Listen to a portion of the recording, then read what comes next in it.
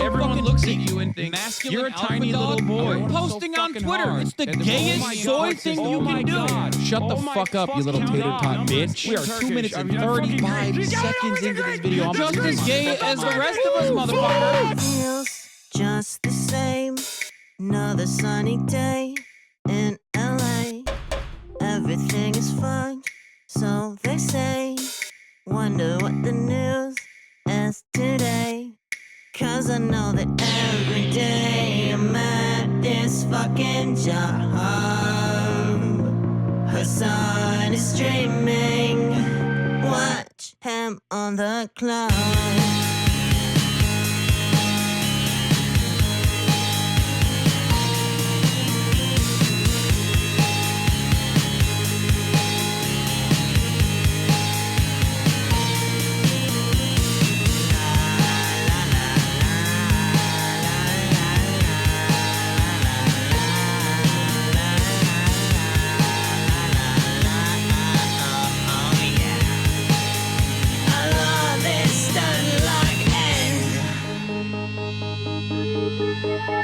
Listen, bro, the Lyra does not need this. Trans people love playing Hearts of Iron 4. Eating pussy is the basic, bare minimum thing you can do.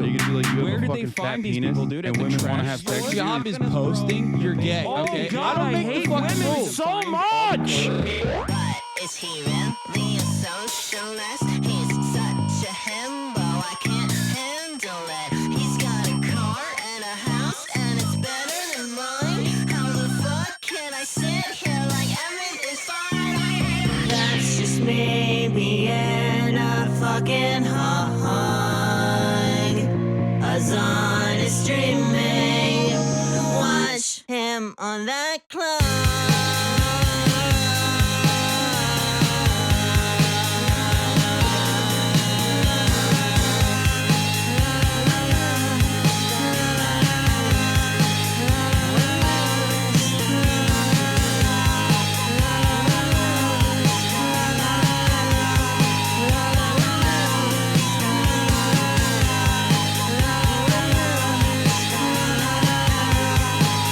What's going on, everybody?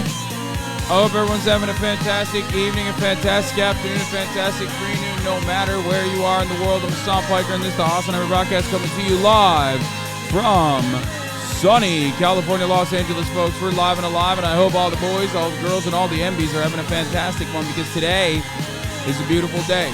Today's a wonderful day. Today's a very special day, ladies and gentlemen. That's right. It's a fun day.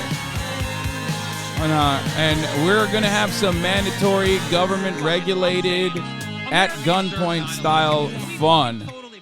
But there's also another significance for this day. That's right, Starfield is out. It's pretty fucking good. I haven't stopped thinking about it.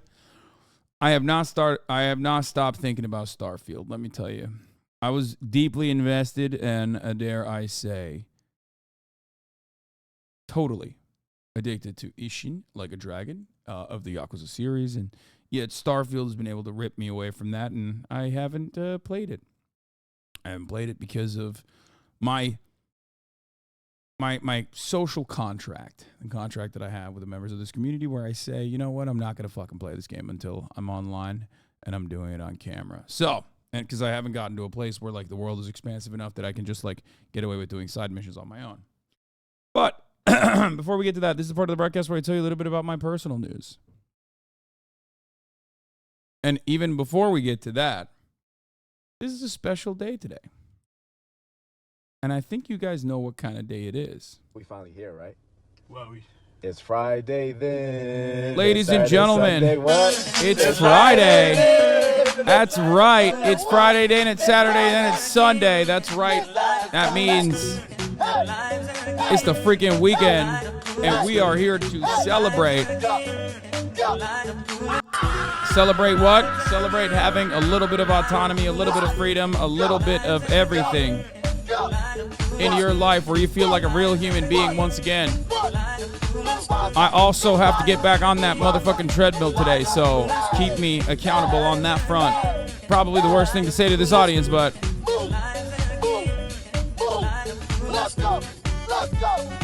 oh yeah, that's right, it's Labor Weekend. It's a 3-day weekend, as a matter of fact. So it's an even more important Friday. That's right.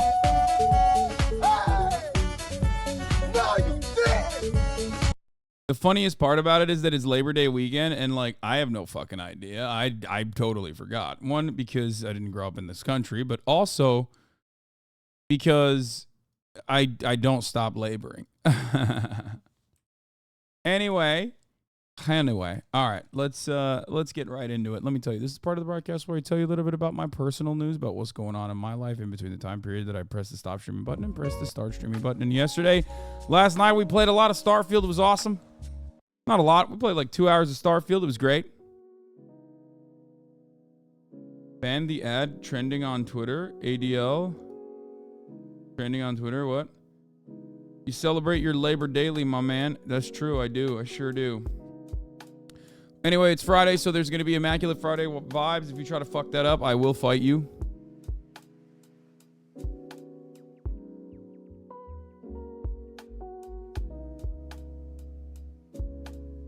Anyone else have jets flying over their air for an air show? Where my Toronto peeps at? Why is there an air show in Toronto?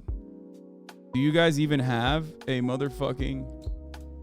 Do you guys even have an Air Force? Like, what's happening? Anyway, I digress. Let's talk about me. Part of the broadcast where I tell you about my personal news, baby. Let's do it. Yeah, that is a Teddy Fresh rug. You already know it. So, folks,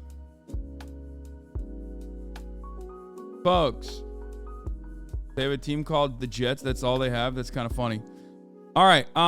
So I played Starfield. I liked it, even though the Constellation is actually probably the weakest part of the game so far. I'm going to be honest with you. It's mid. Like, the Constellation is not the Thieves Guild. You know what I mean? It's not a good band of characters. It is very weak, but it doesn't matter because the world is seemingly awesome, which is why the game is not mid. Everybody shut the fuck up. I don't like when gamers get this way, when they're like, they're like, oh my God, like, it's either the best game of all time or the worst. Like, there's some people that gave him 7s and people were just like losing their minds over that, where they're like, 7? You can't give this game a 7. I'm going to fucking send an anthrax-ridden mail bomb to your house or something. And it's like, they added Grand Theft Auto seawalls on the planets, 5 minutes walking and you hit an invincible wall. Who cares?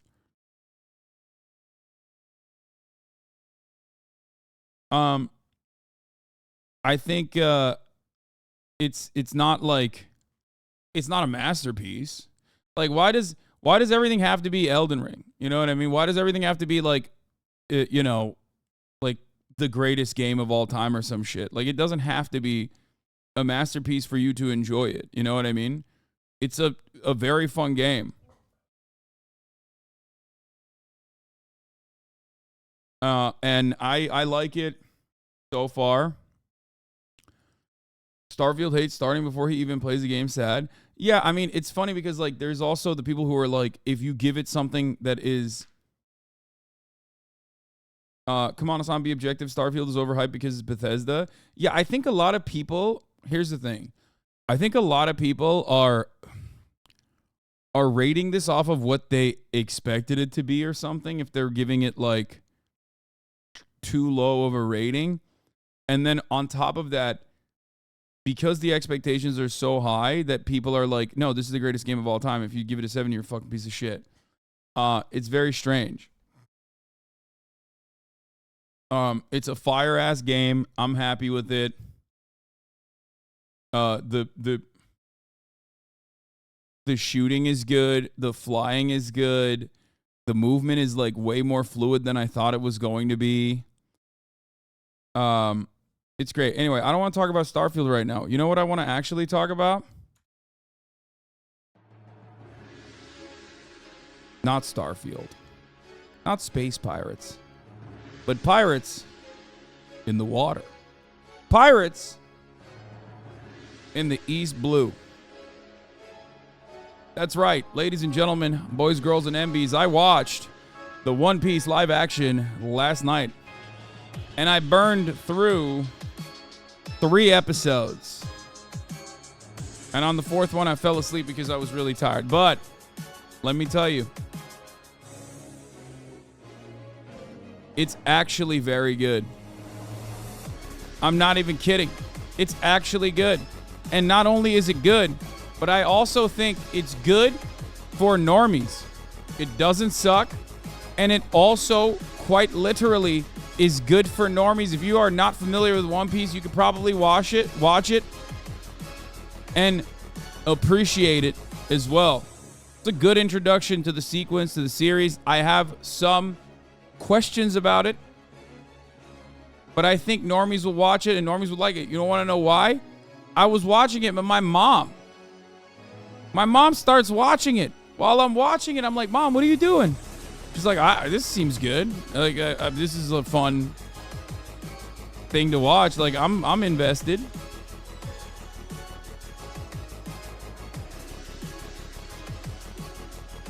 I think the One Piece so far is real. The One Piece live action is good. Yeah, I'll say it. They fixed up 2 of the characters that I actually have a lot of issues with, especially in the early arcs. Motherfucking Usopp and motherfucking Buggy the Clown. It's even darker, dare I say. Grittier, more realistic, more violence. Ultra violence in certain instances. Things that you don't get in the anime in the early seasons at all. And I'm not even talking about the 4Kids version. I'm talking straight up. The regular Toei version still did not feature a tremendous amount of blood and gore and violence in the early stages. Zoro cutting people's heads off, cutting people in half. Actually very good. Now, of course, Matt, who I trust, has taken a lot of creative liberties in, like, storytelling. Okay. But overall, I think they've done some pretty decent narrative changes that ultimately work well. And the fight sequences are awesome. And, dare I say, even the CGI is pretty good for an adaptation. It went above and beyond my expectations. The one thing I will say is that one thing that absolutely excelled was not the character design, was not the live action fight sequences. It wasn't Nami in general, even though Nami is incredible. They've done a really good job with Nami. It's the world. The sets are insane. They pop out. I can't understand how they took, like, the actual design that is fucking animated, drawn, and brought it into the real world. It is so incredible. The practical effects on, yes, the practical design elements are intense.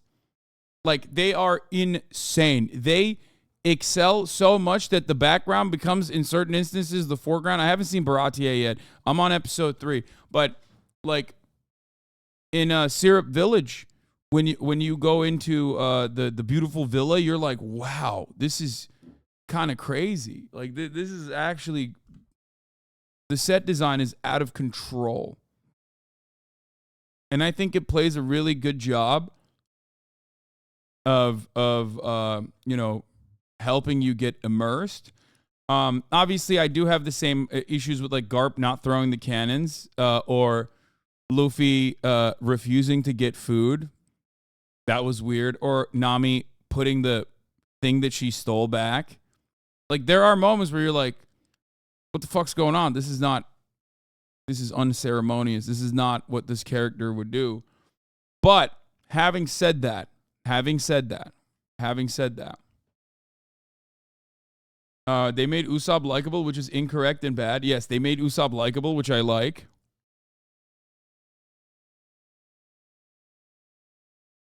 So compare with Death Note and Cowboy live action? Well, I can't, because I've never watched Death Note or Cowboy Bebop's live action, because I did not want to do that to myself. I did not want to do psychic damage to my brain like that, which is precisely the reason why I didn't actually watch that. However, I did watch this, and let me tell you, it's fucking great. It's great.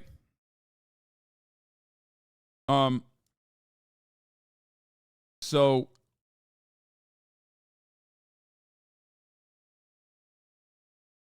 You want to hear something crazy, though? They don't have a Japanese version or even subtitles. Bunch of languages, but not Japanese. Lamau. It probably is not playing in Japan. That's probably why. Okay, one other issue is the snails are too realistic, which is kind of gross. The snails are kind of gross. I feel like people are going to get thrown off by the snails. Especially when Garp is feeding one lettuce. I was like, this is too much. Why did you do this? It's a little too much. But yeah. It's really sick. The Japanese dub used the OG anime voices for the Straw Hat Crew. Oh, that's awesome. Wow. That's gonna bang. Okay.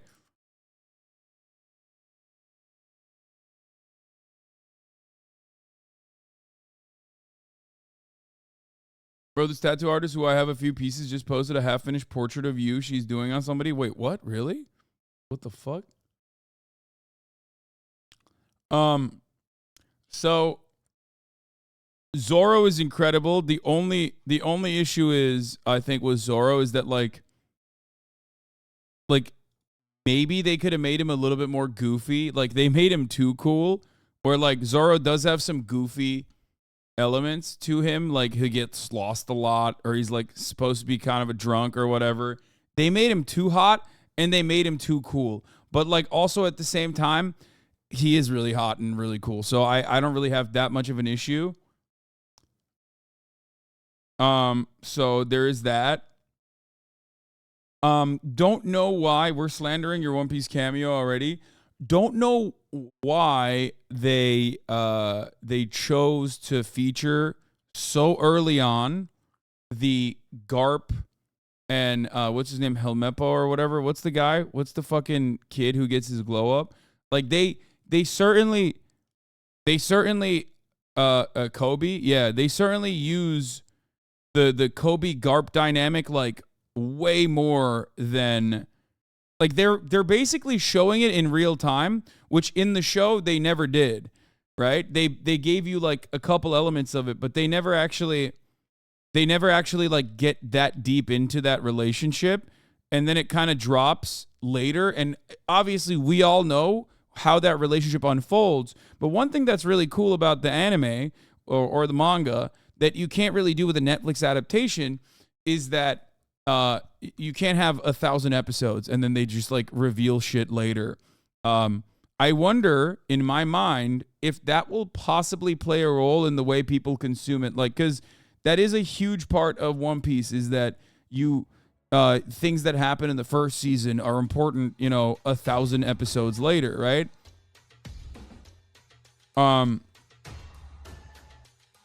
Kobe is so much less annoying than in the anime. I mean, maybe. It's just, they're not necessarily planting seeds, instead just showing you directly. And that kind of narrative storytelling you can do in a movie, in a live action movie, that you wouldn't be able to do in the anime anyway. So there are advantages to that medium, and I do think that they are utilizing those advantages. Does that make sense? So I like that.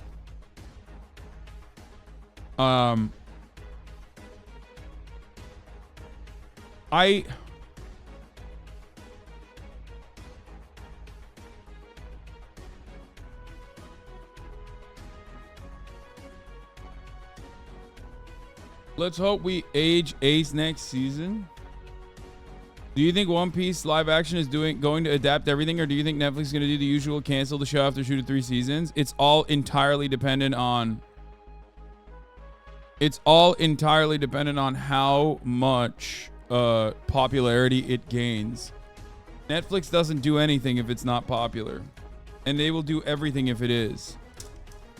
I don't know if they will fucking cancel it. I mean, we'll see.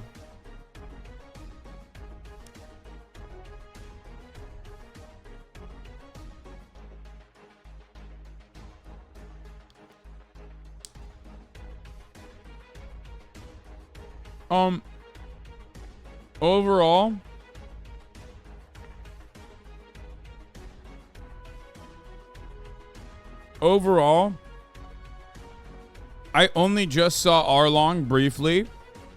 And even he is not as offensive. Like, at first I thought ultimately that this was going to be like impossible to watch because of the Fishmen, but because the world is so well designed that I'm willing to not get upset about that. You know what I mean? At first he looks a little off, but then you're like, it's fine. It fits in the world is what I mean. Because remember, the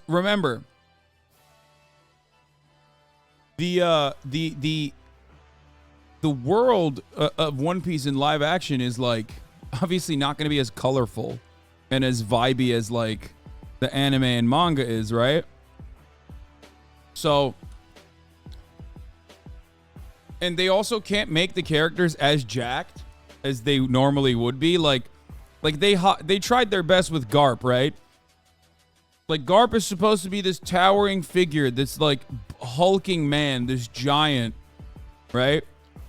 And, like, there are real-world limitations to how you could make that work with practical effects. So, it's not exactly, like, you can't find a guy that looks like that is built like The Rock, you know what I mean? Who also is going to be a great actor. So, if you're trying to tell me this is good, I don't believe you. You don't have to. I'm just giving you my takes on it. You don't have to watch it. You don't have to like it. You can say it sucks if you want. But, you know, definitely does not feel like a show for adults. Would be perfect for kids, though. Just acting and writing production is great, but just cheesy. I don't know. I think it's for all age groups overall.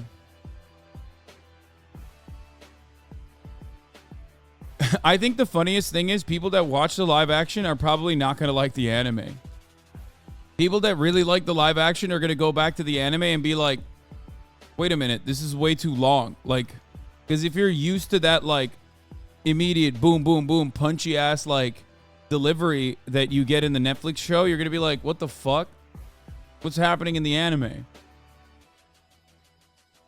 So, Luffy is so good, by the way. Like, holy shit.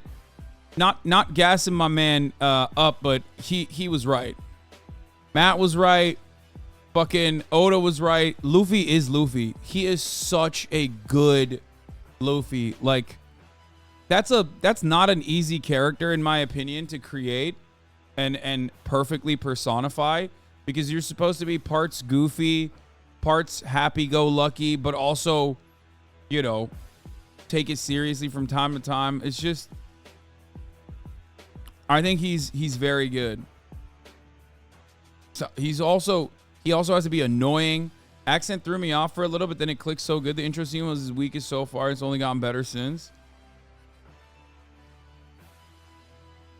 I'm feeling the Luffy selection. I think it's good.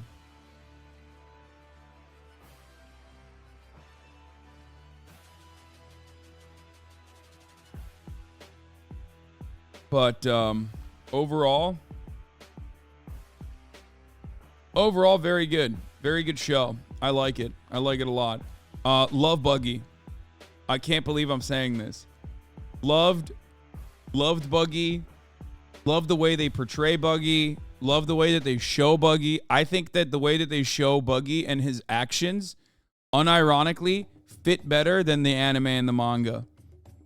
Like they get his essence and his vibes so perfectly, and then they put him in a different setting that is not technically the same in the anime. Well, I can't speak on the manga because I didn't read the manga at that point. But they did a really fucking good job of like putting him in a different setting that's still kind of similar, but like with the whole trap town that has to applaud and you know, it's a carnival setting. Like all of that stuff works really fucking well, and I think it makes Buggy look great too. I was shocked. Personally, I was shocked that they found people that look so much like the fucking characters. Like the buggy's captains, like the one guy with the hair literally looks exactly like he's in the anime. Like, it's wild.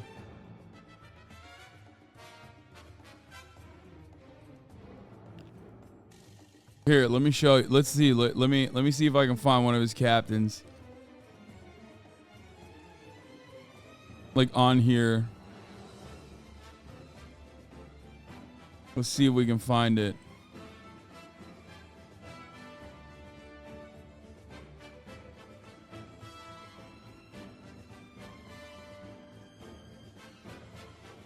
Anyway, careful spoilers. Bro about to spoil himself? No, I'm not.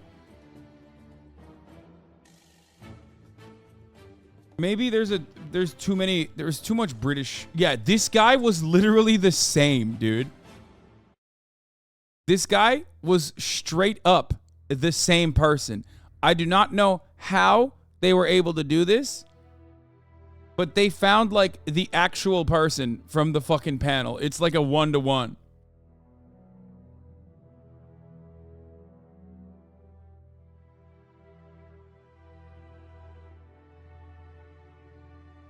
But anyway, there are obviously parts where I'm just like narratively speaking, I think they move the plot along.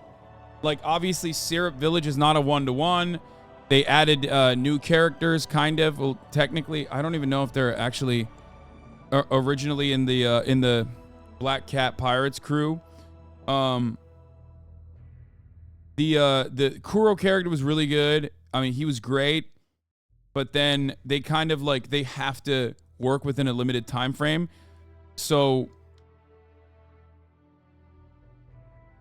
they added, you know, they didn't actually add the rest of the Black Cat crew, like the hypnosis guy or whatever. And instead, they just made it like a much smaller crew. They didn't give you Kuro's background. You know what I mean? But ultimately, I think that is a fine. That's a decision that's okay.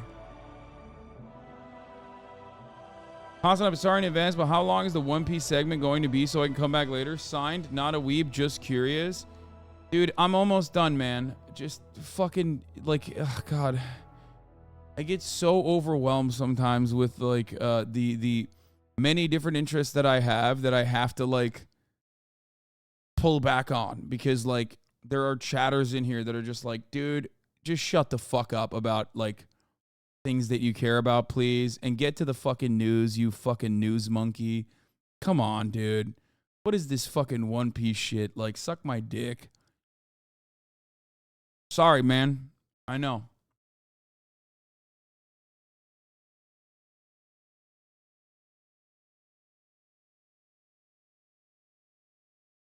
Anyway. Did you watch all the live action already? No, I've only watched 3 episodes. Like, I think I fell asleep by the end of the was it the Miarabon or the Black Cat Pirates sequence? That's when I basically fell asleep.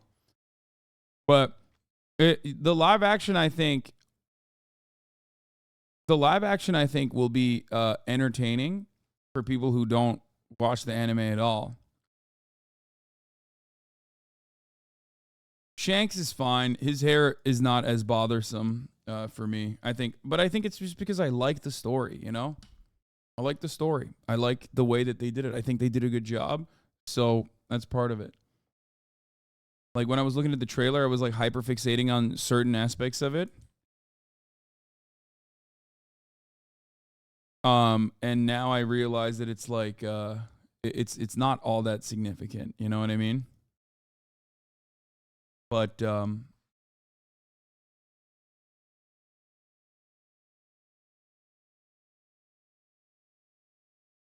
that's it.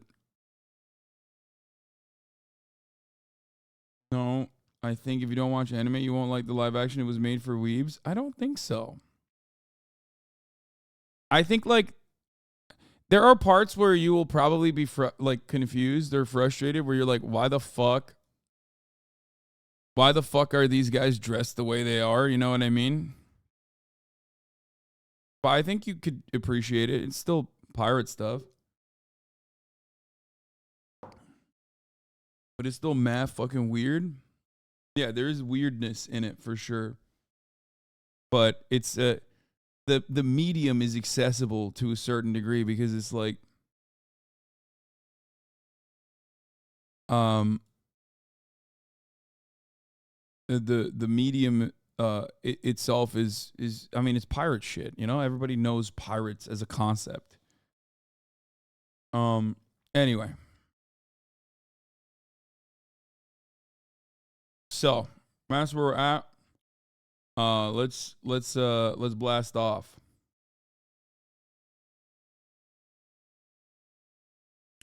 Would you recommend subscribing to Netflix to watch it? Fuck no. Steal that shit, dude. What is wrong with you?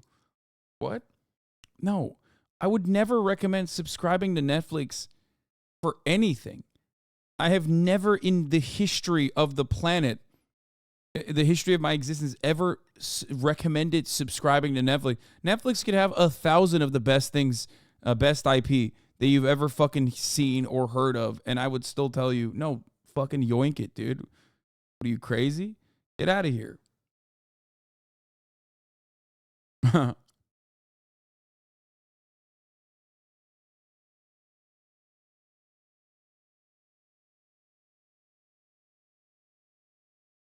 That was a test you passed? Oh, thanks. Thanks for testing me. Anyway. Evet. Çok iyi, sağ ol. Baba, bu arada baba. Kapıyı açabilirsin. Artık bunları açabilirsin. Hava çünkü çok sıcak olur eğer açmazsan.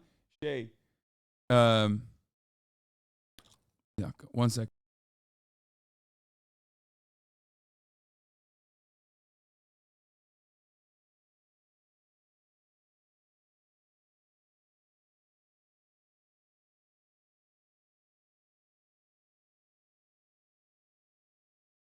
Sorry, my dogs are getting groomed. I'm getting little Fifi and Kaya grooming. Yeah. Anyway, all right, let's blast off. Let's do it. Dun dun dun dun dun dun dun.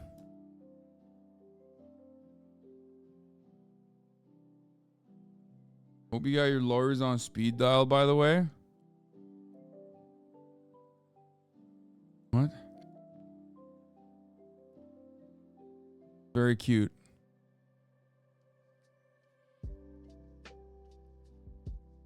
Friday fun day.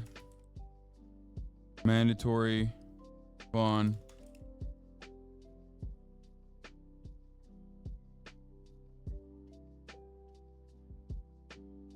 On watch. And Starfield dreams. Now.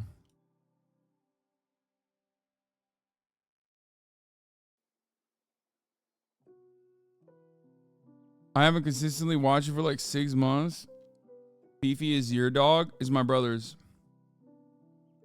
Fiona is my brother's dog. She is staying here today.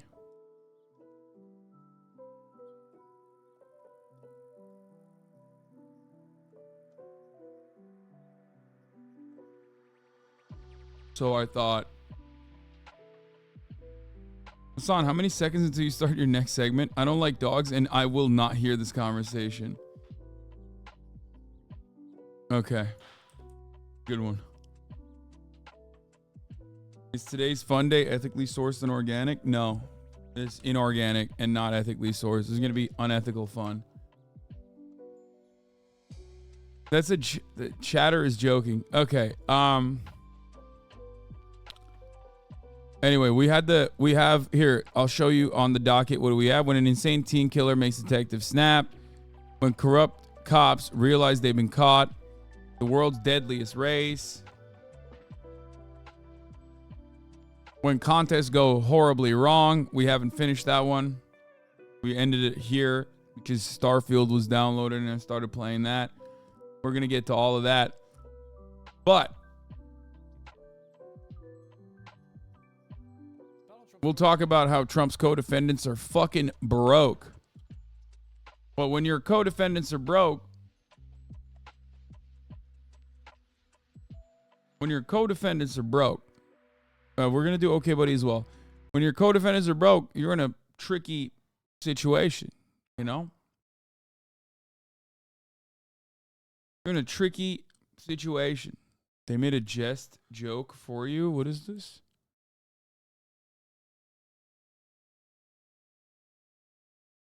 What? No. I don't understand what's happening there. Why Hasan would move to Japan? I thought you said jest joke, but it's a Jets joke. There's a Fear End patch. Wait, let me see.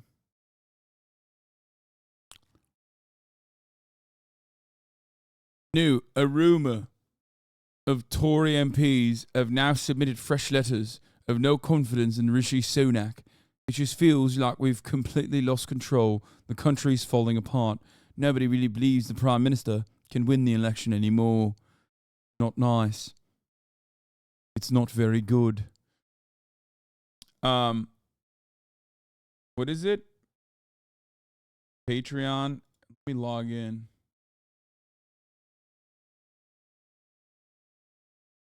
I don't know. Oh fuck! I don't have I'm not technically a member of my own Patreon, so I can't. Okay, I can't see the patch notes, but we got new Patreon updates for Fear End. Yes.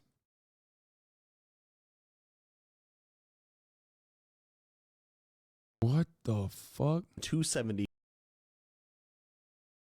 What is going on in Nebraska? This is old, right? This ain't new, I don't think. Did he ever touch on Oliver Anthony on Jerry and his cuckoo Christian bullshit? No, I have not. Hogs already calling Starfield Wokefield. Why do you put your sexuality in your username? You LGBT or something? No, abi means older brother in Turkish. There are different languages on the planet outside of English, American English, okay? So HasanAbi is my name. It's not Hasan a bi, like Hasan a bisexual. It is HasanAbi. All right? Anyway, here's some updates on Patreon. We got some, oh yeah, this is actually a couple things I need to talk about. We have made various gameplay changes to how our content will be posted every week and what you can expect to see, including Cutie's TikTok time. Can now be expected every Friday at 9 a.m. PST for Tier 2 or higher Patreon subs, previously on Friday evenings. The first installment of Austin's White Hat Karen show will be posted this upcoming Wednesday morning, and every subsequent Wednesday, assuming he actually fucking does it every week, but we will try our best to hold him to it by berating him as we do. Secret Kaya pics will now be shared on Tuesdays. Previously Wednesdays, we are sorry for any inconvenience this may have caused to the player base. Beginning this month, we will be mailing all Tier 2 patrons and higher our initial launch mailed good, a very cute Fear End sticker of fan art from one of our community members. More details coming soon. After the initial wave, mailed goods will be specifically limited to Tier 3 patrons and higher because that shit is expensive, but we wanted to do at least one for our higher tiers than Tier 1, just so you can get an idea of what you can expect if you decide you want to pay to have the stuff mailed to you in the future. Business moment? Yeah. I mean, I don't think you guys understand. One aspect of having a cooperative organization is that they get to make decisions, and I only have 1/5 of a say. So, you know, this is not, I mean, I don't have an issue with any of this anyway. If it was like truly unethical, then yes, I would veto it. But, you know, this is not like a, motherfuckers would be like, dude, I don't want the sticker. Okay, well then don't get it. Don't buy it, you know? Wait, you're starting a co-op? Hearts? What do you mean? What is, what a 2-year subscriber? What is happening?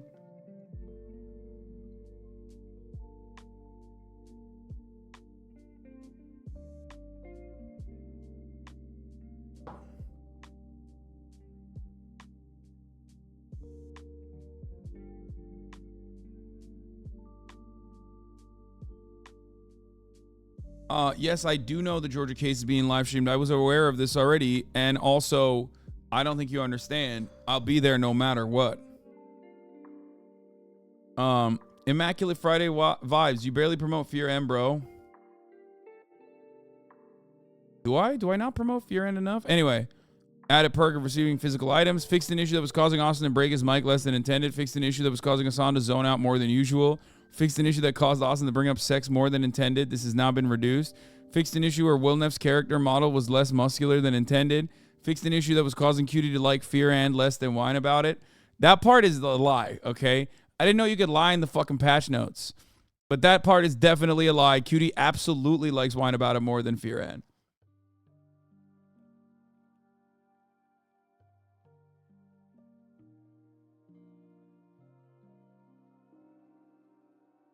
Definitely not enough, but I don't watch any podcasts anyways. Wait, what?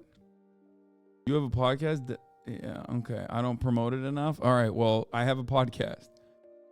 Man, it's actually not bad that even though I don't promote it, I guess, one of my favorite genre of Fear and clips is Hasan not knowing what's going on around him. In your industry, your young men, do you see kind of a problem in the future, or is this just kind of the price of in your industry? Your young men. Right now, we paying for Taylor Swift will more specifically become Austin Show paying for Taylor Swift.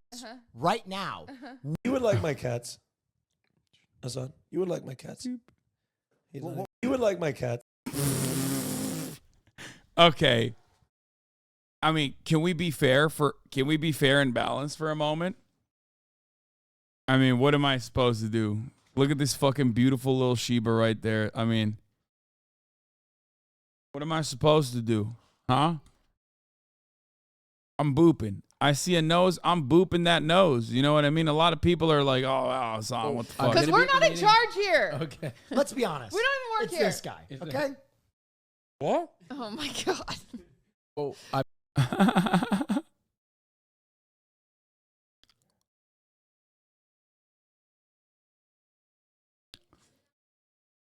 Anyway, listen to it weekly on my long drives for work. Fear and Stavi's World, my two faves right now. Thanks for doing it. Yeah, I think the podcast is really good, and I'm glad that like you know, it's carried without me having to fucking constantly promote it. You know what I mean? Because it's good.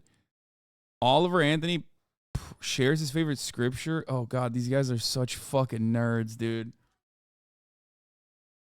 Fear and is absurdly good right now. Always Sunny in Philadelphia vibes. Yeah.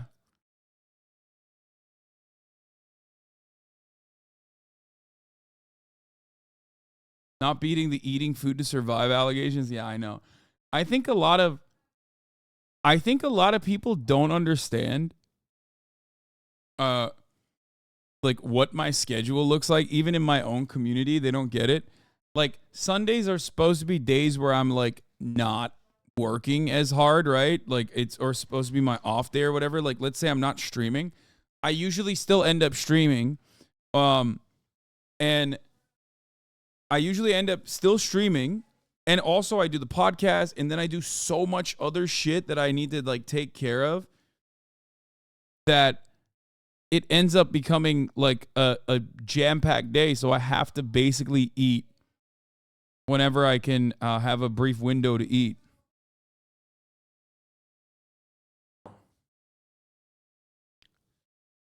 I legit think there's many people that don't know how Fear and is set up and owned. Probably got to clarify for him. Yes, we started off as Fear and Malding. Okay. Wait, it's the 31 most subbed Patreon? That's fucking nuts. That's crazy that we're like in the top. The Yard is number 8 though. We have to brick them. We have to break their asses, dude. That's my only goal with Fear and. Kurgazog's Nutshell, The Basement Yard is actually a really good podcast from Joe. I haven't really listened to it, but I only see the clips. TrueAnon is number 17. Okay, we got to kick those guys too. Adam Friedland Show, number 20. Formerly known as Comtown. Contra is at 25. QAnon, 26. Boom, number 31. That's wild.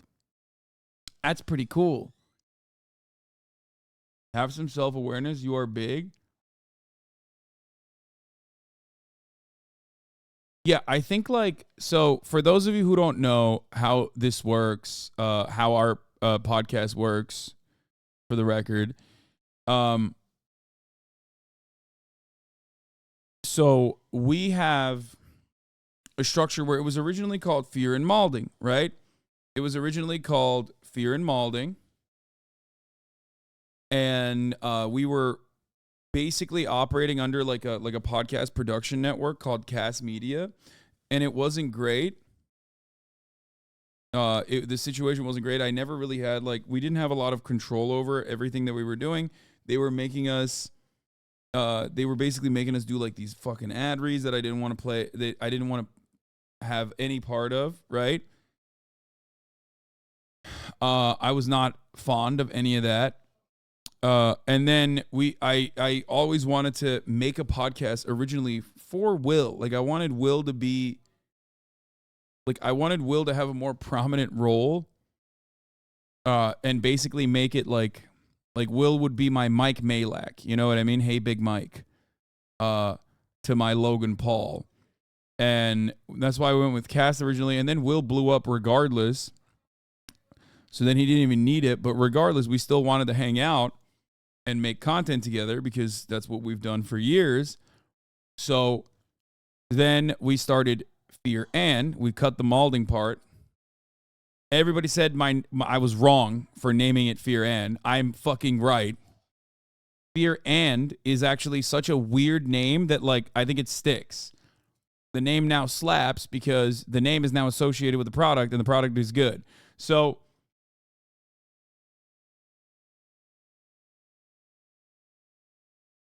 I thought you said it was Will's idea. Yeah, Will wanted to cut the... No, I'm saying Will. It was Will's idea originally, but then he literally wanted to cut it and change it to something different. He himself, on top of everybody else, was trying to change it. I was like, no, it's a good name.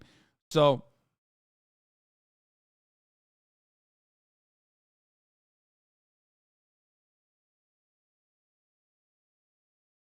anyway,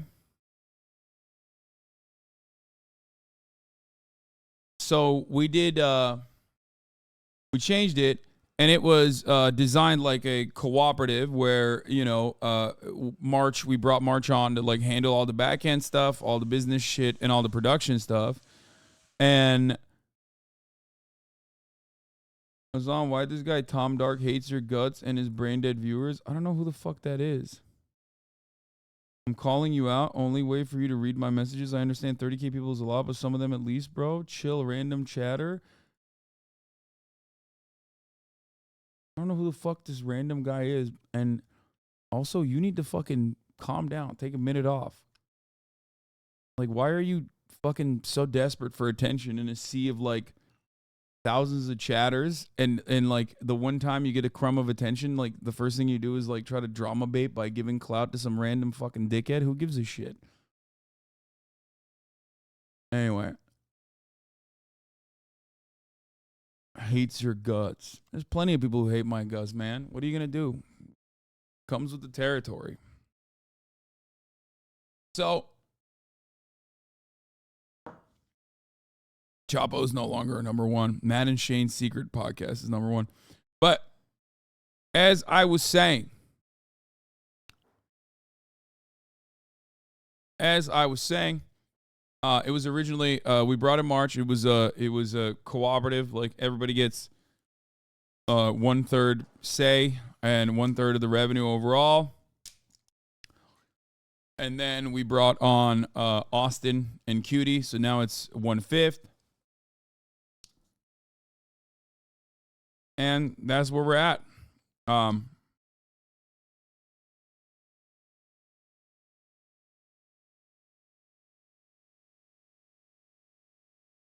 This clip really captures the podcast spirit. I don't want the pistachio part. You can have it. I don't want the pistachio part. You can have it.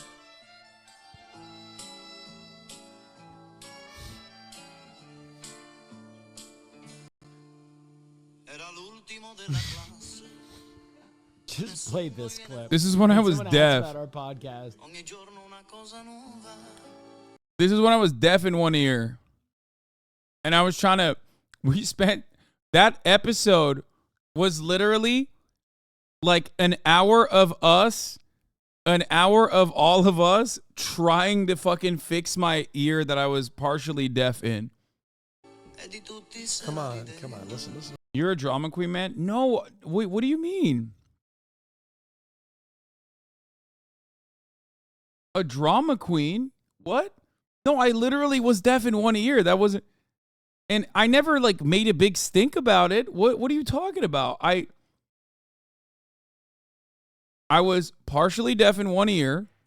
I went to the doctor, and the doctor was like, yeah, you're partially deaf in one ear because like there's a fucking ping pong sized ball of earwax that's like lodged into your ear. We got to take it out. Yeah. I thought I was allergic to Kaya. I thought I was like going to die. It was crazy, but I mean, it's not like I stopped streaming or anything like that. Oh, yes. That's offensive somewhere. Marsh has both his hands on his face But there we go. Well, it's when the best he's part, it's the best realizing part. his Listen. fortune is directly Listen. tied to the people at this table. Margarita. Not a drama queen. I thought I was going to die. No, it was because of I thought it was allergies. Like I thought I was deathly allergic to my dog. Remember, I had like eczema. I had all these fucking aches. I couldn't breathe. I was deaf in one ear. Like, I mean, all of that together, it constituted like a fairly serious allergy, right? Like, which is what I thought.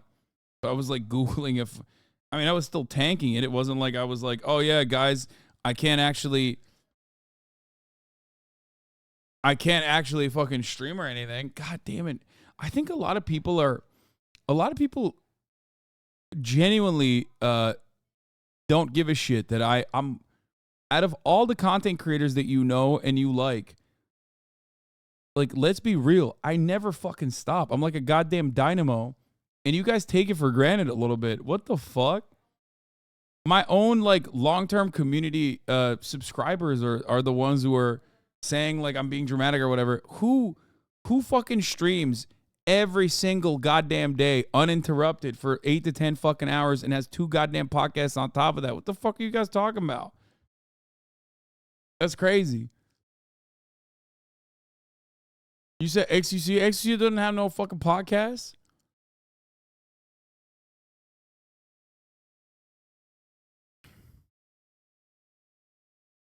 Anyway.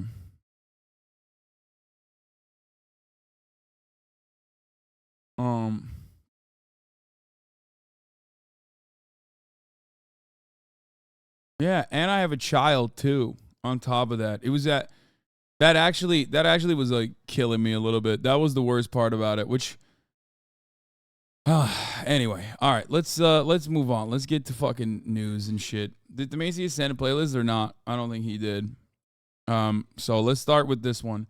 Trump's co-defendants, and then we'll move on to some fun shit afterwards.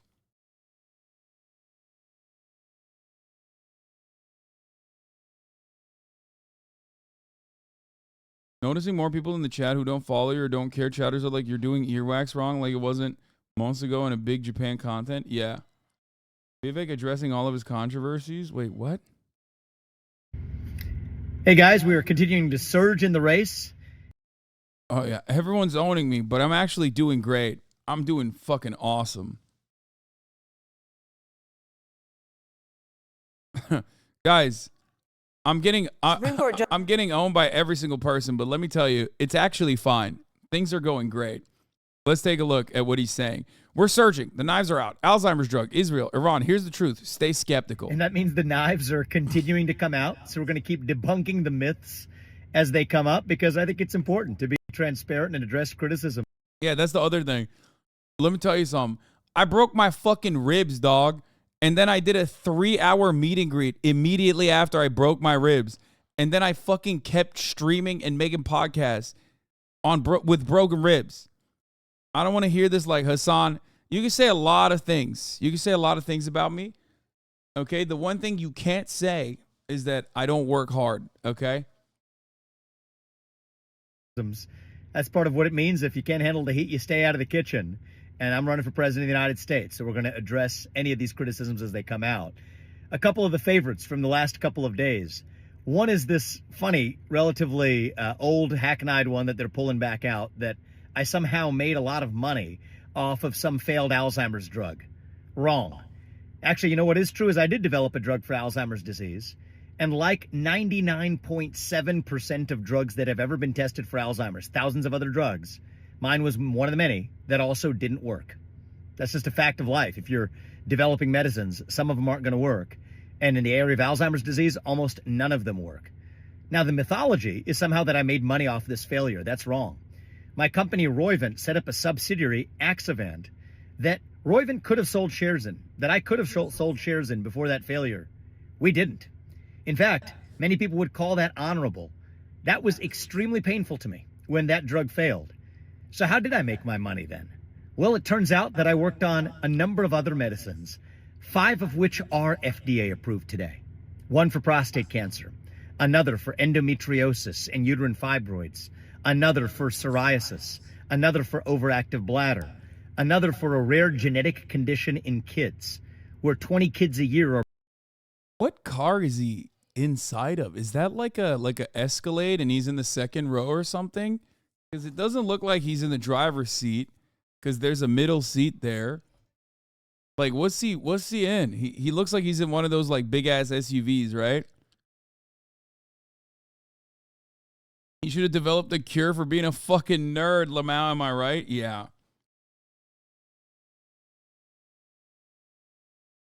Governor DeBooger, jump scare. Oh no, is he picking on his boogers? No, stop. Are born with a genetic disease where 100% of them die by the age of 3. And with treatment, a majority of those kids can live lives of a normal duration. I'm proud of those accomplishments. That was part of how I had success in the world of biotech. Yes, that is how you actually create value and make money without apologizing for it. And what I teach young people across this country is, you know what, you're going to go through hardship. Not everything you do is going to succeed. But hardship isn't the same thing as victimhood. Hardship is what teaches you who you are. That worked for me. Did he actually develop any of that crap or just paid others? Yeah, what do you think? Like, this has got to be one of those moments where, like, because he's Indian, I suspect you think he had a part in, like, developing the drugs. Of course he didn't develop the drugs. What do you mean? He's not a doctor. He's not a fucking pharmacologist or whatever. He's not a research guy. He's just a guy with money.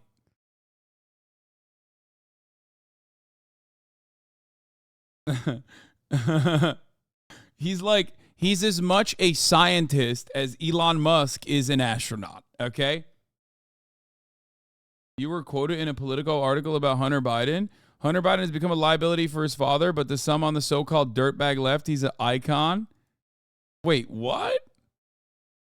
No shot. He's also managed to avoid serious consequences for behavior. He's the GOAT, greatest of all time, dude. A well-known lefty Twitch streamer reacting half ironically to the news of Hunter's recent plea deal, which has subsequently fallen apart. He dodged serious charges. He's a bigger baller than he was prior.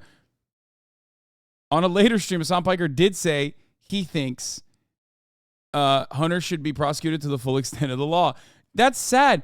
They should have actually mentioned the fact that my actual banger on Hunter Biden is that Republicans want to throw the book at him. Republicans want to throw the book at him for the crimes that they commit. Okay? Gun charges, tax evasion. Okay? Like, these are Republican crimes. I think that's a better quote. I don't think they clip chimp me. It's fine. I do think he's the GOAT. I don't have an issue with this at all.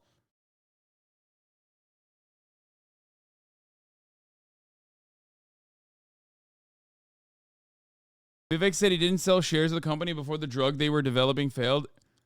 Isn't that just insider trading? Wouldn't he deserve praise for that? Yeah, I mean, but it's pretty sick that he didn't do that. You know what I mean? He's like, I didn't do a rug pull on my own fucking failed pharmaceutical. But he did actually make 40 million, it seems, when he was peaking. The thing is, they just keep ripping into him, and not in ways that they like ripped into Trump. And his background is worse than Donald Trump's because he was a big pharma guy. And not only abandoning kids. Oh, that's the other one. Yeah, abandoning your child. That's another big fucking Republican thing. This might be the most stacked gaming contest ever. And E-Rob, I was robbed. I was not asked to...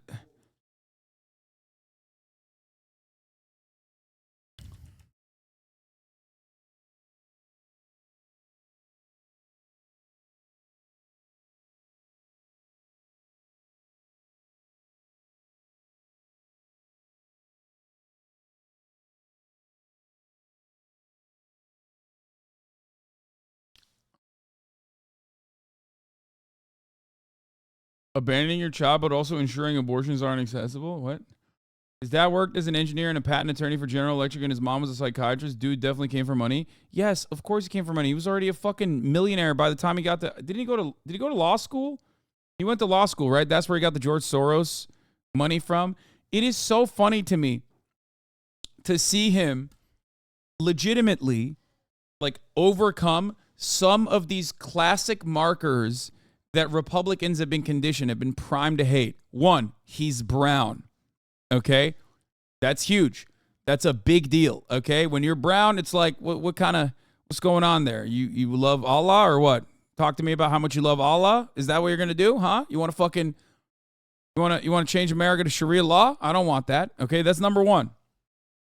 Number two, guys, I know that he is Indian and also Hindu.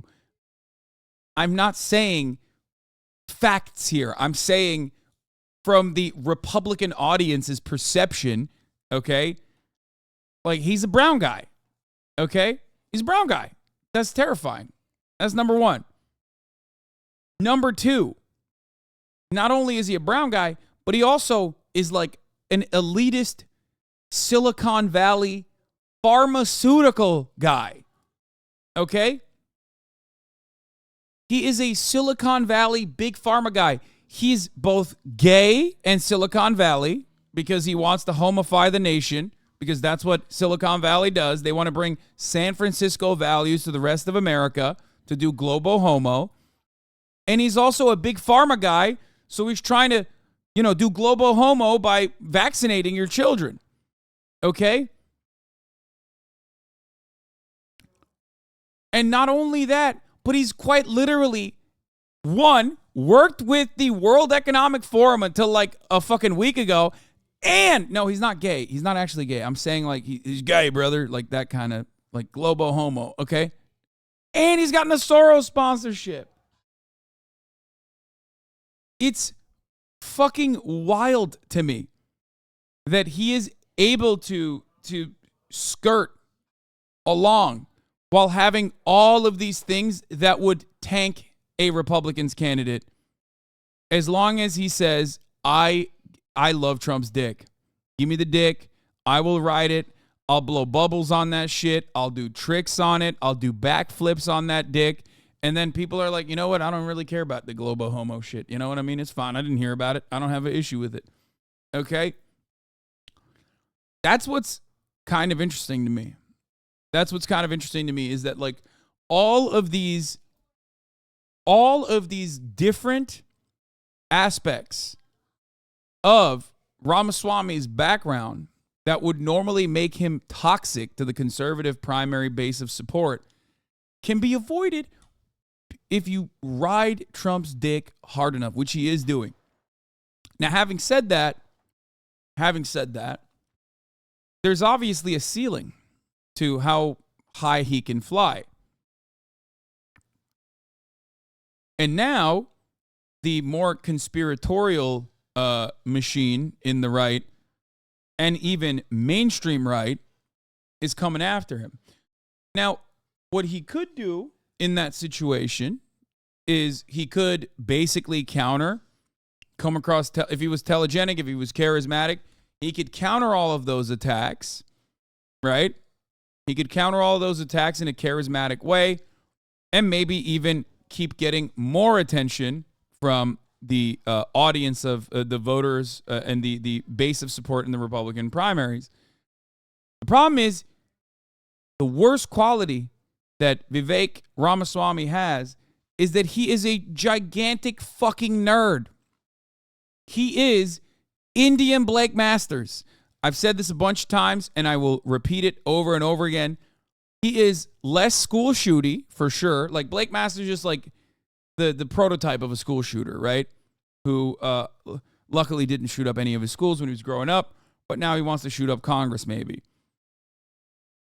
Vivek Ramaswamy, on the other hand, is still the very same, like, smarmy, annoying, entitled, I went to fucking Harvard style nerd that Blake Masters was. These guys have read too many books for their own good. Okay? A lot of people are saying he's Indian Mayor Pete. I don't think he's that much. I don't think a comparison to Mayor Pete is as apt.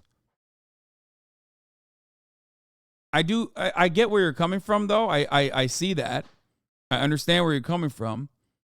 Because, like, Mayor Pete is also very, like, calculated and very manicured, and everything that he says, there's a purpose behind it, and it's a whole bunch of nothing. But I think a big difference between him and Mayo Pete is that Mayo Pete doesn't really say anything, whereas Ramaswamy says things all the time. Okay? And remember, these are two different primary audiences that you're tailoring your message towards. There is no hero worship that will elevate you in the Democratic Party. Like, you can't just be like, I love Obama. I want to fucking suck Obama's dick. Obama is the best. I want to be Obama. I'm gay Obama. In the same way that, like, Vivek can do that for Trump. You know what I mean? As much as libs love hero worship, they do not respond as positively to just, like, straight up being like, I would defend Barack Obama to the death. Right? So, speaking of Obama, Obama is gay Obama. We're going to talk about that in a second. I love that story. So, the right-wing base doesn't trust intellectuals. They love Trump because he was rich, but also personally dumb. Exactly. Trump has the charisma of a guy who kind of resembles the everyman, like what they would do if they had a lot of money.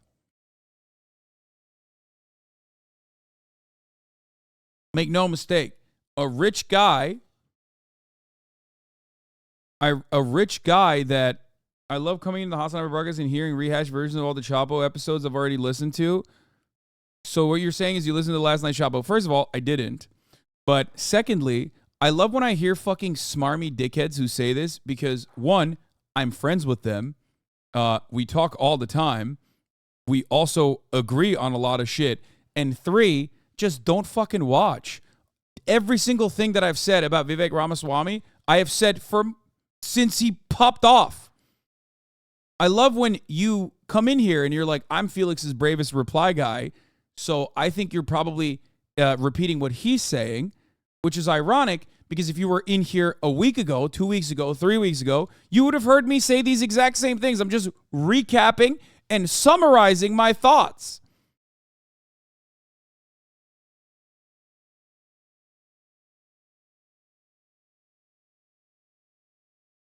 It is hilarious to be a 31-month subscriber. Come in here every fucking day, hear what I have to say every fucking day, and go, wow, he's just recapping. He's just recapping Felix, I think. Or he's just recapping Chapo. It's like, hey, dumbass, how can I recap something that I've said already that I've said before the episode came out? Also, Felix was next to me when we were talking about him. Like, yeah, Felix was here when I was saying these things.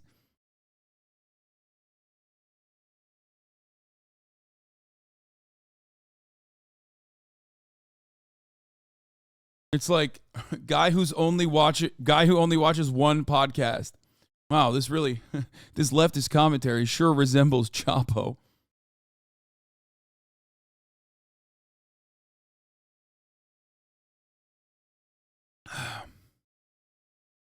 Didn't you say this in your debate video? I'm not sure. Just watch the live and not the video. Yes, I did. I said pretty much identical things during my analysis of the debate as well. Anyway. So, where the fuck were we? Hold on.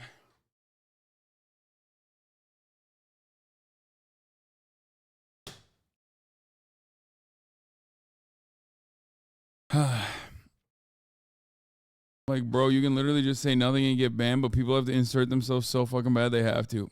Yeah. So, as we were talking about Vivek Ramaswamy, I think that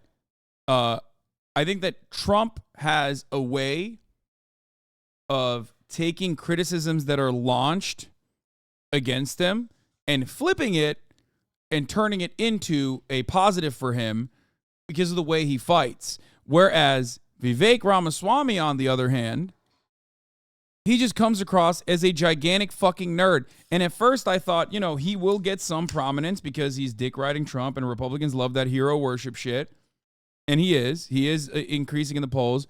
But the one thing I also mentioned to you was that the only momentum that Vivek is going to get is online, because this is where all of the hyper online, extremely annoying debate lord Republicans exist. They do not exist in the real world. They are not a base of support. They're not a big voting bloc. So Vivek has he is a Reddit candidate. Exactly. He has extremely Reddit energy, and he doesn't do a good job of pushing back whenever he's attacked. He doesn't seem like a fighter. I think in the eyes of the everyman, in the eyes of the everyday guy, when they listen to him talk, they're like, what the fuck's this nerd saying? He's constantly fucking trying to defend himself by being like, I didn't mean that. I meant this, blah, blah, blah, blah, blah. At a certain point, being embroiled in that kind of controversy, if you don't do it like Trump, and it is very hard to do it like Trump, if you're embroiled in this controversy all the time and you got fucking even Fox News ripping into you, you're going to come across as unlikable. And that's what's led me to success, not just with Roivant, which is a nearly $10 billion publicly traded company today, which is the one that I founded and built from scratch, but several other companies like Chapter and like Strive, other successful companies that I've founded since then as well. So I'll be happy to, take my entrepreneurial background and business background toe to toe with anybody else. I'm proud to have done that by the age of 38, and it's one of the experiences that'll allow me to succeed as chief executive of this country as the next president. Another lie that I've sort of been humored by floating around is this position that I'm somehow anti-Israel. That's just dead false and reflects the desperation of, frankly, some other candidates who feel like their fundraising might be lagging, and so they need to figure out how to attack me as a way to raise funds. That's what they seem to be doing. The fact of the matter is, think about it. If you ever said this about Trump, okay, when in 2016, before he did all of these insane things for Israel, he would have just been like, no, bye-bye. I love the Jews. The Jews love me. My money guys, they're the Jews. Only trust the Jews with the money. And then everyone would be like, yeah, he's right. Them Jews do know money. Meanwhile, he's like, everyone who is attacking me and my opinion on Israel, they must be lacking in their fundraising. I love Israel. No, man. No. That's the difference. Do you understand what I'm saying? He's like, I love Israel, specifically their border policies. No, man, that's not going to work. Trump is appealing to the regular old fucking Republican because he doesn't describe the genuine reasons as to why he feels a certain way. He just fucking says, I'm going to fix the Russian war tomorrow in one day. Day one, I'm president. I give one phone call and it's done. Okay. And he doesn't turn around and go, we actually need to set up an allegiance with Russia against the ever-present threat that China presents to the global hegemonic superpower that the United States is. It's like, you're not. What are you doing? What are you doing? You can't do it like that. You can't fucking do it like that. That shit only works online, where all these like fucking weirdos are like, oh my God, Vivek, that's the guy. He's gonna do the Fourth Reich, but Indian style. You know what I mean? Like no one else. There's no real interest or need or want from the regular basis support. Relationship with Israel will be stronger by the end of my first term than it ever has been. Actually, I was just talking about my company. Turns out one of the founding investors in my company was actually an Israeli firm. I've been to Israel many times. I have deep respect for Israel, and I think our friendship with Israel is going to continue to a higher level when I'm the U.S. president, because I'll treat it as a friendship, not as just a transactional client relationship. What does that mean? I'm going to lead Israel diplomatically into Abraham Accords 2.0. In my capacity as U.S. president, that'll be a great diplomatic accomplishment. He said, I love Israel. One of my investors is Israeli. I got a black friend, but even worse, because now it's like, well, I got a black investor. Like he couldn't even say he's got a Jewish friend. That's awesome. Get Saudi Arabia, Oman, Qatar, Indonesia into that pact. Further partner with Israel to make sure that Iran never, ever becomes a nuclear powerhouse, never becomes nuclear armed. We got to make sure of that. But I also want to learn from Israel.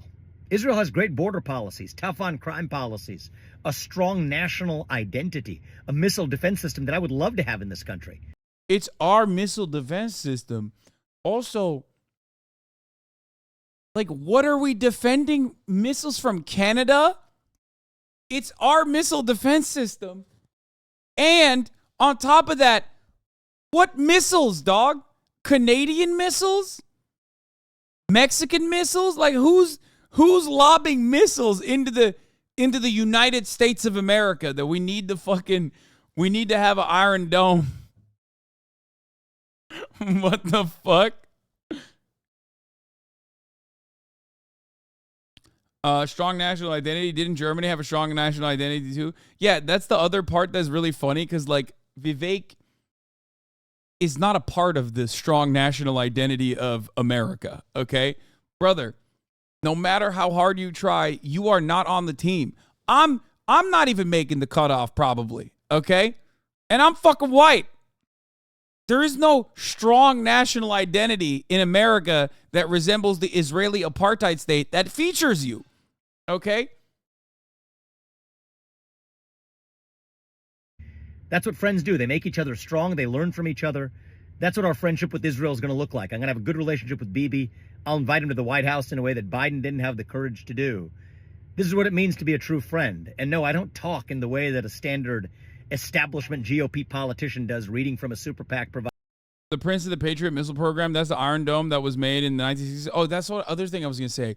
This guy fucking acts like America already doesn't have like a fucking surface-to-air missile defense system in all parts of the country where there is a genuine threat of like any kind of missiles flying over the United States, which is fucking hilarious. Crybaby Hasan has zero understanding of politics. You can't ban that guy. Please unban that guy. We need to hear more from him. He's going to tell me about how we do need an Iron Dome, and I need to hear that. Binder. That's not how I roll.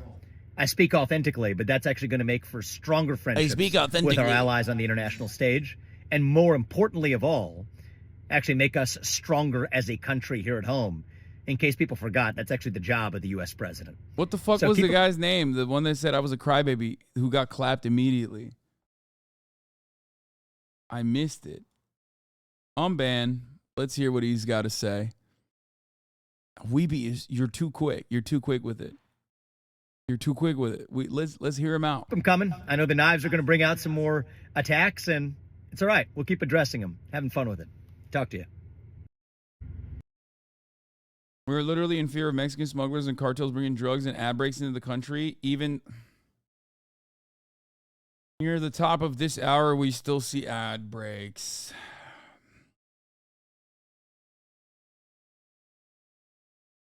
I don't like that. I don't like when my first ad break segue is just taken from me, okay? That's the first one. You got to let me have that, dog. That's the first fucking one of the day. How are you going to fucking steal that from me?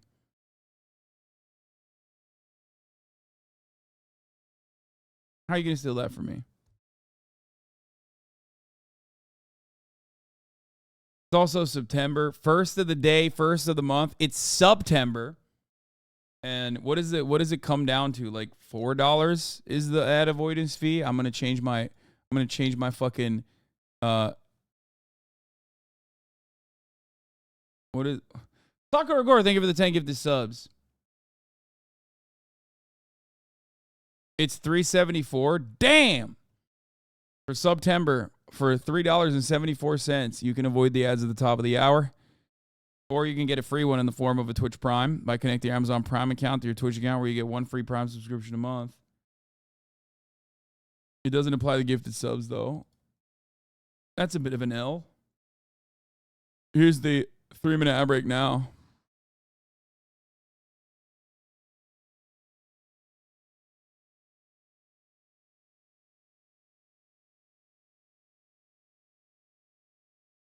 All right, let's hear how we got cooked again. Contorted. So I think you have to understand the status quo. This is clearly another instance where we've seen you embrace the former president. He's obviously also stepping up and showing some support for you. A young, interesting candidate he's referring to you as.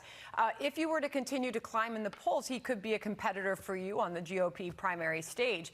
How do you differentiate yourself? We know your similarities. Where do you differentiate yourself with the former president, Donald Trump? I'm 38 years old. I have fresh legs. We are reaching the next generation of young Americans.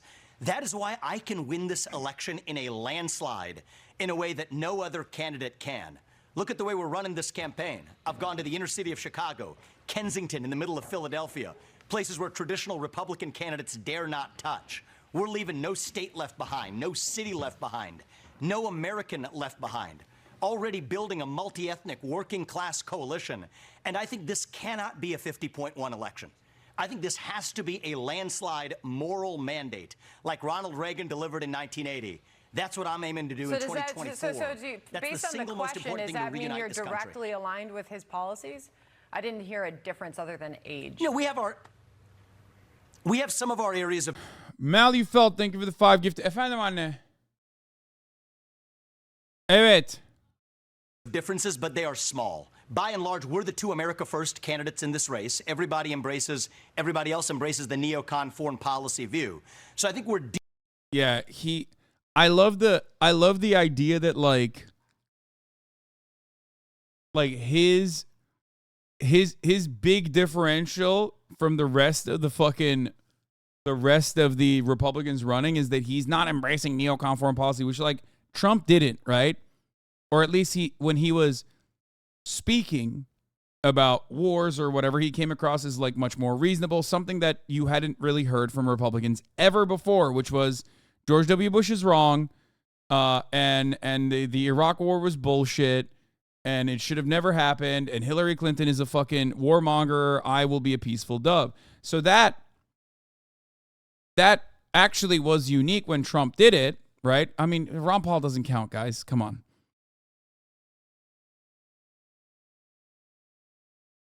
That doesn't count. I don't think you ran the ad. I did. I don't know why it didn't actually show, but I did run it.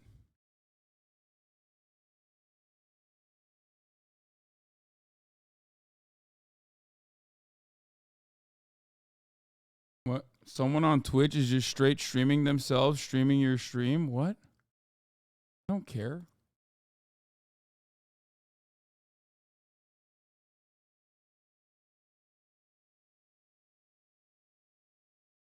Anyway.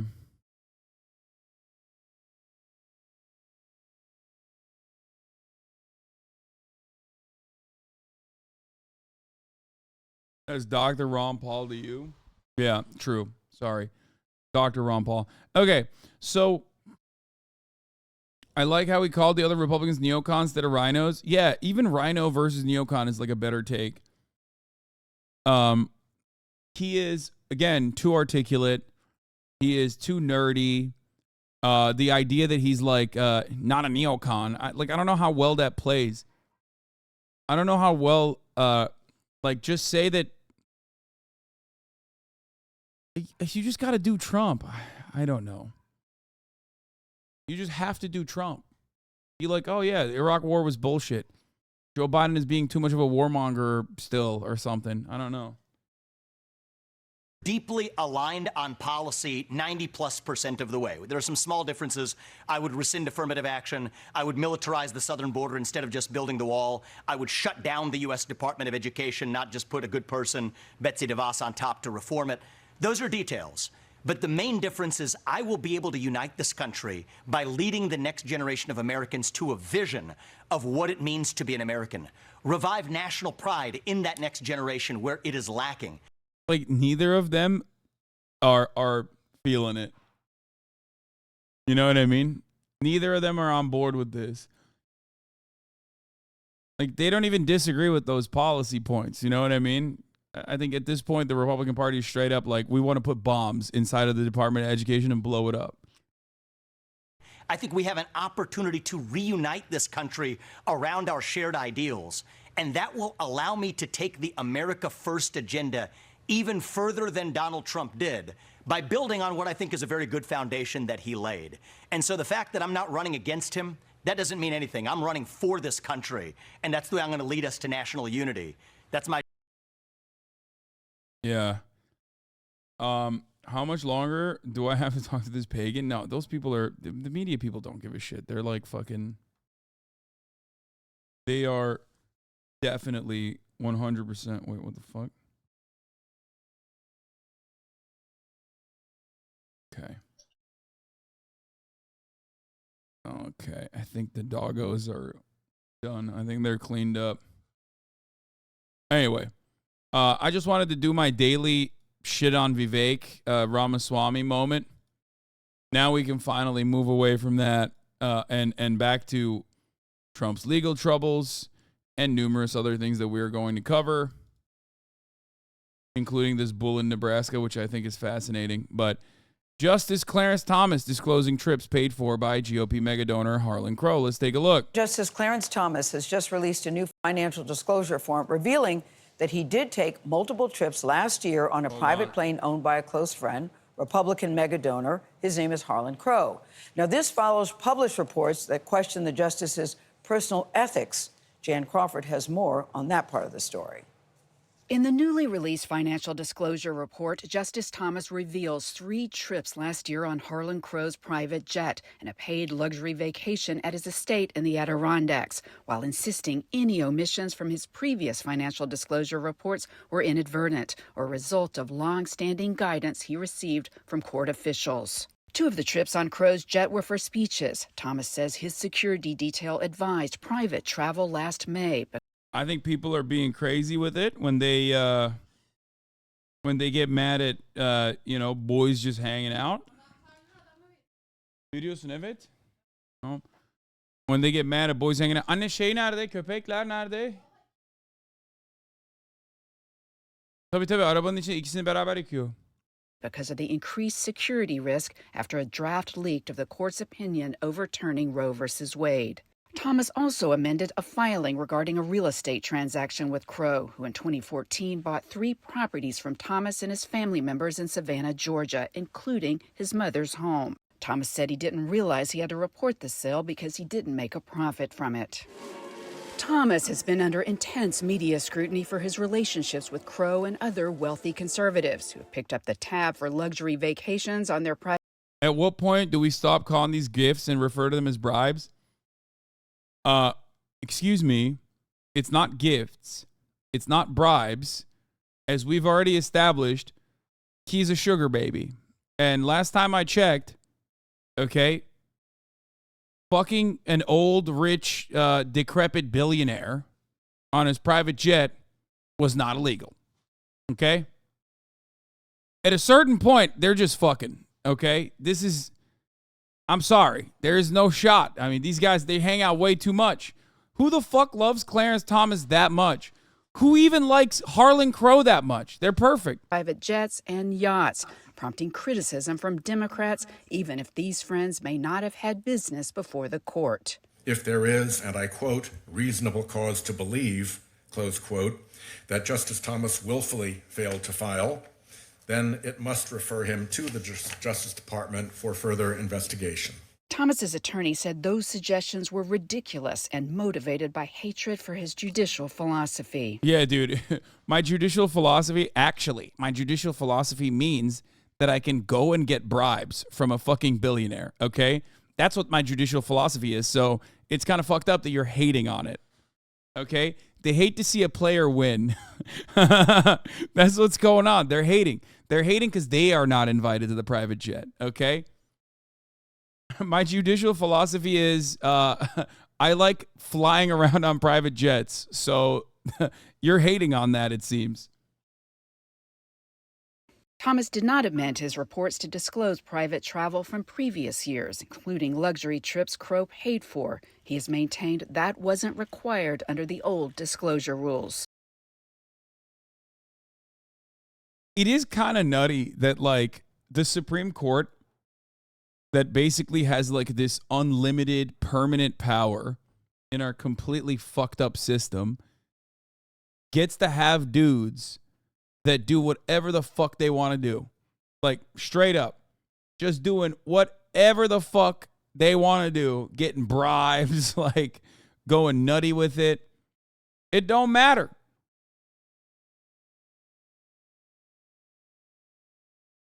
What are you going to do about it?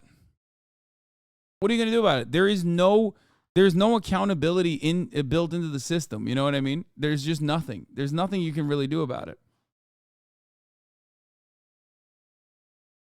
And there's not really any consequences. The only thing that is like, I guess, the only thing that could happen is if the Chief Justice is ever concerned about the integrity of the institutions and the way that they are perceived by the American public, even though it doesn't really matter what the American public thinks, because clearly if the interests, if the wants and needs of the American public were well represented in the Supreme Court of the United States, then they wouldn't have overturned Roe v. Wade, especially with two of the last appointees literally lying on the appointment process, where they straight up said, of course we would not overturn that. We would never repeal that. That's crazy. That's a super precedent. So, you know, fuck are you going to do about it? Also, here's another what the fuck are you going to do about it moment. The student loan pause has expired. Turn now to news for millions of student borrowers. The 3-year pause on federal loan payments is ending and interest begins accruing again. Payments are set to restart next month. Elizabeth Scholze is back with more from Washington on that. So break it down for us, Elizabeth. Thank you. Hey again, Rebecca. Well, this is a day that many borrowers have been dreading as we get one step closer to those payments restarting after a 3-year pause. Since March of 2020, interest rates on federal student loan balances have been frozen at 0% as part of the government's pandemic relief program. But as of today, borrowers will be charged interest once again at the rate that they locked in before the freeze. Now, this is a big deal because interest can very quickly add up. At a 5.8% rate, the average American with a student loan balance of around $37,000 will pay nearly $25,000 in interest over the life of the loan. Now, it's important to know that you don't have to actually start making payments until October. And the White House is trying to take steps to help borrowers after the Supreme Court struck down. What an incredible, like, Democratic Party fuck up here, you know? The classic overpromise, underdeliver. Guys, we're going to implement a patchwork solution where, like, we'll cut 3% of your interest accruing as long as you pay for it when you're in a, economic zone that you're working at in the immediate aftermath of graduating from college. It's just like, but you don't have to do any of that. You don't have to do any of that. You could just straight up say, nah, Department of Education, I own it. It's mine. We're just not. We're not requiring you to pay these loans.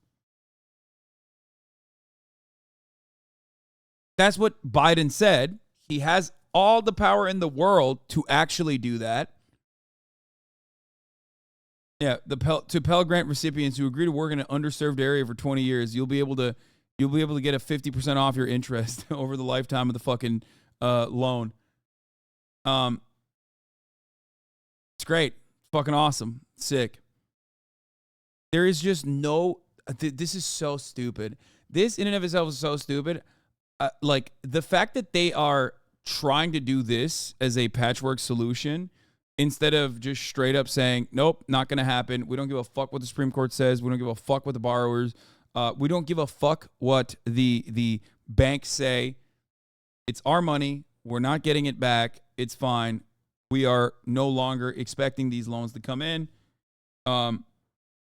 If that was the case, if they did that, I mean, it'd be gangbusters. You know what I mean? It would play so well for his electoral prospects.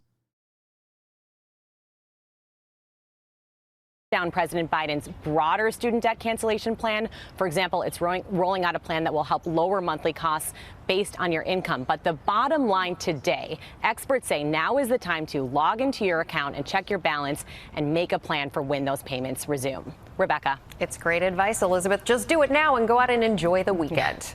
Yeah, just come on. Just start paying it again. I mean, this is such a gigantic fucking lump sum payment that you now have to engage with again.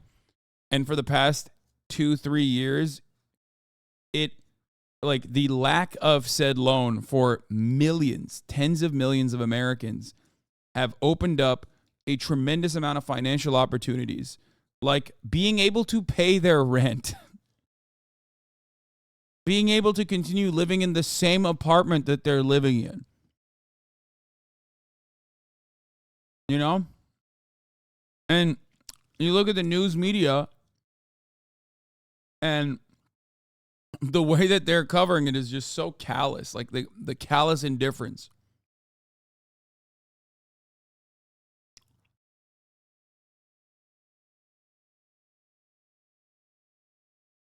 Why the fuck would chat says young people will never vote for him.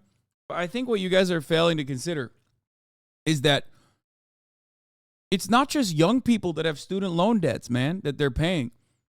There's a shit ton of old people that still have student loan debts that they are paying. We live in America.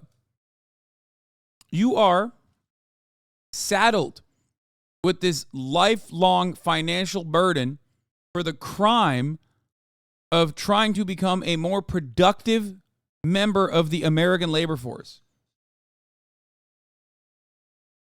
It's not just young people that have this. There's 40-year-olds, 50-year-olds that are paying student loan debt that would have tremendously benefited from this relief.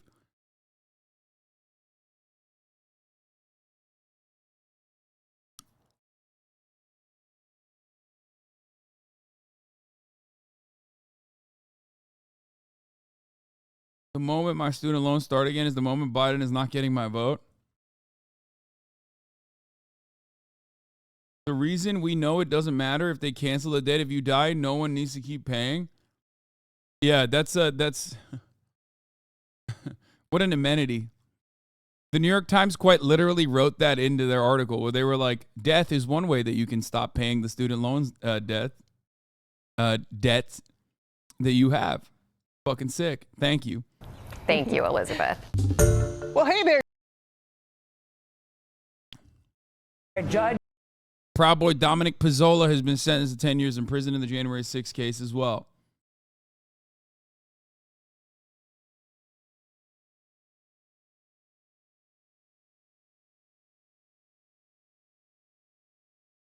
See my last message. Student loan companies quite literally believe fuck the poor. Mine went from 3.5% when I took it out 12 years ago to 8.3% now. There's no limit either. It's a private student loan because my mom couldn't afford to pay a portion of my student loan when I was in school and with the program I had. I couldn't work at the same time. So now 13 years later, I still owe $22,000 roughly. Yeah. I'm 48. I still owe $100K in student loans. $40K is all interest.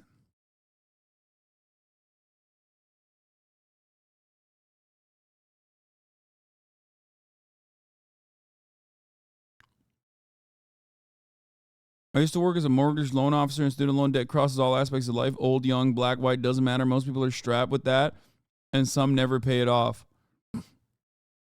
Yeah. Yeah, guys, just have rich parents or just have like a fucking family relative that wins the insanely unlikely lottery and becomes like a famous Twitch streamer. You know what I mean? Then you're fine. You're good. GG's. It's great. Sick. Sorry. I like that that's what it takes to overcome this this insane fucking this insane circumstance that only Americans have to experience in the developed world. I owe like 50K right now. The only reason I'm staying in education is so hopefully my loans can be forgiven in 10 years if the program still exists by then.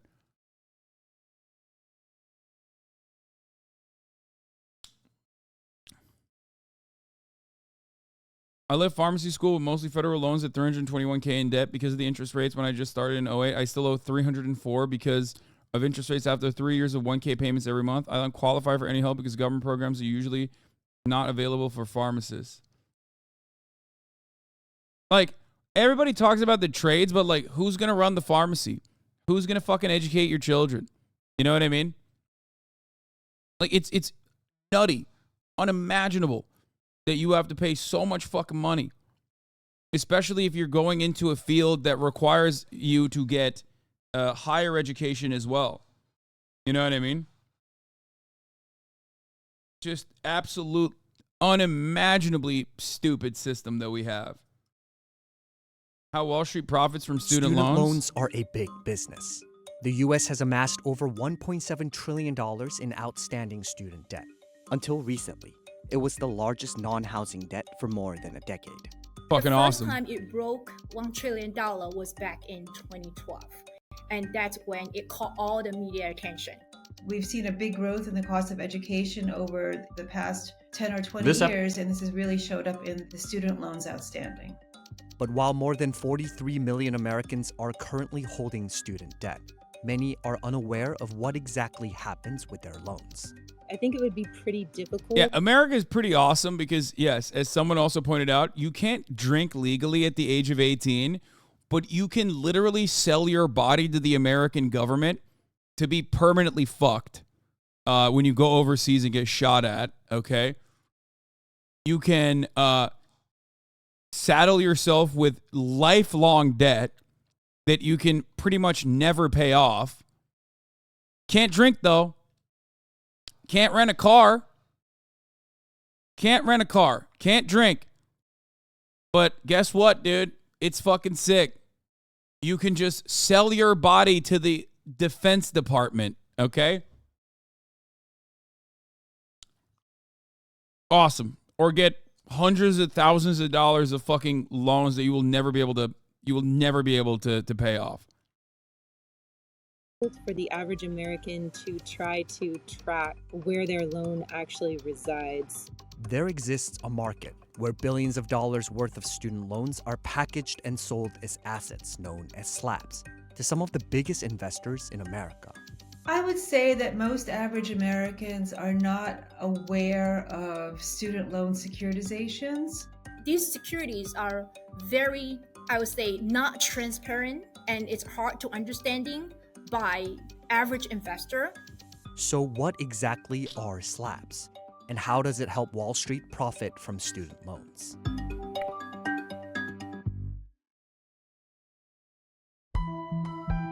Securitization is the practice of converting assets, usually loans, into securities that can be bought and sold by investors. Wall Street uses securities to trade almost everything you can think of: auto loans, business loans, and even aircraft leases. Let's say I'm a bank. I'm an ER physician just finishing residency and will be crushed for a long time. Obviously, no one feels bad for someone with a physician's salary, but given inflation and housing prices, is going to be brutal. Yeah, I mean, once again, that's insane.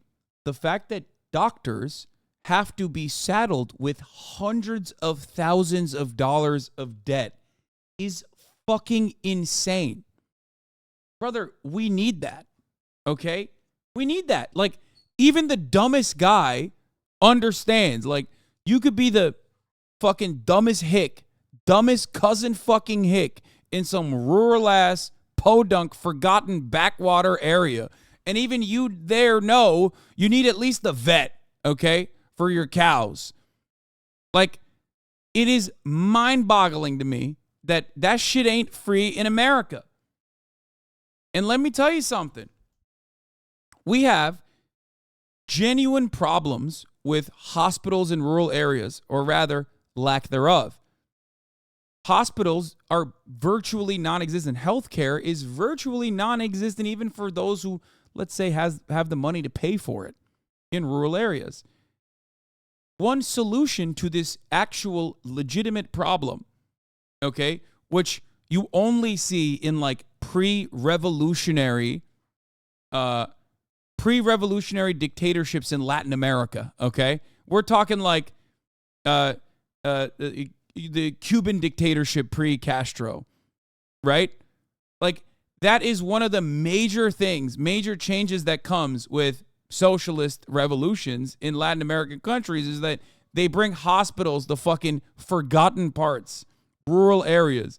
America is crawling backwards towards that reality, okay, where you don't have any fucking healthcare. You don't have any hospitals. If you're living in West Virginia, what the fuck are you going to do? Oh, yeah, you got to get medevac if you have like a serious emergency, or you just die, okay? So how do you fix that?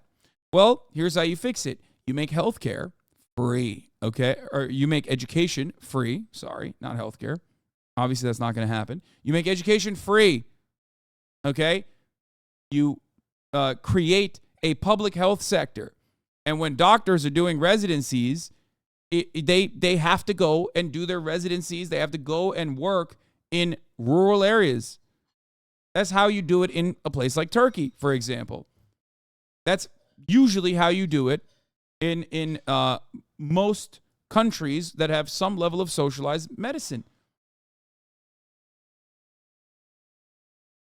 You're supposed to do that. That's what's supposed to happen. It's like we're paying. The government is paying for your education. So now you have to do your job. You have to do the right thing and go work in an area. Maybe you don't like it, but it doesn't matter because guess what? You're a fucking doctor. You're there to save lives. That's how it works in every socialized healthcare system. It's nutty that doctors are saddled with like 400 grand worth of debt by the time they get out. But do the right thing isn't what America's about. No, it doesn't matter. You don't even have to think about it like you're doing the right thing, okay? You have to think about it like you're paying back your education, which makes fucking sense. You're paying it back. You're already paying it back. Like you already have to pay back $400,000 of debt regardless.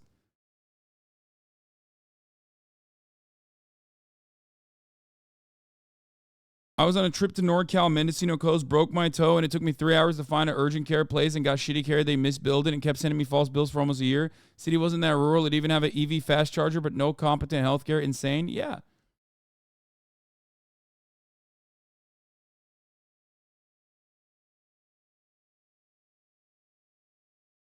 Like, this is what, for the record, what I'm describing isn't magic, okay? What I'm describing isn't that crazy. That is like the skeleton of what a government is supposed to do.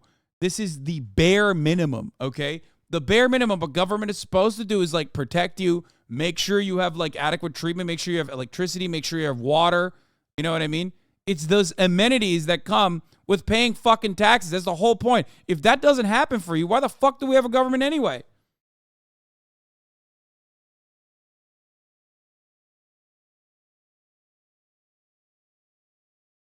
And it blows my fucking mind. But that is also part of the reason why, okay? That's also part of the reason why you cannot separate free healthcare from free education, free college education. Okay? And I want to issue a bunch of loans. After those loans are issued, I can then sell them to a third party in order to securitize them. Now, just because I sold them doesn't mean that I do not get to account. Libertarian HasanAbi arc? What do you mean? No, I'm describing to you why Americans why Americans have so much disdain for the federal government and how that has been perfectly crafted by Reagan era policies just destroying the federal government's need. At this point, all that the American government does is basically take your fucking taxes, okay, and then pump it into whatever sectors is giving them a shit ton of money, right? That's all this government does. They take your taxes, they put the money into the military, and not even the military, but the private contractors that actually work alongside the American military industrial complex. Like, that's all we're doing. We're taking the money, we're giving it back in the form of subsidies to the agricultural producers, who then turn around and jack up prices however way they see fit. We turn around and get subsidies for the energy sector, who jack up prices however way they see fit. It is basically, at this point, a mediator of taking your money and giving it back to the companies who do whatever the fuck they want with the money and then give nothing in return. It's actually unimaginable. Instead of, and then some of it obviously goes to fixing the roads or maybe propping up a new school every now and then. But it's crazy to me that is the solution. Huh? For the estimated value of those securities. Oh, the dogs are... I've just sold their interest to a third party. So it's a very lucrative arrangement for a corporation. It's a very lucrative arrangement for the investors. The biggest and the most well-known type of asset-backed securities are mortgage-backed securities, or MBS. There were more than $12 trillion worth of outstanding mortgage-backed securities by the end of 2021. Securitization, its history really started off with the mortgage market. And the mortgage market is a much larger market than other forms of consumer credit, especially other forms of financing of consumer credit. So that lends itself to being a much larger market. Student loan asset-backed securities, or SLAPs, refer to securities that are specifically built around student loans. The way that borrowers get student loans is of two ways. If they're getting a federal student loan, they usually apply using FAFSA, right? If they're going to get a private student loan or a private credit student loan, they would apply through a bank or through a lender. The loans that are then created are bundled together into a pool. And these pools are often highly diversified by regions, by school, by borrower type, for example. And the diversification really protects the investor from losses that are idiosyncratic. They're then transferred to a special purpose trust, which is set up to hold the loans and issue the securities. Once that's done, the securities are then rated by a credit rating agency. Once they're packaged in this way, the securities are then sold to financially sophisticated institutional investors. When the borrower pays down their student loan, that cash flow is then used to pay down the investor. Sallie Mae and Navient are the two largest publicly traded companies issuing SLAPs. These assets are underwritten by some of the biggest banks and corporations, like Bank of America, Barclays, JP Morgan, and Goldman Sachs. $92 billion worth of student loans were issued as SLAPs within the past 5 years. There are two types of securitized student loans. So you have private student loans and you also have federal student loans that have been securitized. A majority of SLAPs today, 56% to be exact, are based on loans that were made before 2010 under the Federal Family Education Loan Program, also known as FELP. These loans were enticing for many investors because they came with a federal guarantee that protected them against losses from defaults. For about a decade, FELP securitizations, or FELP ABS, were the only form of student loan securitizations. It's a program where a private lender originates the loan based on the guidelines that have been put forth by FELP.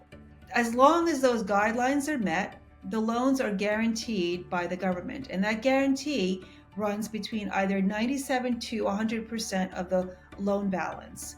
But shares of private loans have grown with the recent boom in the private student loan market. The industry is estimated to have grown by more than 70% over the past decade. Based on my research across the board with student loans, the biggest sense of security outside of the federal guarantee is the question of whether these loans are dischargeable in bankruptcy. While it is certainly possible, current bankruptcy laws make it extremely difficult for student loans to get discharged compared to other types of debt.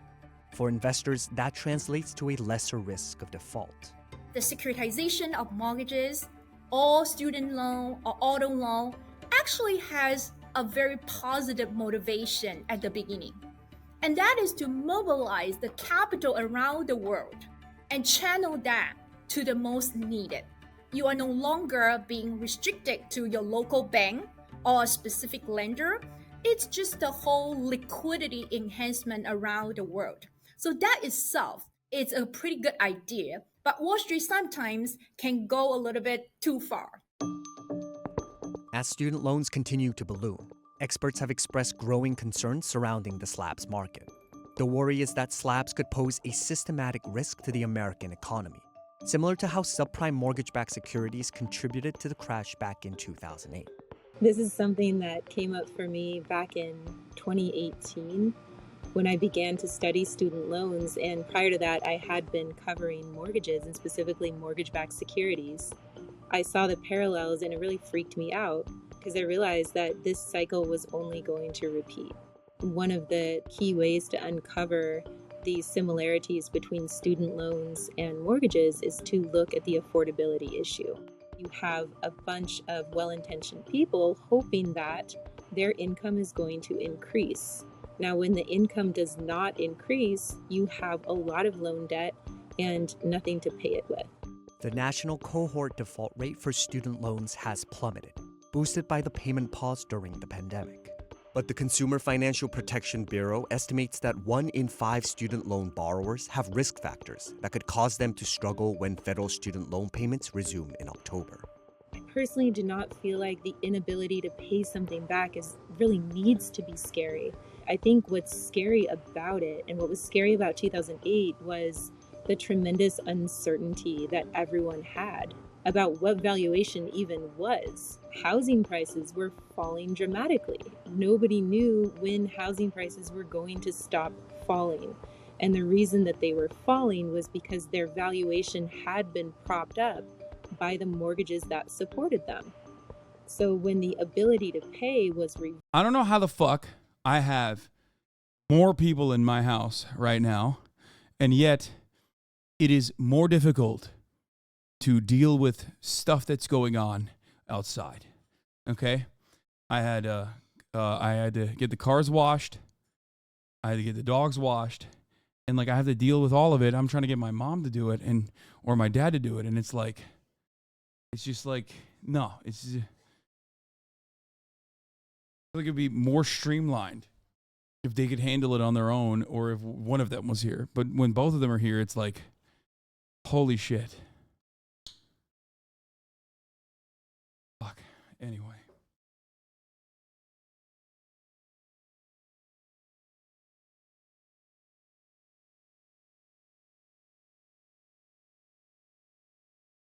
All you do is sit at your computer all day. Why can't you help the family out? I mean, to be fair, it's they know better now.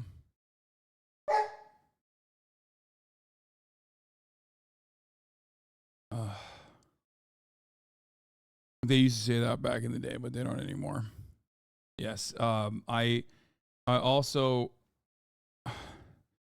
have to keep Kaya in here because I have to keep Kaya in here. What is happening right now? I have to. God, Fiona's barking too. I have to keep Kaya in here because she peed and pooped in the house yesterday. She actually fucked it up for the first time ever. What? Let's continue. That's when we saw this tremendous crash in the housing market. When discussing student loan auction rate securities, a type of slab with variable interest rates, Navient, a major player in the slabs market, acknowledged that an economic downturn may cause the market for auction rate notes to cease to exist. Right after you bagged, which could lead yeah. to holders of auction rate securities to experience a potentially significant loss of market value, according to an SEC filing from 2015. But not every expert sees eye to eye. I think to say this market. I don't get it. Why are there so many middlemen? What do they get out of moving the money around? That's what capitalism is the best at, baby. What are you talking about? That's like middlemen making money. Annen, what is going on, Anne? Can you put Fiona outside or something? What's happening? She never barks. Why is she barking? Dilimine değil. Dışarı çıkar o zaman. Okay, to put her upstairs in my room or something, please. Oh.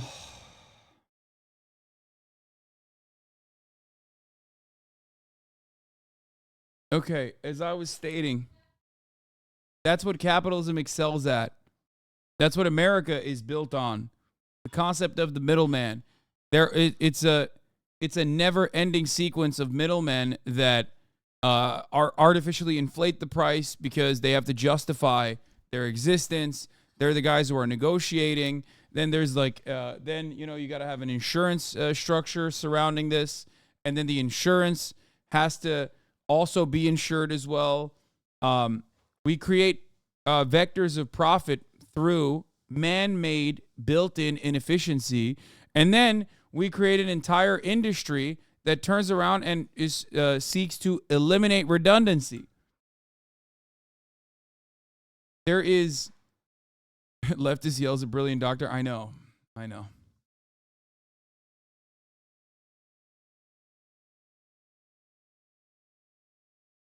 It is going to be the trigger of the next financial crisis. It's really overstated. Nobody's really concerned about the government guaranteed portion of this market. It's really that private credit market. The slabs market is much smaller. People who say HasanAbi isn't white just haven't seen him yell at his mom. No, I'm not yelling at my mom that's next to me. I'm yelling so she can hear me because she has headphones in. Okay, that's very different. Also, I'm 32 years old. And therefore pose less of a systemic risk to the economy. There's no way, with the depth and the size of the US financial market, there is no way. Increased credit enhancement following the devastation of the 2008 recession was put forth to protect against this exact scenario. If you're looking at Moody's and Fitch, they're rating these pools with extra vigilance. They are asking for internal credit enhancement, external guarantee, extra credit support in terms of over-collateralization. Even if there are substantial charge-off and stuff like that, they're mostly going to be absorbed within the internal and external credit enhancement measures that have been put forth very aggressively after the financial crisis. Recent developments, like the 3-year pause on federal student loans and the Biden administration's initiatives to relieve student debt, have sent shockwaves through the slabs market. The volume of newly issued slabs dropped from the height of $27.3 billion in 2021 to just $7.1 billion in 2022. I do not think that slabs is a really attractive investment at this point, given that we are in a very high interest rate environment and you look around with risk-free treasury security paying 5%. Are you really attracted to slabs at 5%? A lot of investors really don't know much going on with the pool, and the transparency is pretty bad. But slabs are not going away anytime soon, especially as tuition continues to rise and more borrowers rely on private loans to pay for their education. Private credit has always been used to supplement the federal loan program, and that's going to continue. I think that there will always be a need to. Meanwhile, this has also played a role in allowing colleges to continue fucking raising their prices. It's just, the system is entirely, fundamentally broken. Top to bottom. Do so. To the extent that that continues, those lenders, the lenders of the private credit student loans, will be looking for ways to fund these borrowers. As the student loan market faces a period of tumultuous change, the securitization market must also change and adapt to it in order to thrive.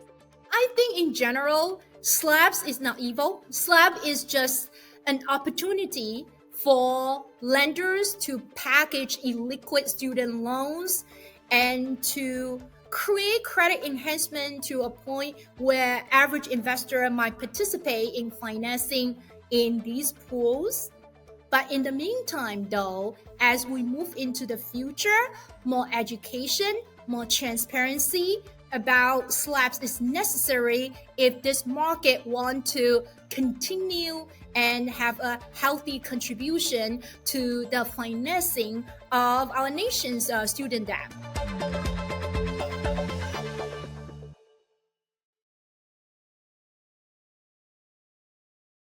Fellow chatters, TWC will pay for your college if your career choice requires a college degree. Regardless of income, you just have to be diagnosed with a mental disability. The Texas Workforce Commission will pay for your student housing and college education, every single penny, if you're diagnosed with ADHD, autism, etc. My fellow comrades, please benefit from this. My brothers and I are debt-free because of it. Wait, what?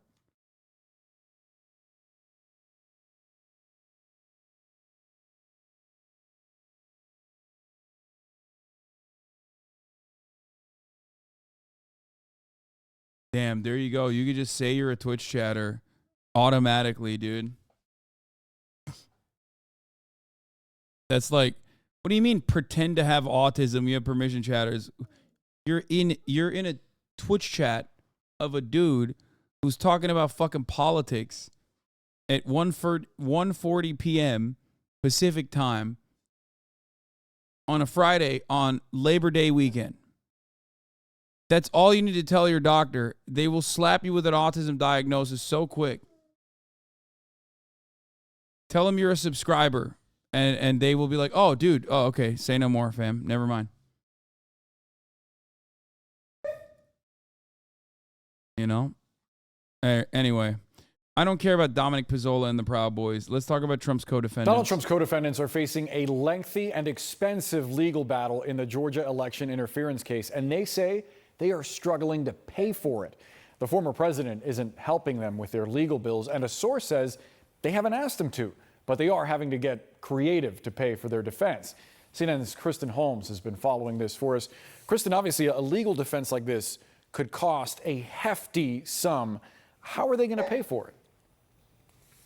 Yeah, Boris, that's right. And just to be clear here, former President Trump has paid the bills of many of his aides and advisors and employees, both current and former, in both the January 6th committee investigation as well as those federal investigations. And so much so that the Save America PAC, which has been footing these legal bills, has spent more than $41 million since 2021. That is an extraordinary fee. But obviously, when it comes to Georgia, that is not the case. And as you said, we are told that even with all these grumblings about these defendants not having their bills paid by Donald Trump, no one has formally asked him yet. However, they are coming up with these creative ways to raise money, and one of them is crowdfunding. We know at least 4 of the co-defendants have started crowdfunding. That includes Jenna Ellis, one of his attorneys, John Eastman, another election attorney, Jeffrey Clark, who is that DOJ official at the center of much of this, and Kathy Latham, who is a fake elector in Georgia. The other thing we have heard is that Rudy Giuliani, his family, his son, has helped create a PAC, Political Action Committee, to help pay his legal bills. Now, Donald Trump is helping a little bit with Giuliani, not necessarily footing the bill. However, he is hosting a fundraiser at his Bedminster resort next week. That is $100,000 a person, and he is considered the headliner there. But again, these are going to be very big bills, and one of his co-defendants actually spent a week in jail because he couldn't afford an attorney. Boris? And Kristen Holmes, thank you so much. Rahel? All right, Boris, let's continue the conversation and bring in CNN legal analyst and former federal prosecutor Jennifer Rogers. Jennifer, good morning. Good to have you. So let's start with a lot here. Let's start with some of these motions to sever their trials from one another. If you were DA Fani Willis, what would you do? Well, DA Fani Willis doesn't want to try this many, many times. She's going to have to take these 2 defendants who've sought speedy trial to trial in October or soon thereafter, because legally she has to do that. But she wants to minimize the number of trials here. And if Mark Meadows wins his bid to have this case in federal court, that's a whole nother trial that's going to include him and maybe others in federal court. So she's looking to break this into the smallest number of pieces she can. I think she's probably going to go to court and suggest a trial date for the 17 remaining defendants a few months out and then probably propose that they see how many defendants plead out between now and the months before that date approaches and try to get it into as few trials as possible. It's a very resource intensive case. It takes a long time to try. So I think that's what she's going to do. Sarah Murray was just talking about the request from Ray Smith's team to sort of create a more bite-sized, manageable group of defendants that are being tried. But if you were trying a RICO case, I mean, walk me through some of the disadvantages of having bite-sized cases as opposed to trying them in a more large or organized fashion.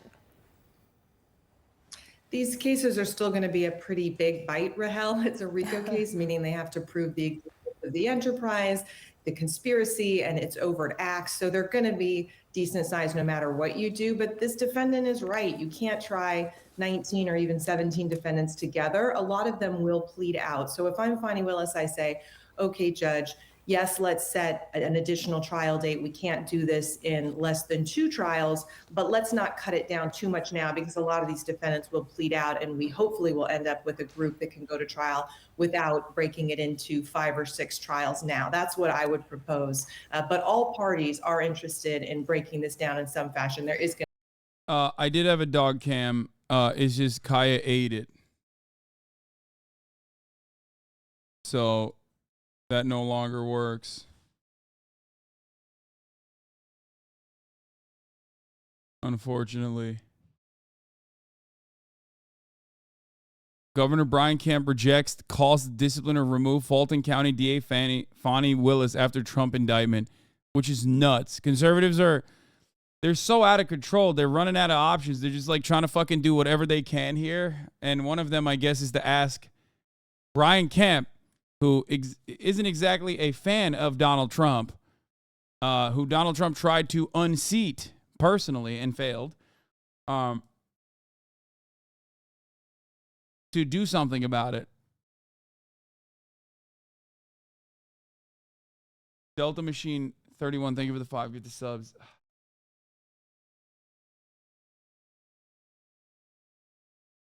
Gonna take some time for Kaya to readjust to just like not being able to free roam all over the house. Being very annoying. She's just like laying. She's just laying and crying and making noises by the door right now.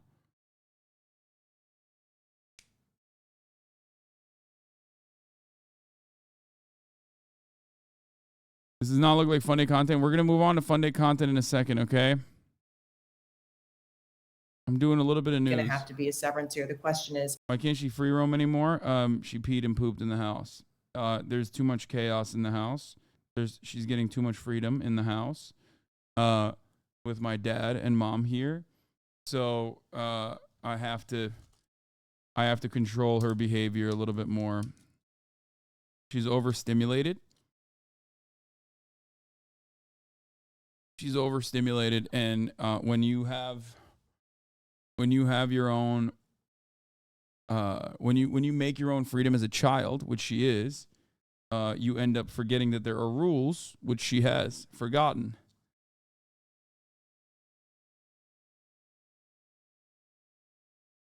For her own good. how many severances at this stage of the game? Yeah.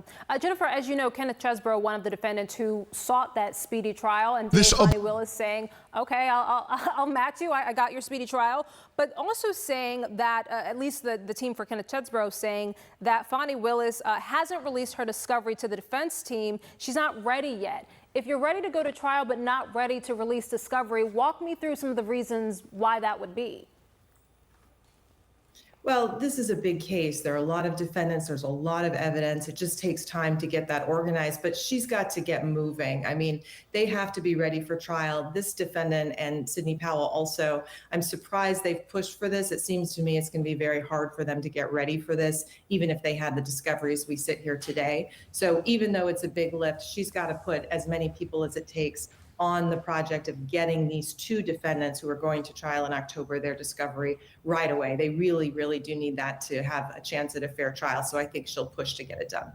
Yeah, another major motion we're watching, of course, is what happens with Mark Meadows. I mean, does he have his motion requested to move to federal court? You say he actually has the best case or the best chance of the defendants of moving this to federal court. If, in fact, this is approved, does that necessarily mean that others might be successful as well?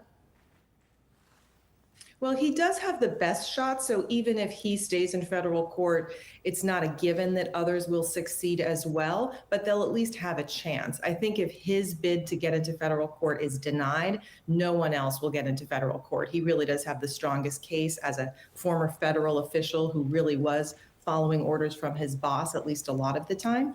So it's kind of a gateway thing. If he loses, I think everyone else will lose. If he wins, some might get in. And that, remember, is not just better for them in terms of the defenses they can raise and the likelihood of winning in federal court. That's a whole nother trial that Fani Willis and her team are then going to have to do. So logistically, it's a headache, as well as meaning they have a greater chance of success if they do get into federal court. And then I guess just to put a button on it, I mean, if that was in fact approved, his trial would not be televised like what we are likely to now see in Georgia. Yeah, and that's not so important to the prosecutors. I mean, they have to go about their business no matter whether there are cameras in the courtroom or not. But it would be a big blow for the rest of us, right? And for transparency. I think people need to see these cases, need to see this evidence. And for We're content. voting for the presidency on a man who has tried to steal the last election, at least as prosecutors allege, and they plan to show. So it's really important we see that evidence. The move into federal court, of course, there's still. Look at what's going on with Kaya right now. Let me show you what's happening. I just posted this. This is the other side of the room. She's just fucking laying right there and like every now and then just crying a little bit. Just every now and then going, ew. Now she's looking back at me because she knows I'm talking about her.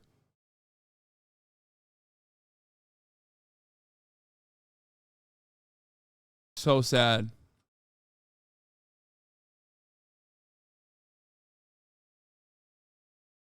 It's funny because like she literally spent 2 hours in the sun wrestling. Okay? Wrestling. And was fucking dying by the time she got home. But immediately when she gets home and Fiona's here, she's like, oh, this is my chew toy. This is my chew toy. It's chew toy time. I'm going to use this dog, this other whole ass dog, as a chew toy now. Okay? And the problem is,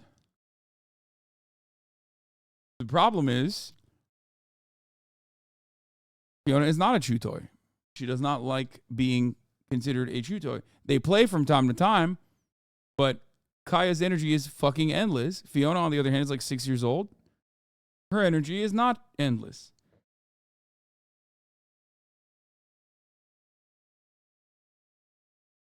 Is she bigger than Fiona? So much bigger. She's like double her size.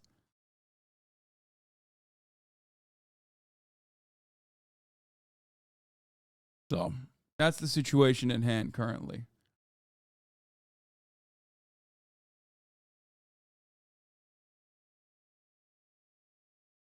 She's still growing? Yes, of course she's still growing. She's only 7 months old. She's about to be 7 months old. Like, basically 7 months old at this point, like around 65 pounds. She's not going to stop growing until 2 years.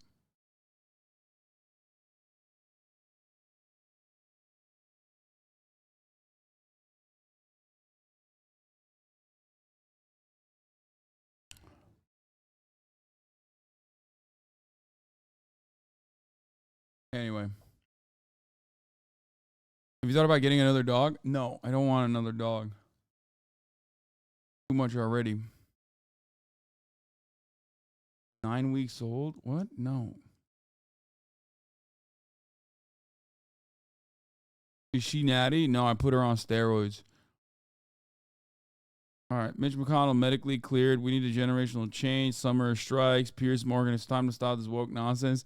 I'm skipping the rest of this shit. I'm bored of politics. Okay, I'm done.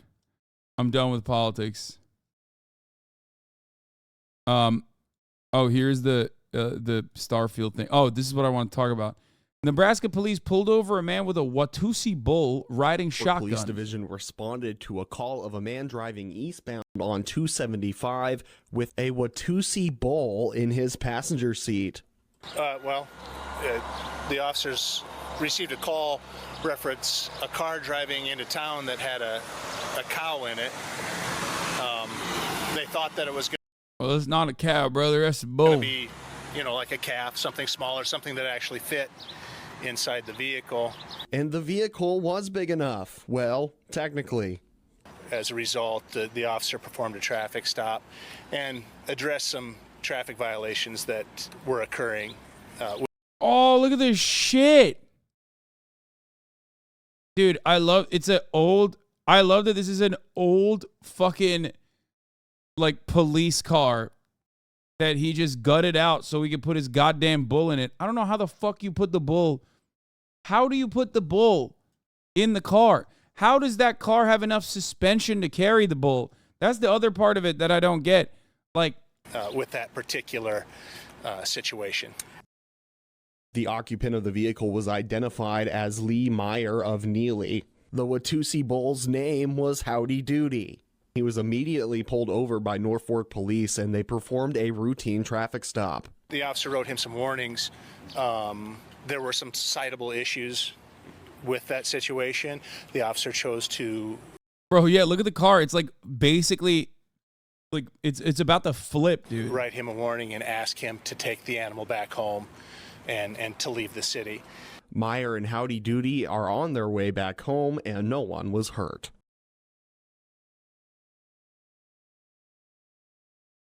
Warnings, you know that asshole is a cop's brother? Yeah, dude.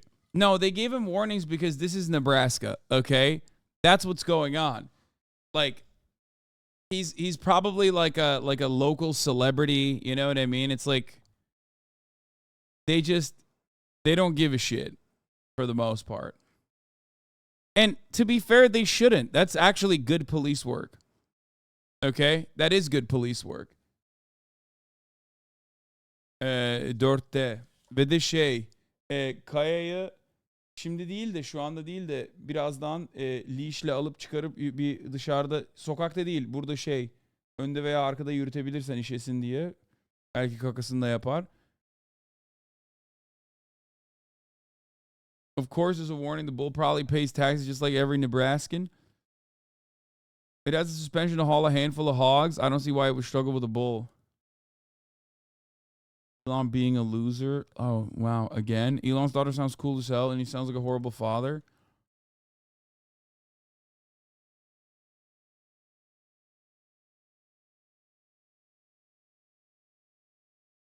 I don't know. Imagine a 30-mile wreck with a whole-ass bull just sitting on the car. I mean, I think... Bilmiyorum ne kadar istiyorlarsa. Bilmiyorum tam olarak ne olacağını günün sonunda. Ama anneme cash verdim. Tamam. Yeterince olması lazım orada. Hayır. O diğeri önemli değil. Diğerini yaptık.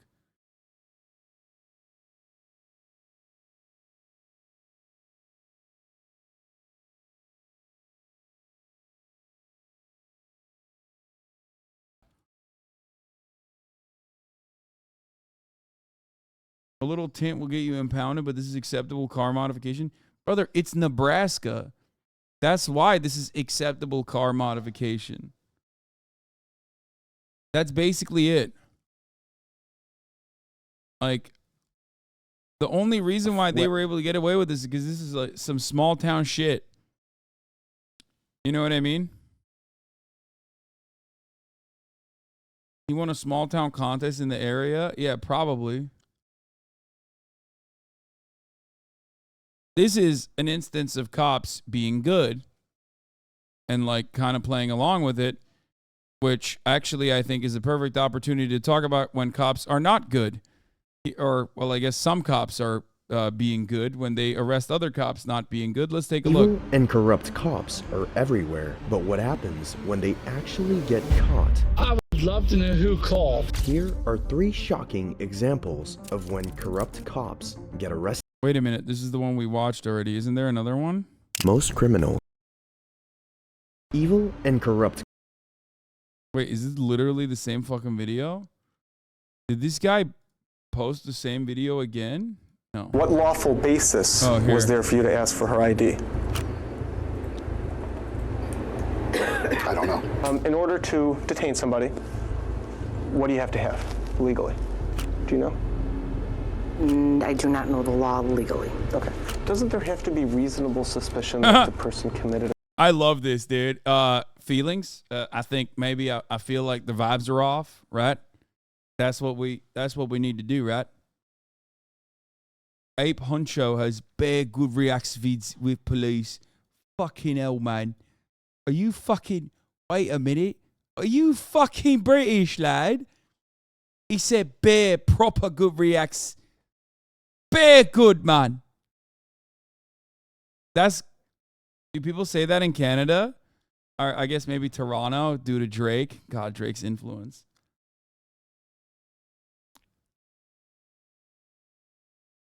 Yeah, fucking hell, man. Yeah, to which one? Are you Toronto or are you Canada? Are you Toronto or are you Canada? Are you Toronto or are you fucking British? Which one? Doesn't really matter because at the top of the hour, both will see a 3-minute ad break. Of course. Oh, Toronto. T-Dot. He said, fuck Drake. Toronto. Dude, he's got his shooters out there. You better be watching. Meanwhile, like I said, T-Dot or the UK, don't matter. You will still see a 3-minute ad break at the top of the hour. However, if you no longer want to see that, you no longer want to see those ads, all you need to do is subscribe, which is like, what, $3, $4 now? $3.20, something like that. Or free in the form of a Twitch Prime. It's September. You can also get gifted a sub if you're lucky. Here's a 3-minute ad break now. What, you expected the cops to know the law? What's next? A Supreme Court justice is supposed to know the amendments, the Constitution? Yeah.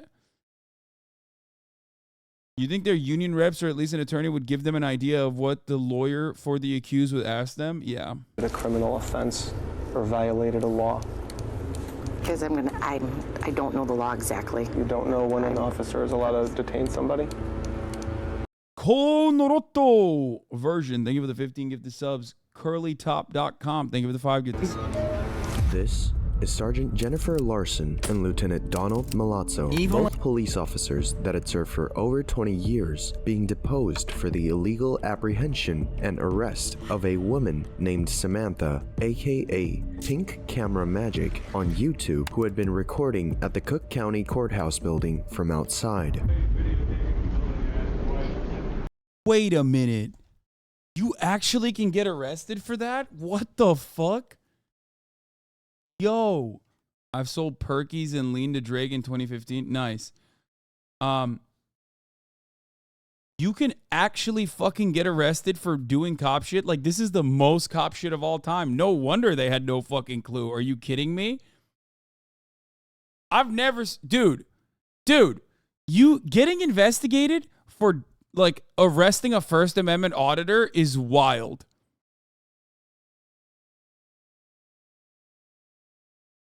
That's actually wild. Hey, ma'am, you know this is a public building? Exactly, that's why I'm recording it. It's also a court facility? Yep. Which there is a judicial law or judicial order that says that you cannot... You can't. It's completely legal and upheld by the First Amendment to record federal buildings like that. It's easy First Amendment bait. No, I know that. We've watched a lot of First Amendment auditors and stuff like that, sovereign citizens. It's a fun thing that we like to do, where it's usually like a win-win for us because both parties, no matter which way it goes, both parties are like, the vibes are incredibly fucking annoying. However, the reality is that, like, I'm not shocked by anything other than the fact that the cops actually got genuine legal punishments for arresting a First Amendment auditor, because I've seen it happen so many fucking times and cops just like let it slide. That's why it's shocking. Not tape this building. Can I see that order? Yes, come on in. We're going to check your IDs too. Oh, no, I'm not going in. Oh, yeah, no. We're going to run you too. No, that's all We're going right. to get your name. We're going to do a report and everything. So come on in. No. No, yeah, you're going to come in now. Am I being detained? Yes. For what? Because right now you are doing something suspicious. That's not a reason to detain anyone. Yeah, you can't do that. You can't just do that. You can't just fucking be like, yeah, I'm sussing you out. I don't like that. Nope. Anybody. Well, it is for dinner. Come on. It's really not. Let's go so inside I'm just going now. to stay here and continue recording. Okay. You're going to come in and we're going to find out who you are and what you're doing here. No, you're not. Okay. All right, who's got cuffs? She does not want to go agreeably. Wait, what do you mean? You don't have cuffs? What the fuck's happening? This guy was too lazy to have cuffs on him too? What the fuck? The interaction begins with Lieutenant Milazzo approaching Samantha and stating that she can't record in a public building, and that is enough reason for him to detain her as she didn't provide her ID. But what Milazzo doesn't know is that what he's doing is actually illegal, as it is completely legal to take photographs or film public places in all states unless oral conversations are recorded, which is not the case here. Okay. I'm being detained for just taking pictures of the building. Yes, ma'am. You're doing something suspicious, and we need to know who you are and why. What an idiot, dude. You're being recorded, dumbass. Why are you doing, like, ay. He's also being fucking recorded. Like, the fact that he's, like, literally saying on the record, hey, I'm just arresting you on a vibes-based basis. Smartest thumb, dude. Very cool. This is what happens when you think you have no accountability whatsoever. Well, to be fair, though, I am legitimately shocked that he's not getting away with it. So I guess that's the reason. You're doing it. Okay? Are you familiar with the First Amendment? Yes. I am. Really? Put your hands behind your back. Come on. Wow. I tried to do this nicely.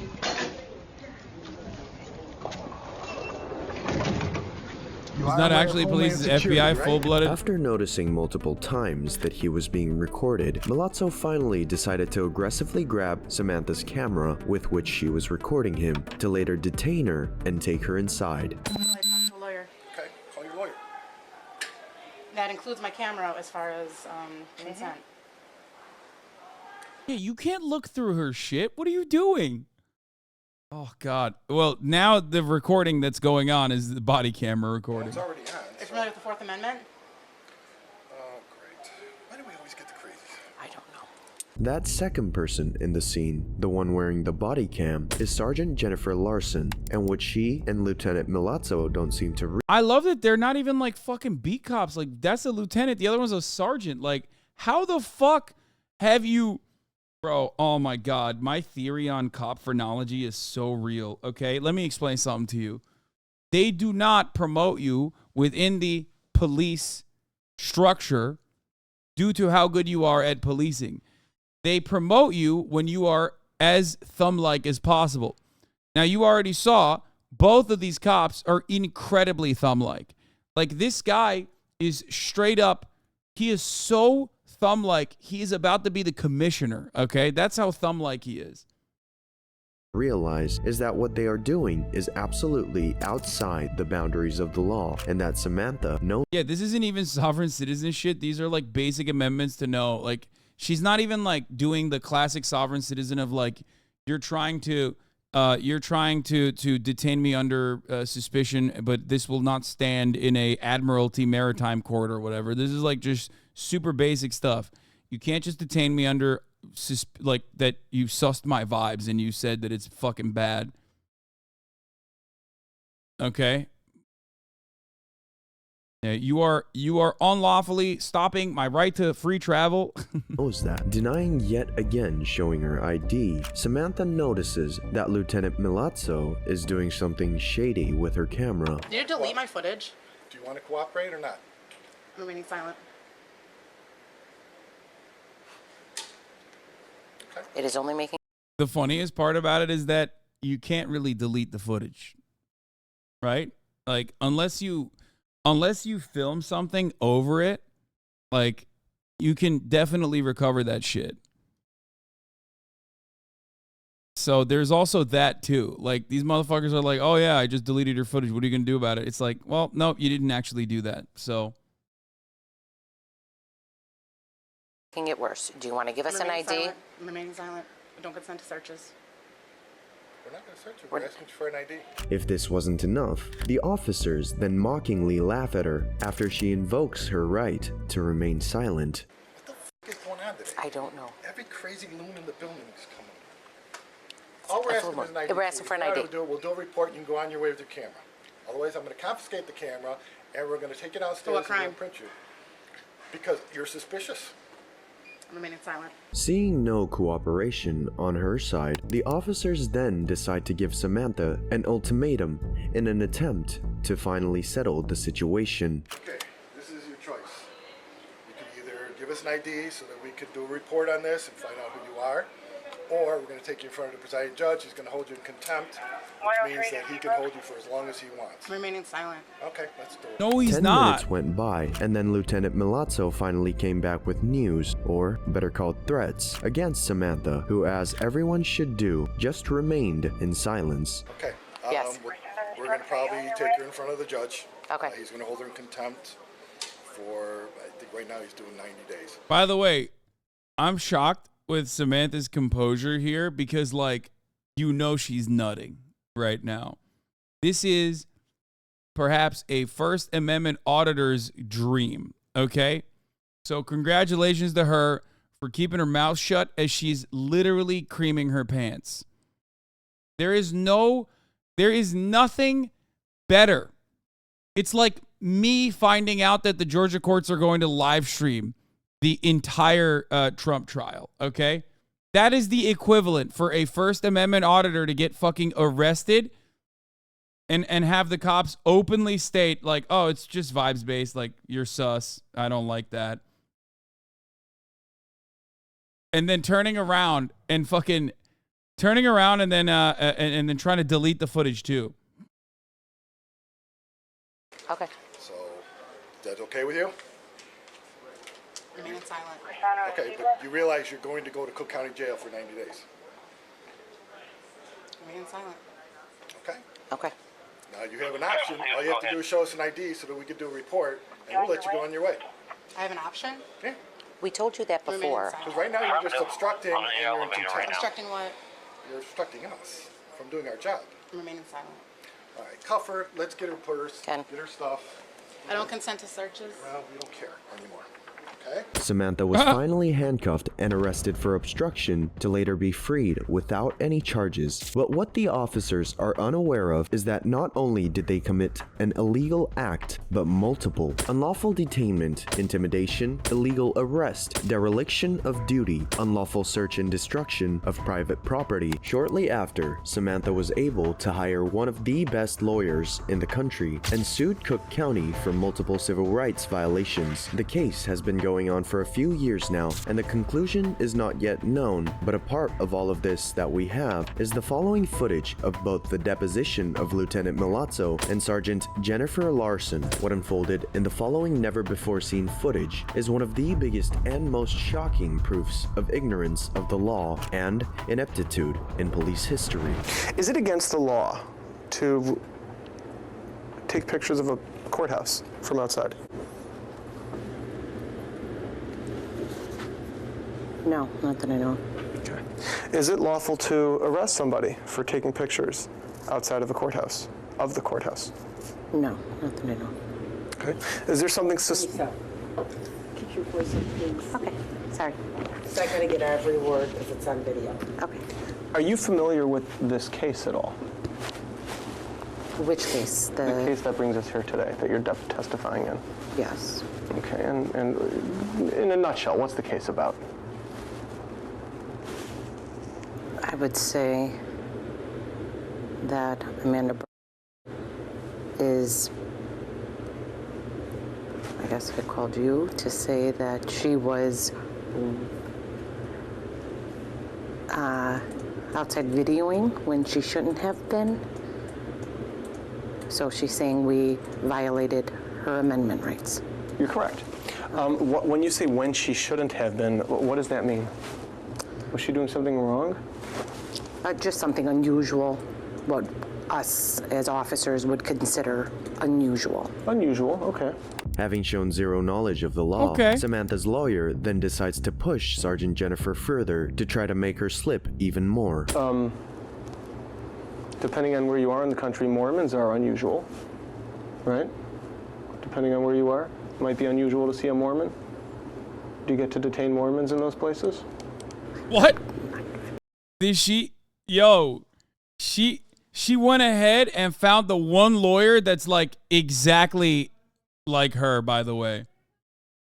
She did it. She went ahead and found the most First Amendment auditor adjacent lawyer I've ever heard of. This deposition is hilarious, okay? Awesome logic, awesome lawyer. He's just being goofy with it. Fuck it. I mean, it's open and shut no matter what, I guess, so. I don't know if people detain Mormons. I don't know if they detain Mormons. Would it be lawful? Just because it's unusual? No, I don't. Okay. Is there something unlawful about recording outside of a building? I'm sorry, what was the question? Let me ask you this. Was Miss doing anything illegal when she was detained? No, I would say it was not illegal, unusual. Talking about unusual things, the statement that follows is something a police officer should never even be allowed to say. In order to detain somebody, what do you have to have legally? Do you know? I do not know the law legally. And if you still think that at least Lieutenant Milazzo knew what he was doing, well, you're wrong. What would you do if one of those people said to you, what's the difference between arrest and detain? What would your answer be? We'd call legal. Mr. Gorman, seated to your left? No. Sheriff has their own legal. Oh, okay. Their own legal who helps them understand things like the difference between arrest and detain? Yes. Gotcha. Was there a lawful basis to handcuff her? Yes. Okay, and what was that lawful basis? Officer safety. Here, Lieutenant Milazzo has just confirmed not to know the difference between an arrest and a detainment, an occasion in which, if they need help, he indicates they just go ahead and call the officer's lawyer to help them. The question remains then, how can someone work 27 years as a police officer? Oh, God, I hate this so much. Bro, this is so fucking insane, dude. That's what I was trying to explain to you. Like, these guys are decorated, brother. There's a lieutenant and a sergeant, okay? We're talking a lieutenant and a sergeant. These people have literally carte blanche, complete authority over your lives. They can arrest you. They can steal money from you. They can take your assets. They can kill you without legal repercussions. They can detain you, rob you of your freedom. And this guy's been doing it for 27 fucking years, dude. 27 years I've been a cop. For 27 years. And the entire time I've been making unlawful detainments. Where mama at? I'm a detain mama. No need, no reasonable, no probable cause. What's probable cause? Probably causing me to arrest you, I think. And not know the law. Did you have any reasonable suspicion that she was committing a crime? We had reasonable suspicion to ask her what she was doing and why she was doing it, just to get who she was and why. You and I agree on that you had the right to ask her whatever you wanted to ask her. Yeah, but I'm a cop, sir. You don't understand. I can only do that within the context of me physically detaining and stopping someone from, living however they want to. You don't get it. That's why every interaction, I'm a cop. What's the question here? Every interaction you have with me is going to revolve around me somehow inconveniencing you, if not completely taking your freedoms away. Now, what I want people to understand, okay, is that these guys, right? These guys, they are they're not like, their behavior is evil, right? The output is evil at the end of the day.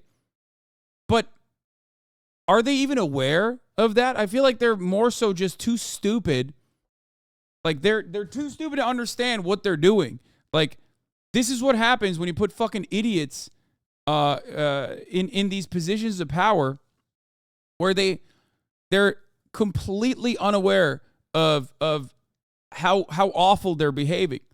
You know what I mean? This is why whenever we talk about like fucking ACAB or whatever, what many people forget to comprehend, what many people cannot comprehend is that the structures are designed in a way for these dumb fucks to behave exactly like this, where it doesn't absolve them of the guilt, for the record. I'm not saying that at all. But they think that they're just doing the right thing. Like, this is what I'm supposed to do. No one's ever punished me for it. I'm a fucking dumbass. They gave me a service weapon and handcuffs, and I've been doing this for like fucking 20 years. You know what I mean? Why would I stop? What do you mean?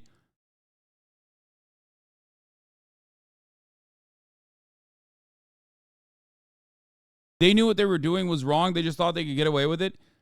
I don't even think they thought that what they were doing was wrong. I think they thought that this is normal process. Like, that's why the fucking 27 sergeant that's been there for 27 fucking years literally was like, oh, I don't know, I just call legal. I call legal.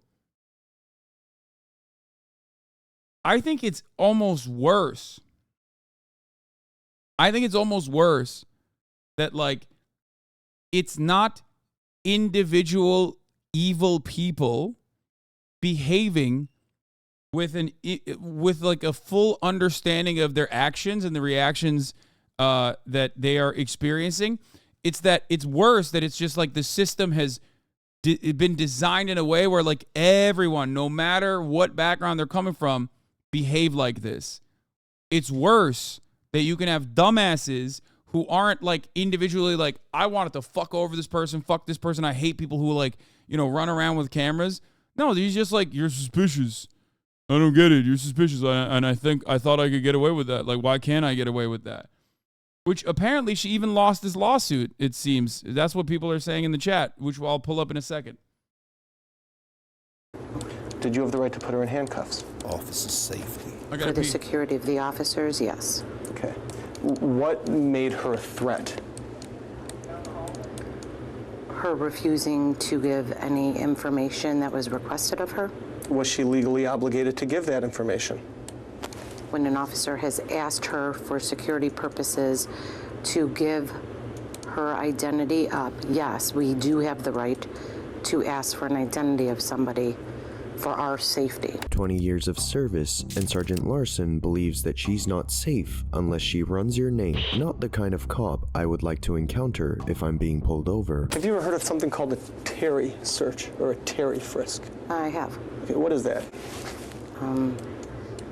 I'm not going to say exactly. I don't know the law. Okay. Seeing how she has no clue of anything related to law, Samantha's lawyer then decides to make up a hypothetical scenario to further prove his point on how wrong the arrest was. A police officer goes over to somebody on the street. Let's call the person Mr. Plaintiff. Okay. Police officer goes to Mr. Plaintiff and says, hey, let me see your ID. And Mr. Plaintiff says, no. Is the officer now allowed to put Mr. Plaintiff in handcuffs and detain him? I object. It's a hypothetical. It calls for speculation. Yeah. You can answer. Okay. I do believe, yes, for officer safety, they do have the right. Doesn't there have to be reasonable suspicion that the person committed a criminal offense or violated a law? I don't know the law exactly. At least we saw so far how Jennifer takes responsibility and accepts that she doesn't know the law, in big contrast to her lieutenant, who instead pretends not to understand any of the questions the lawyer asks and makes fun of the situation. If you could go back in time to the day that you arrested her, would you still arrest her? So you're asking me if I can go back in time? Yeah. I don't know how I could do that. Okay. Dude, yo. This guy's awesome. Kaya, what are you doing? That's not food. Yeah, lay down. Do you understand my question? I did, and you're asking me to suppose whether or not I can go back in time. I can't So I like that. Remember, that's why he's the lieutenant, baby. Remember, dude. Lawyers, debate perverts, okay? I love him. I can't go back in time. I don't know what you're talking about. He's owning the debate pervert. You can't tell me if you would still arrest He's outmaneuvering the debate pervert. I can't tell you what would happen on that day if I went back in time, no. Okay. Is this an attempt to be funny? Not a bit. Are you trying to answer my questions? I'm trying to answer your question. You really can't figure this out because you can't wrap your head around time travel. That's what you're saying? Object. Again, I mean, I'm going to object. It's getting to be harassing again. I mean, is this what the question is? Hypothetical time travel backwards? Is that really how you interpreted the question also? Is that what you're asking? If he could go back in time, would he do it differently? Is that not what you're asking? Yeah, that is what I asked him. Going back to Sergeant Jennifer, the interrogation continues and her responses don't get any better as time goes on. Is there any reasonable suspicion that she was committing a crime, yes or no? We weren't sure what she was doing. Okay, so if you don't know what somebody's doing, do you have reasonable suspicion that they're doing anything in particular? No, but we have a reasonable response to ask what she was doing. Right. Agreed. You could ask her what she's doing. And when she refuses to answer, are you now allowed to detain her?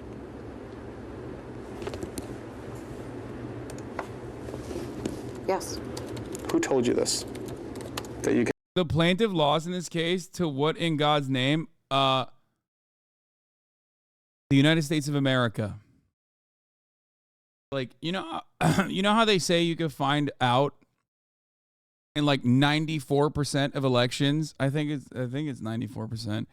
Like something like the overwhelming majority, if not 100% of the elections, you can figure out who the winner is by looking at who got more funds. Okay? In the U.S. legal system, you can figure out who's going to win a court case like with a fairly reasonable accuracy by looking at who's being sued. Big corporation being sued, yeah, good luck, okay? Especially if they have the capacity to go judge shopping, which many of them do. You're fucked, okay? Cops, are you kidding me? Like, the Supreme Court has protected the police right to not do their jobs on numerous occasions. You understand? They are the biggest babies in the American workforce. The absolute biggest fucking babies. She won, I believe. So why are people saying she lost? Amanda V. Milazzo, she won one of them at least, I think. Settlement amount $15,000. That's nothing. She got nothing out of that.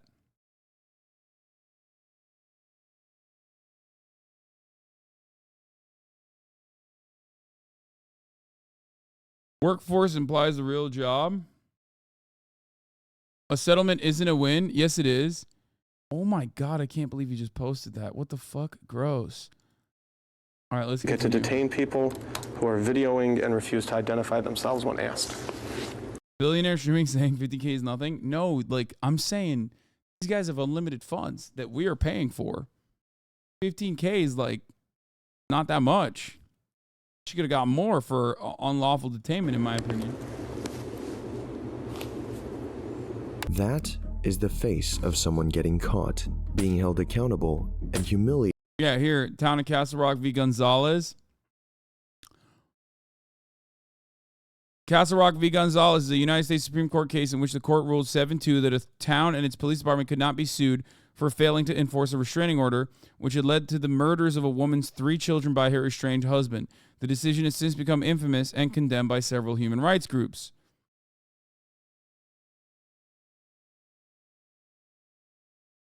There's another one as well. What is the duty to retreat? There's another one. There's another Supreme Court case on the guy being stabbed in the subway. What the fuck was that one called?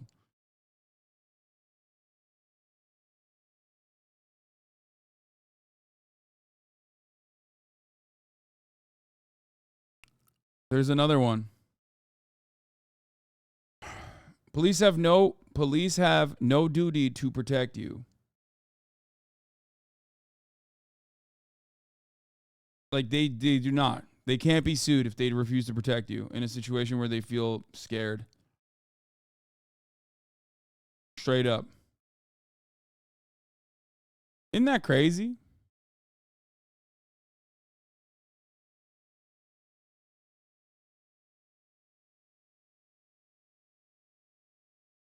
This was the 8-1 decision, 8-1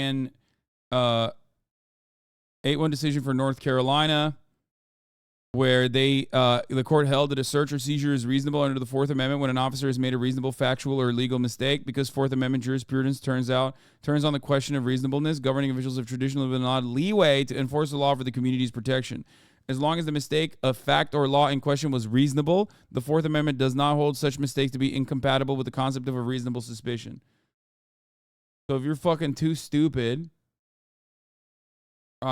if you're too, is it Lozito versus New York City?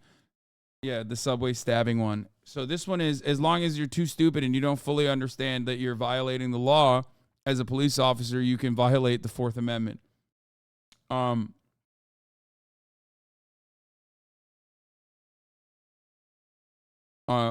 Warren v. District of Columbia case that held that the police do not owe a specific duty to provide police services to specific citizens based on the public duty doctrine. And then the last one that we were talking about is Lozito. Wait, was it? Yeah, the Maxim Gelman stabbing situation. Lozito v. New York City. On the spring of 2012, Joseph Lozito, who was brutally stabbed and grievously wounded, deeply slashed around the head and neck, sued the police for negligence in failing to render assistance to him as he was being attacked by Gelman. Lozito told reporters that he decided to file the lawsuit after learning from a grand jury member that NYPD officer Terrence Howell testified that he hid from Gelman before and while Lozito was being attacked because Howell thought Gelman had a gun. In response to the suit, attorneys with the city of New York argued that the police had no duty to protect Lozito or any other person from Gelman. Yeah.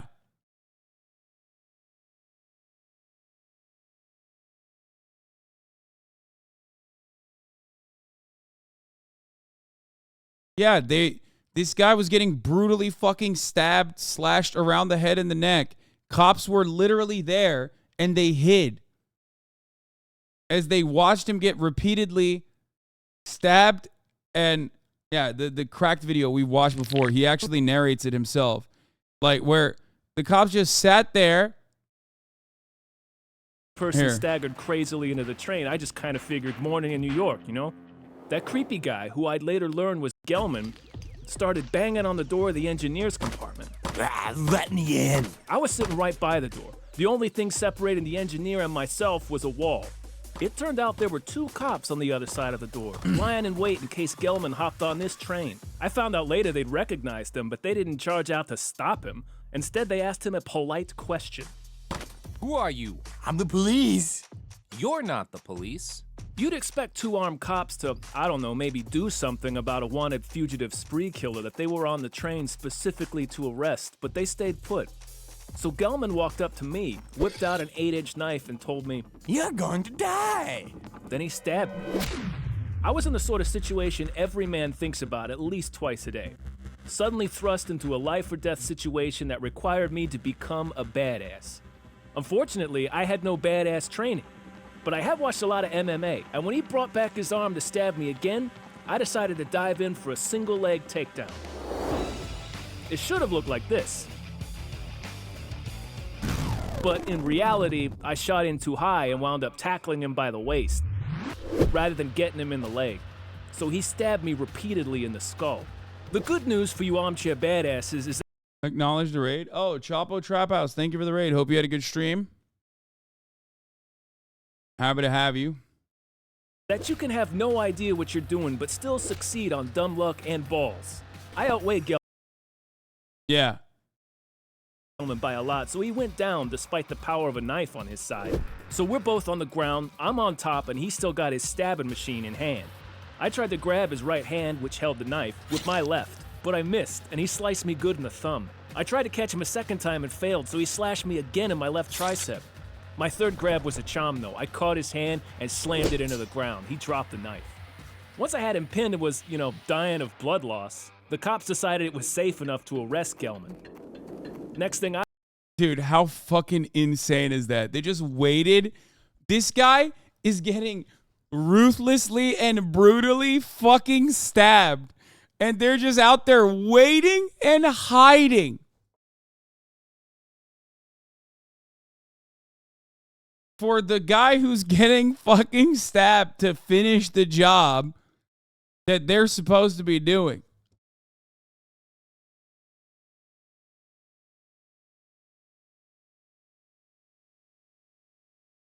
It's awesome. I don't know, man. I don't think cops should legally be obligated to put themselves in danger. They're human beings with loved ones, regardless of how toxic the institution is. I abso-fucking-lutely believe that cops should be legally obligated to put themselves in danger. Are you out of your mind? What? Then there should be no cops then. This is the abolitionist perspective, okay? What you are promoting here is basically no cops. It's fine. That is literally the job. The job doesn't say wait out a person getting mounted by a psycho. Okay? The job says protect and serve. Like you're literally looking at Uvalde and going, fucking they're human, fuck it, YOLO. Like, can you imagine having this kind of situation like telling firefighters, like, hey, guys, let's not put this one out. Okay? Guys, let's not put this one out. It's too hot. Okay? Sorry. Can't do that, actually. Can't put this fire out, baby. This is... Oh, you're telling me it's my job? Well, guess what? I don't have a duty to do this. What do you mean? Just let him cook. Fuck it. Maybe firefighters aren't the best example. What do you mean? Yeah, it is the best example. There is obviously there is reasonable situations where the firefighters do not go in to the fucking... Wait, what? Private firefighters? What are you talking about? What? Firefighters don't have families or loved ones. No, firefighters are a great example. These are both public servants, okay? And they are supposed to put their lives on the line. Okay? They're supposed to put their lives on the line, which they do all the time. Please don't use an example that instantly makes me look ridiculous.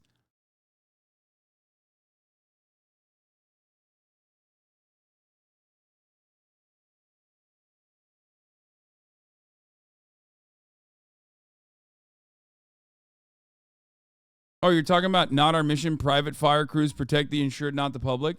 Yeah, this is like, this is something that I've actually personally covered back when this happened, when Kanye West unironically hired a bunch of private firefighters, I believe, to protect their Calabasas neighborhood.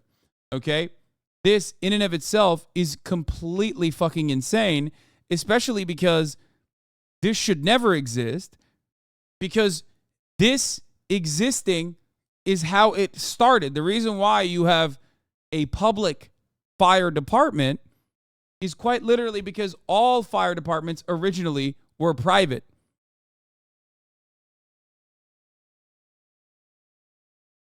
Okay?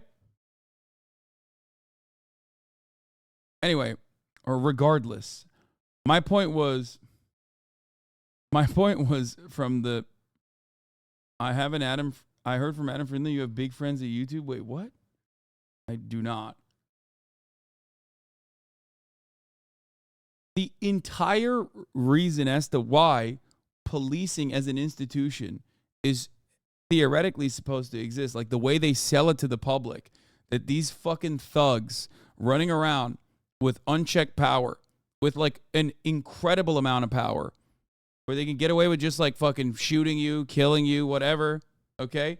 The reason why they can do that is because they're supposedly diving in front of bullets and even dicks when rapes are happening. You know what I mean? Like, that's what they're doing. They're just like diving in front of bullets all the time, right? That's what they're supposed to be doing. If they're not doing that, if there's a crime happening directly in front of a fucking cop and the cop is not stopping that crime, by the way, look to San Francisco, for example, for a great, for wonderful examples of this that happens literally in broad daylight all the fucking time, which breaks the brains of all these like Silicon Valley tech guys, okay? Then what good are you doing? Why are you getting paid? Why do you have a salary? Are you getting paid to fucking sit around in a subway waiting for like a 14-year-old to jump the fare so you could beat the shit out of them and arrest them while, you know, playing Pokemon Go in between? Like, what's the deal here? Why do you have a gun then? Why are you allowed to use your gun? Why do you have a gun?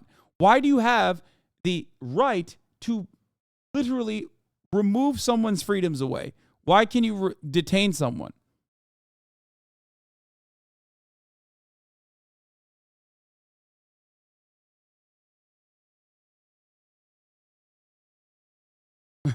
They got the guns to shoot down the Pokemon.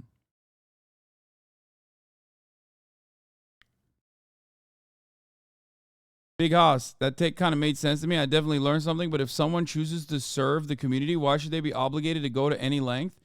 Brother, the job requirement is putting your life on the line. Now, this doesn't extend to like every circumstance, okay? It doesn't extend to every single circumstance, all right? It is within the bounds of reason, and that vagueness can exist. This law, on the other hand, turns that vagueness into anytime a cop is afraid or claims that they are afraid. Just like on the other side, if we're talking about the offensive freedoms that cops have, right? The freedom to kill someone who is running away, for example, then it's already also allowed legally for them to just shoot to kill. Because as long as they are personally afraid for their own lives, they're allowed to kill someone that is unarmed. And they will not get in trouble for it. So we're burning the candle on fucking both ends. You know what I mean? It's crazy. Like, they have, as long as they are personally afraid that the other guy is going to kill them or other people, okay, they can shoot and kill you even if you're running away. And as long as they're personally afraid, they can also get away with just not doing their job. There needs to be some consideration there for like their personal fears. I'm sorry. Oh, I'm a scaredy cat.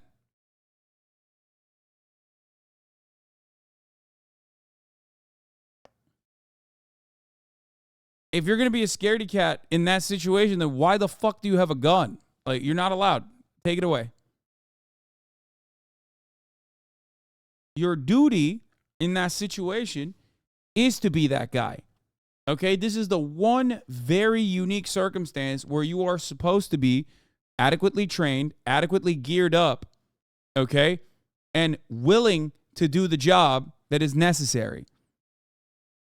That's your job. That's literally your job. Your job is to stop a murder from occurring right in front of your fucking eyes in broad daylight. Okay?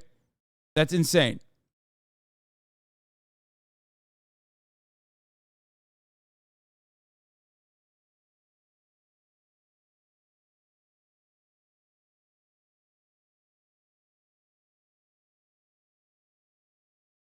Yeah, I can definitely see that. So they should not necessarily have to go to any length, but they do have to help. Thanks for clearing that up for me. Oh my God, dude. I don't know why you're trying to debate lord me, okay? This basically solidifies that they don't have to do shit. Do you understand? This is why it's unacceptable.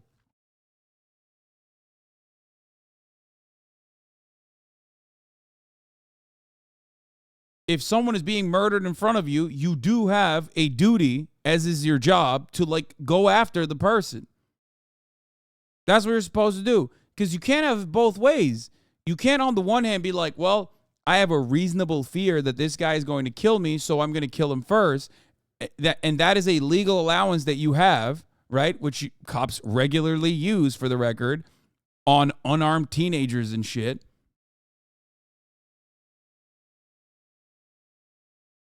Bro, live in a gated community to be acting like this? What do you mean? You're saying that guy must be?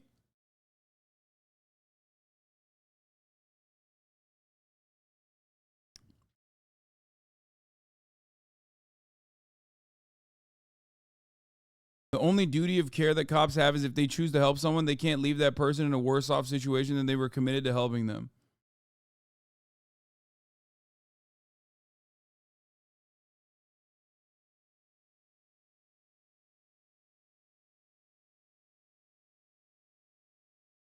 Yeah, also, isn't there a law where doctors can't avoid helping someone medically if they see something they have to help? I don't know about that.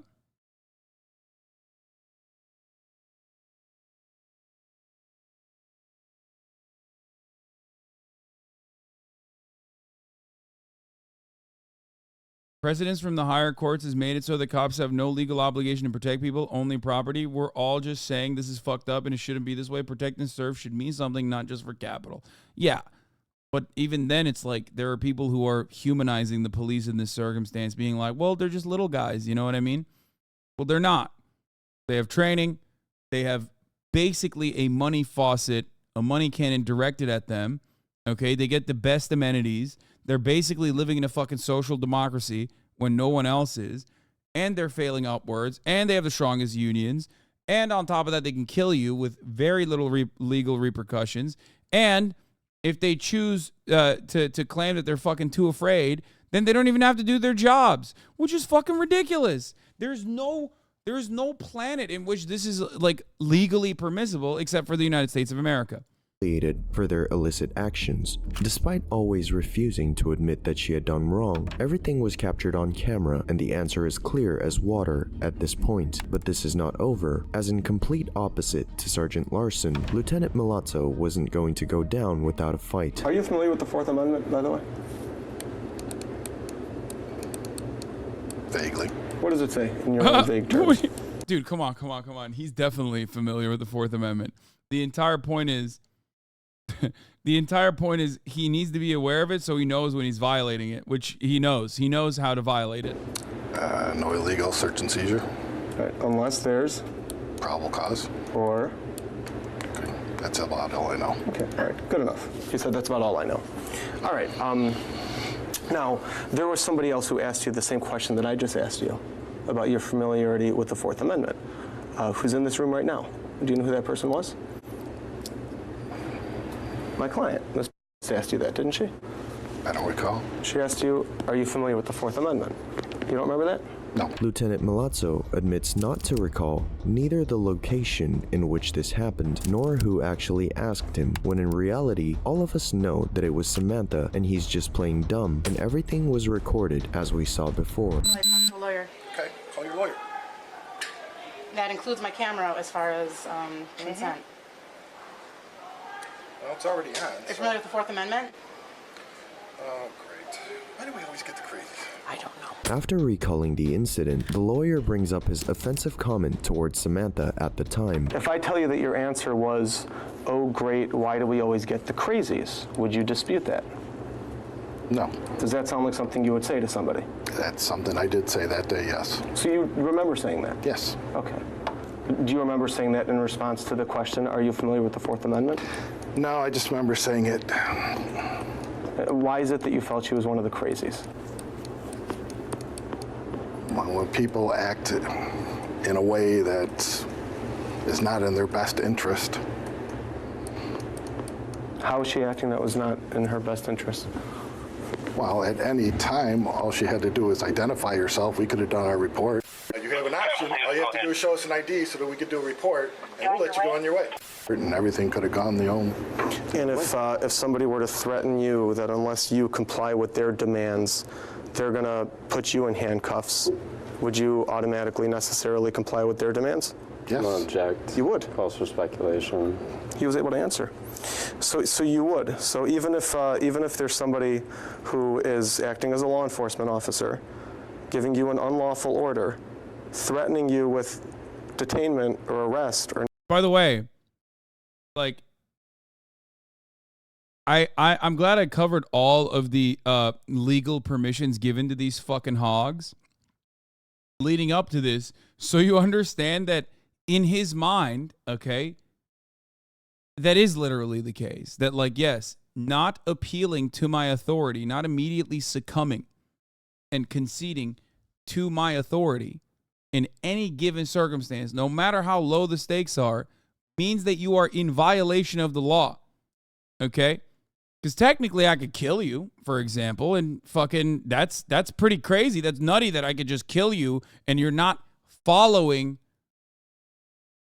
my authority. You're not following the words that I am speaking to you. Okay? Because that in and of itself is insane. You're belligerent. How do you not follow? How do you not listen to a cop? For 90 days jail, if you don't comply with their unlawful demands, you would still comply? Yes. Alrighty. Is that what you expected her to do, to comply? Yes. Having heard multiple times the need for a person to identify himself when requested by a police officer, the lawyer then decides to question Lieutenant Milazzo further in the topic. Is there a law that requires people to identify themselves when requested by law enforcement?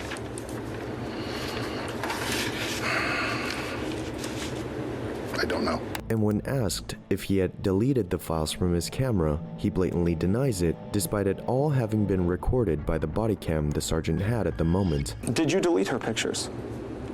No. Who did? Don't know. You don't know who deleted her pictures? No.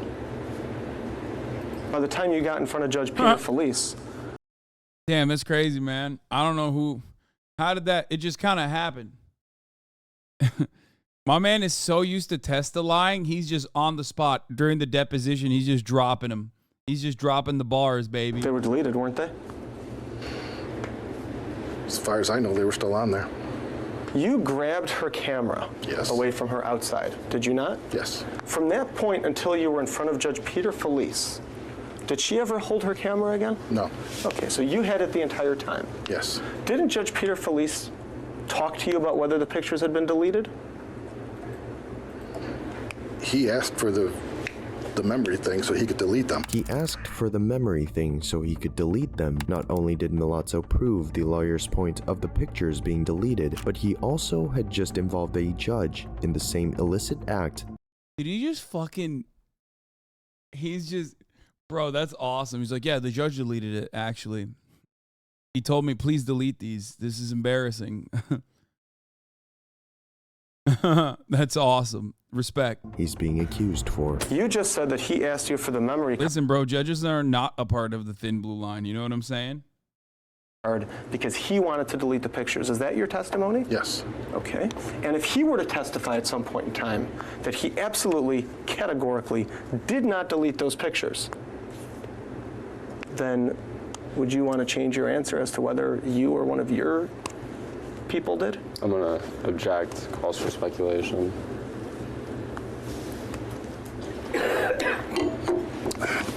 No one had custody of the camera but me. Okay. Would it have been lawful for you to delete her pictures? I don't know. But what do you think?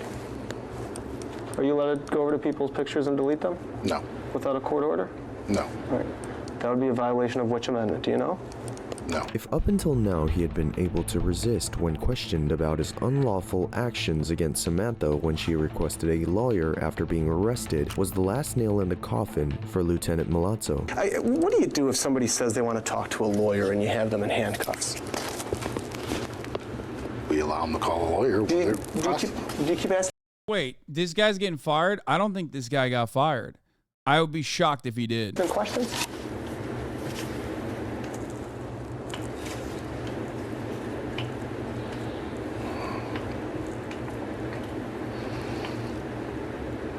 Depends on the case. Oh, I got you. Okay. Tell me the case in which you would continue to ask questions of somebody in custody after they ask for a lawyer. If we're doing an investigation, we're going to ask. I got you. Okay. Do you know which amendment it is that allows people to demand a lawyer? Do you have any idea? No. Have you ever read anybody the Miranda rights? No. You've never read anybody their Miranda rights? No. Have you ever arrested anybody? No. Other than Ms. Berquist? No. Wait, 27 years? He's never arrested anybody? Wait, what's happening? What?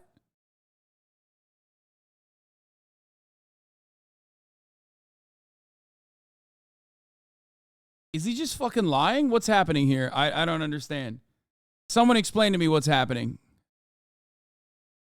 Desk cop? Employee of the decade?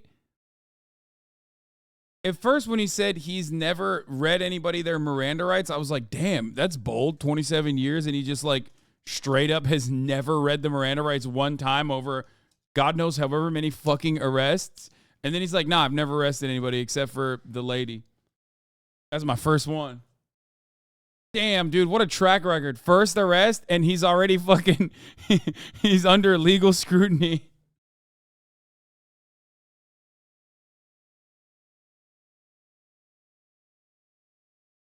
Oh for 1, baby. Shit's fucked up. And you don't know the Miranda rights? Not offhand, no. All right. Bro, you've watched a TV show. Like, I've given up on, like, other cops teaching him, maybe on accident, over the course of, like, his 27 years on duty. He's watched a show. Like any show. Like one TV show. That's it. On accident, you will hear it. Like, he's watching a TV show. He's like, what is that thing that they're saying? And he like turns to his wife. He's like, hey, notice how the cops are saying something right before they arrest? Right before they put the fucking handcuffs on the person? How silly. Why are they doing that? What is happening? They're like, I never really understood why they do that in the movies. Is that normal? I'm supposed to do that? That's weird. When you arrest somebody, do you have to advise them that they have the right to remain silent? Yes. Do you have to advise them that they have the right to an attorney? Yes. Oh my God, he didn't know what that was called. Dude, stop.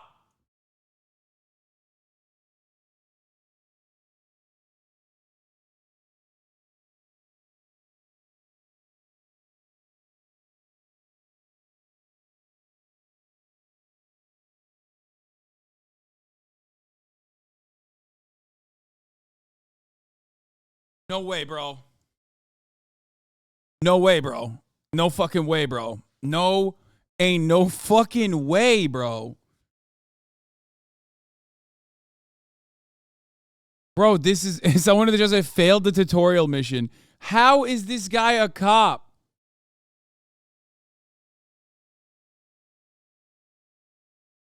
What is happening? Like, this isn't...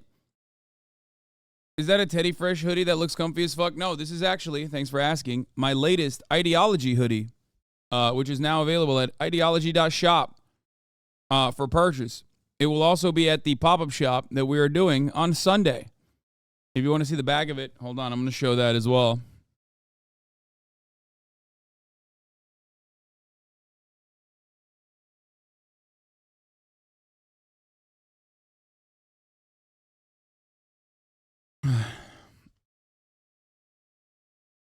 Full cam, dude. Once again, the fake roleplay cops in GTA know more about being a cop than most cops. I mean, I know. You guys keep saying hashtag ad. Meanwhile, at the top of the hour, there's literally a 3-minute ad break. If you no longer want to see those ads, all you need to do is subscribe for $3.24 for the month of September, or for free with a Twitch Prime, or by getting gifted a sub. Okay, here is the 3-minute ad break now.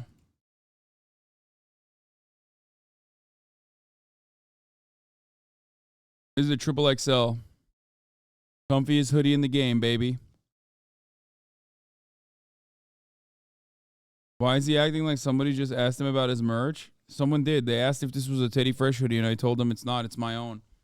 Ideology. This is your brain on ideology.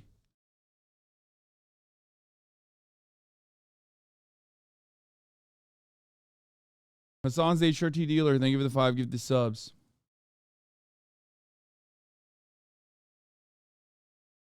Yeah, here, I'll show it to you right now, actually, during this ad break. Heard you like ad breaks. So I put an ad break in this ad break. You know what I'm saying? New fried brain hoodie. That's the back. This is your brain on ideology.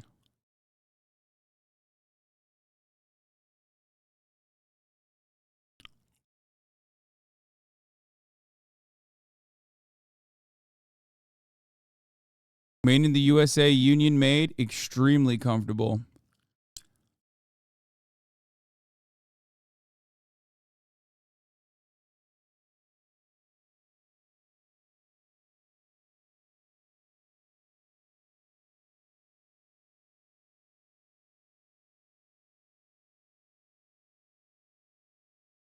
This is my like little pet project on top of this is my design. I mean, I didn't design, like I'm not the one who illustrated it, but this was the design I wanted to go with, just like the other ideology design from the old Dare ads, the crack cocaine one. It is not oversized. I'm wearing a XXL.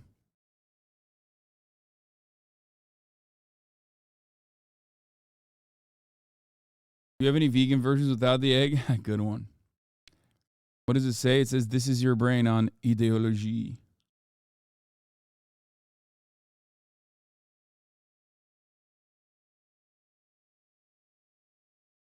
I checked the proceedings, and it actually was the judge who ordered her SD card to be wiped, which is wild.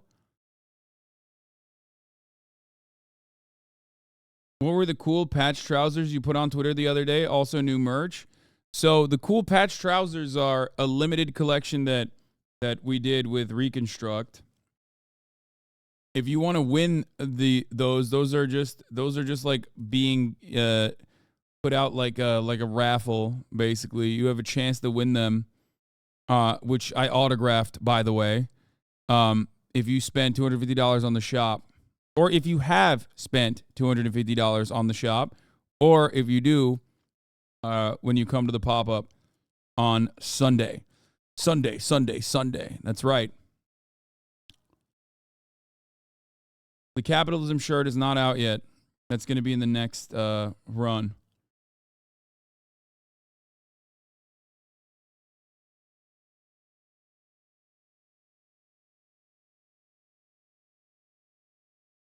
Yes, they are unisex. The camo, why do you have so much camo in the merch shop? Because the reason why we have so much camo in the merch shop is because that was the last collection that we put out.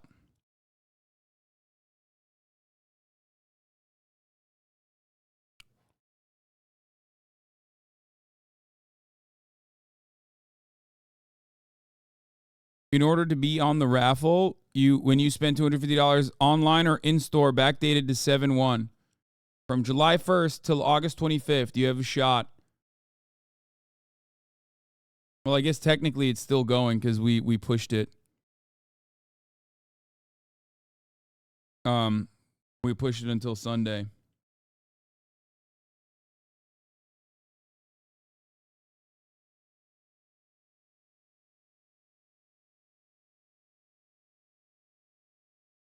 The bottom of the hoodie does not cuff tight, no.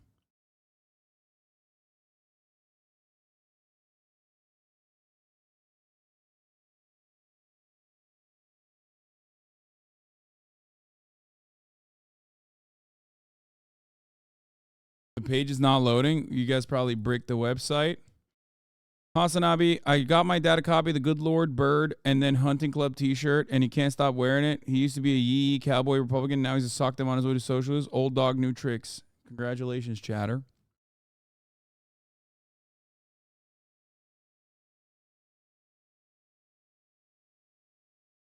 The web design on the website is specifically this way on purpose. That's why we did it. We changed the website out every collection. I wanted it to be like this. Camo hoodie helped me get a girlfriend. 10/10 recommend. Hell yeah. Anyway, let's get back into it. Do you have to advise them that if they cannot afford an attorney, one will be provided to them? Yes. Okay. Now, what if somebody says, yes, I want to talk to an attorney? Do you get to keep asking them questions? Or do you have to call a lawyer for them before you want to ask any more questions? I don't know. You don't know? You don't know if you're allowed to keep asking questions of somebody in custody after they ask for a lawyer? No. How long have you been employed at Cook County Sheriff's? 27 years. 27 years. I imagine you only became a lieutenant recently? No. How long ago did you become a lieutenant? 22 years ago. You've been a lieutenant for 22 years and you don't know the Miranda rights? Yes. The case remains open, but this is immaculate evidence proving how wrong the police officers were against Samantha. If you enjoyed this video, watch this one, and we'll see you next time. Cops? A corrupt cop realizes, damn, this guy popped off with another one. A corrupt cop realizes his career is over. So we found out that they actually lost. Like, the cops lost the case, or at least they settled for 15 grand, which is not a lot. But catching a drunk cop, dude, I love these. I love these like bad cop videos. This is like my crack cocaine straight up. So many of them actually are just drunk though. That's what it is. Drunk with power, and also sometimes just drunk with Budweisers, as a matter of fact. And law enforcement officials have the duty to keep people safe, and they wrong. They take an oath to protect those who need it, but some of them don't seem to care. Here is one of the most shocking and disturbing cases I've ever seen when police officers arrest an innocent and defenseless disabled man. Kenneth Skeens is a former Albuquerque police officer who was involved in the unlawful arrest of a disabled man who was at a Target store, and because he had been taking too long to purchase his groceries, the staff decided to call the police on him. Go ahead and grab all your money. Let's walk out, okay? Take your money out. Do you want to walk? Let's walk you, or do you want to walk? Go ahead and put your money out there. I'm going to move this back, okay? Just come with us, okay? You gotta go. Gotcha. After seeing him struggle, the officers approach the man and demand he take all of his money and come with them. The only thing, however, is that the customer is disabled. His slurred speech is noticeable, but the officers seem to not care. You're coming with us now, okay? So go ahead and grab your money, sir. We'll walk out, okay? Go ahead and pick your money up. Okay. So we're going to pick your money up for you. Do you want to walk? Let's walk you out. We're leaving, okay? And we're going to pick your money up, okay? You're going to issue the criminal trespasses that you can't come back to the city, okay? I was just getting my money out. So go ahead and grab your money, sir. We'll here's your money. Put it in your pouch. So we're going to grab the money for you, okay? We're leaving, okay? The officers grab the customer's money as he tries to explain he was just making a purchase. They are seen talking to the customer at the same time, which can be confusing to the disabled customer to catch on to. Not only that, but everything that follows could have easily been avoided had the officers just helped him right away to purchase what he was buying. That's okay. Come back and walk out, okay? I'm calling 911.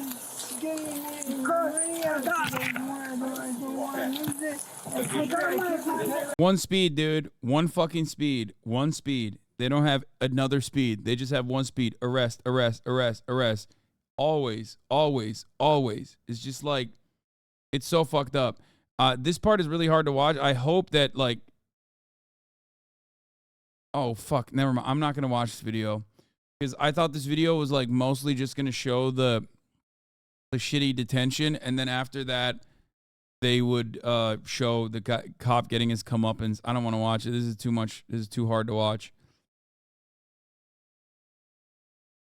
Corrupt cops are everywhere, but what happens when they actually get caught? I can't believe what you're telling me. Here are 5 shocking examples of when evil cops realize they're going to prison. I love that there are so many fucking cops that go to jail for being insane that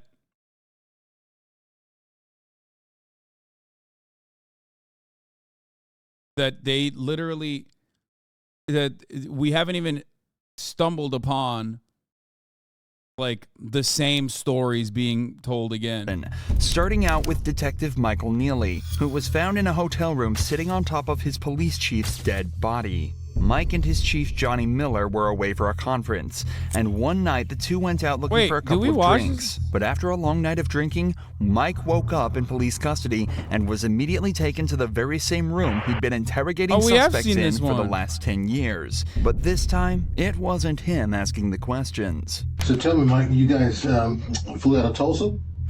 Yeah, they were having a brotherly tussle. And we've seen the Steph one too. The Steph one was a JCS one. Oklahoma City, okay. And to Pensacola? Yep. Was it a direct flight? Nope. Where'd you guys? They were just wrestling. All right, and then from there? Got to the hotel and that's it. Mike is keeping all his answers short, which is a good idea in this situation. But it's up for debate whether it's because he knows it's the best move or just because he's still extremely hungover. Any problems or anything going on at crowd? Just normal dinner or what? Just normal. Any drinks there or just dining with? A couple beers. Was it a early dinner, late dinner, or what? Pretty early. It was, I don't think it was dark yet. Tell me what you guys did once you got back to the hotel. About it, just watched football game. That was a Dallas game starting. Mike said the night consisted of a football game and a couple beers, but in reality, things went much further than that. Tests reveal that both men's blood alcohol levels were around or above 0.3. To put that in perspective, a level of 0.4 is widely considered to be a fatal dose, and 0.3... Bro, these guys, you can't help but respect it, okay? These guys are doing new things in the field of blood alcohol content, okay? Like these guys are, they're pumping 0.3 on a minimum. Every cop video that we watch, they're teetering along the edges of alcohol poisoning that leads you to death from respiratory failure. What's going on? These fucking piglets, man. I feel like we're learning a new thing about cop phrenology that we did not know before, which is that cops, on top of having, thumb-like skulls and yada yada, they also have this unique ability to just like withstand blood alcohol levels that the average person would die under. It will likely result in alcohol poisoning, a condition that can lead to death and loss of consciousness. Either way, both men will have been completely out of control of their own emotions and actions, likely leading to the horrifying events that occurred that night. Do you remember hotel staff or hotel employee coming up and telling you guys to keep it down? I don't remember that. So what is the last thing you remember as far as that evening until the football game? I mean, I know you're asking me questions, but can I ask you a question? Absolutely. Okay, homicide. Who is dead? Dead. Dead. Yes, sir. I guess I probably don't have anything else to say then. I've got nothing to say to you. Mike was in. Oh my God! No wonder why they're so afraid of fentanyl, dude. Awfully suspicious that they're afraid of fentanyl because like they have so much blood alcohol. Like, they have so much alcohol. Awfully suspicious. They don't want to be around lighters either because they're afraid that they're just going to engulf in flame. Just like can't be around lighters and can't be around fentanyl, okay? I'm not trying to die. That's why, bro, that's why they get panic attacks? Yeah. I got panic attack. I'm around fentanyl and I'm drunk as a skunk right now, brother. I'll fucking die. Feared for my life. Initially told he was brought in for a homicide investigation, but only now told that it's his police chief Miller who died. Remember, Mike was so drunk last night that he almost certainly doesn't remember a thing. So knowing how bad his current position is, he decides to invoke his right to silence, telling the cops that he's got nothing else to say. But these are trained detectives, and they're about to put all their years of experience to work. Michael, you've been charged with second-degree murder. Okay. I had no idea what I was being charged with. Yeah, you're being charged with second-degree murder, and you're fixing to be booked in the Escambia County Jail with no bond. And we've already notified your wife. Okay. And the victim, yes. I'm assuming. Yes. Okay. You have any questions for us? I mean, I've got 1,000 of them, but I mean, really doesn't make it. Well, I mean, sure it does. I mean, if you want to talk, we'll sit here and listen to you talk. I mean, we'd love. Kind of fucked up that they wouldn't blur my man's feet, but they blurred his knees. I don't know what's going on there. I know what the heck happened. But I mean, that's up to you. I mean, we'll answer your questions, in return. So I would love to know what happened to, Well, I mean, do you want to continue to talk to us? If you do, then I mean, we'll tell you what happened. I mean, I would love. I would like to know what happened. Because I'm telling you, I don't have any memory of any of this shit, and I'm shocked. Do you want to continue talking to us? Yeah, I mean, I'll continue to talk. I'd like to know what happened. The detectives used two techniques here to persuade Mike into staying with them. First, they're reminded of the position he's in, almost threatening him with the punishments he's immediately facing. Then they ask if he has any questions for them. Obviously, given that they know Mike has no recollection of the previous night's events, he'll be scrambling to figure out what happened and if there's any way out of it for him. Imagine you woke up in a jail cell being told you're going to prison for killing your boss while blackout drunk. You do everything you could to piece together that night's events. Mike is now starting to realize that's his only option. Watch how his demeanor changes as he starts to almost join in his own investigation. I'm trying to get you to figure out what's the last thing you remember. Mm-hmm. And if the last thing you remember was watching football, do you remember drinking? Yeah. Okay. Were you drinking the vodka? Yeah, I drank some vodka. Okay. Yeah. So, Well, the first call came a little bit after 6, I believe. One of the guys that was in the room next to you didn't say you guys were arguing, just being loud, just laughing, yelling, probably. So the next noise complaint came out about 9 minutes till 10. This time he can't get anybody to come to the door. All he hears, he's knocking. He hears just grumbling, grunting, uses his car to get in, is on the ground between the bed and the wall. You are sitting on his chest. His face is beaten. The statement that was given by the second noise complaint could hear a male saying, "Mike, stop, Mike, stop." And then it just went quiet. Mike reiterates that he's got absolutely no memory of this and had no animosity towards Miller at any point. However, he also doesn't show remorse at any point. He just sits there confused and quite obviously only concerned for himself, repeating that he just can't believe what happened. The officers detail a little more about Miller's body and try desperately to get Mike to remember anything at all about the events. But he just... I mean, listen, brother, he's a cop. When he blacks out, it's just automatic, right? And when you black out, you automatically do a murder. Well, chalk it up to being a cop. See what I'm saying?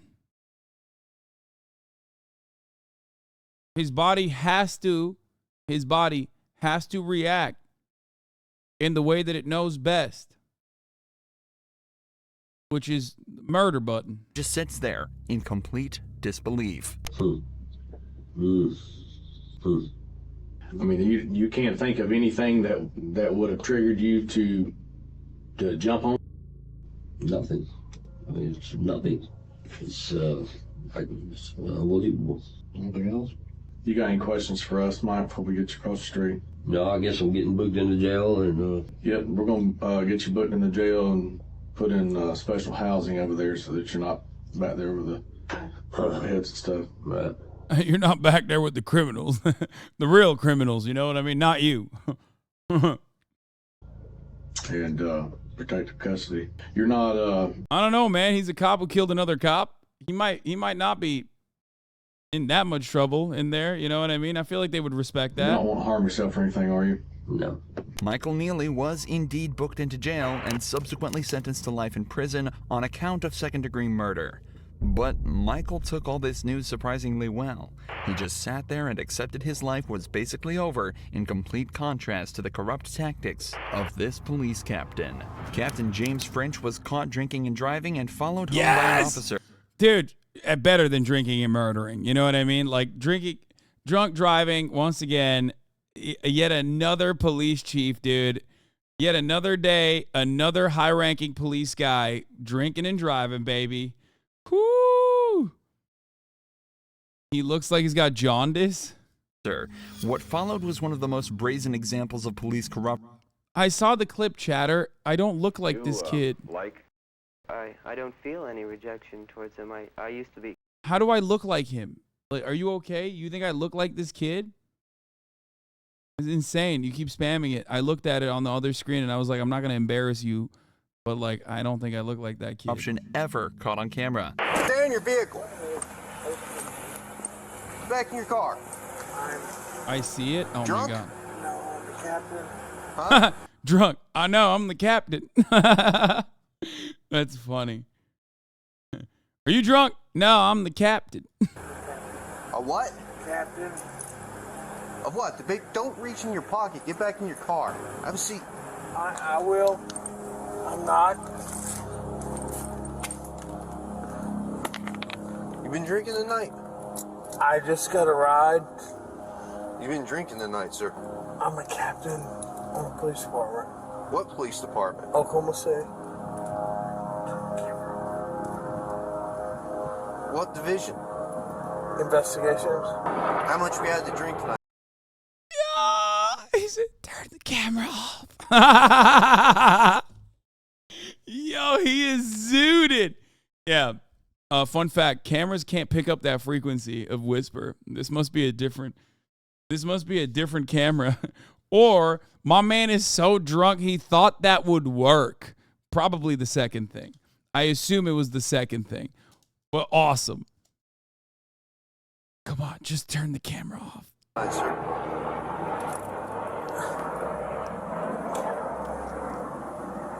Please. Huh? I'm not turning my camera off. Okay. What? He laughed in his fucking face. I'm not turning my camera off.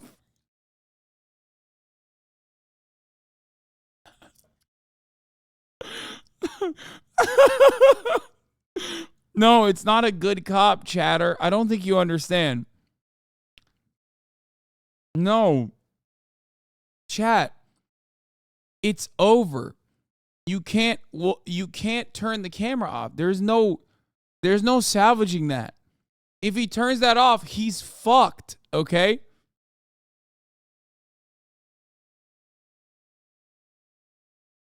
If he knew ahead of time that this was like a captain, like a police captain, maybe he wouldn't have approached it like this, but even then you have dashboard footage. You can't, like, it's just like the other situation in New Jersey where the cops are like, listen, we don't want to do this to you, but like, you're fucking cooked. Like, we're cameras on. Like, I can't do anything. This guy isn't just drunk. He's absolutely hammered, even to the point. They turn cameras off every day. Yeah, brother. They do. Before they fucking go into, like, apprehend someone. You know how many times they actually, first of all, here's some fun facts. Usually, I mean, this changes by jurisdiction to jurisdiction, but I'm pretty sure you get, as soon as you turn your camera off, the camera doesn't actually stop recording, okay? The camera is always on 30 seconds before and 30 seconds after. The camera is actually turned off. So cops have literally gotten caught turning their camera off to plant evidence and then only to go back and be like, I found evidence. This happened in Baltimore before where it's like automatically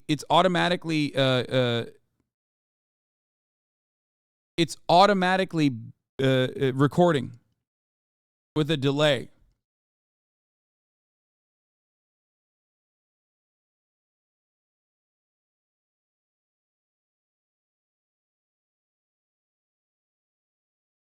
Yeah.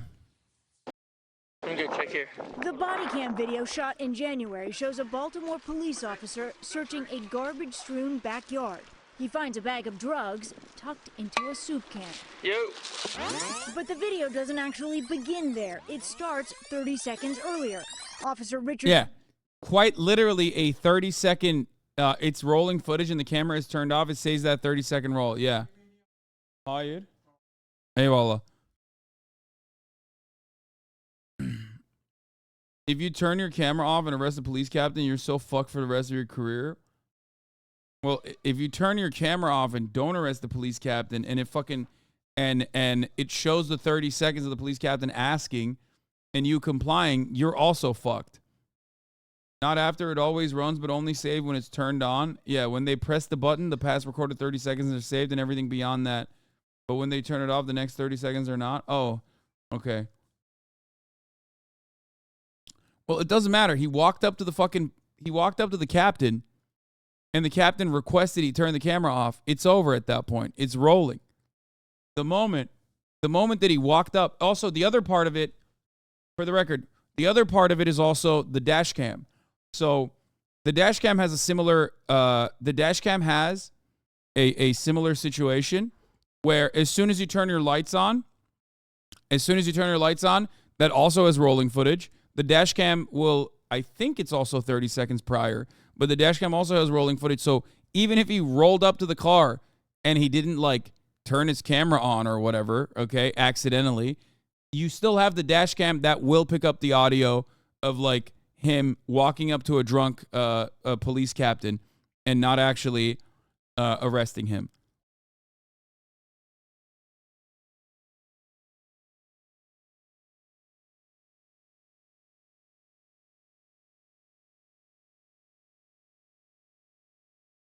$30 more minutes. See y'all in a few hours for OK Nud. What?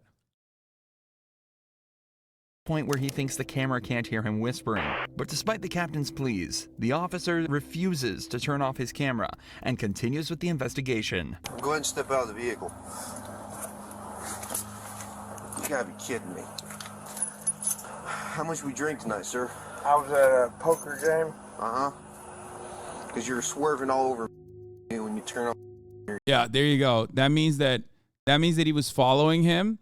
He was swerving all over, which means that the fucking dash cam footage would reflect that, which means that if he walked over there with his camera off and then didn't end up arresting him, like, that would be pretty suspicious. Signal.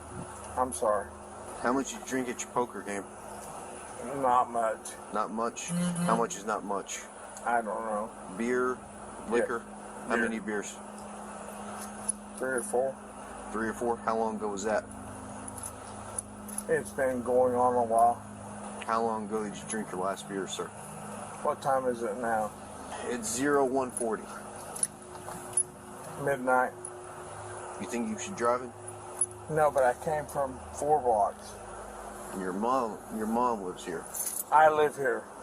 You live here? Yes. Come over to the rear of your vehicle. Okay. You got any weapons or anything on you? I do not, sir. Those must have been a strong few beers, as not only was he stumbling over his words, but apparently also swerving across both lanes on his way home. The captain is then searched and told to stand in the open where he's tested on his balance and sobriety. Hands down by your side, please. Look straight ahead and you see 15-minute cities would have saved him. Drove 4 blocks instead of walking. Yeah, that's nuts. I mean, he's probably exaggerating. He's probably lying. He probably drove longer than 4 blocks. But if it's 4 blocks, that's offensive, okay? You tip my pin, sir? I do. I want you to follow tip my pin without moving your head, okay? Come over here where it's a little bit more level. I'm going to demonstrate for you first. While I'm demonstrating, I want you to stand with your feet together, hands down by your side, just like this. All right, sir? What's your name? Matt French. Matt French. Mr. French, stand just like that for me. When I tell you to begin, okay, I'm just going to demonstrate for you first. I want you to pick a foot of your choosing. It doesn't matter if it's your left or your right foot. I'm familiar. And I want you to lift it approximately 6 inches off the ground. And while you look at your toe, I want you to count by 1,000. It's 1,001, 1,002, 1,003, 1,004, 1,005, so on and so forth until I tell you to stop. At any point in time you lose your balance or your foot touches the ground, just go ahead and pick your foot back up and continue to count, okay? Do you understand these instructions I've explained to you, Mr. French? You may begin. 1,000. Ooh. Ooh. Keep Sir, going. can you turn that off? I cannot, sir. Please. I know you're aware of our body cam policy. You know I cannot turn off this body cam. I do, but I'd like to talk to you. I can't do that, sir. Please. Are you going to do the test or not? Will you please talk to me? I'll talk to you once we're done. You can turn it off, you can turn it on. I can turn it off once I'm done with my investigation, sir. Okay. I'm a captain on this police department. I understand that, sir.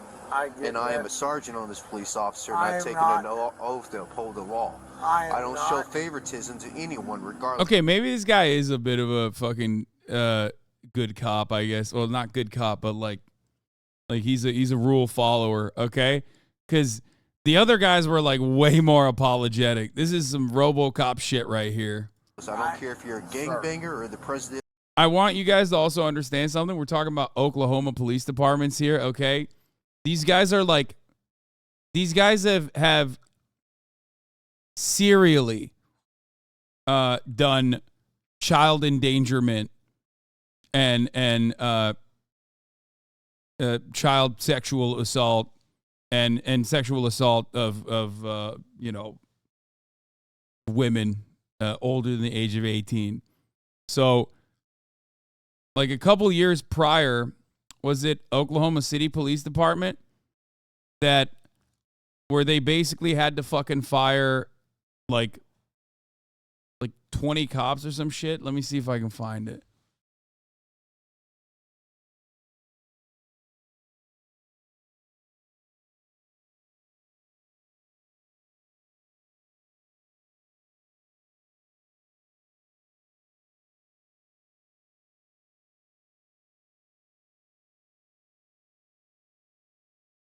Oklahoma County DA dismisses criminal charges of 7 police officers who shot and killed 3 people. Okay, that's not what I'm talking about. What was it? It was around the Daniel Holtzclaw situation where Daniel Holtzclaw went to prison for being convicted of multiple counts of rape, sexual battery, forcible oral sodomy, and other sexual charges while working for the Oklahoma City Police Department. But after he went to prison, they fired like 8 other fucking cops. This is actually a really weird case. If you guys remember.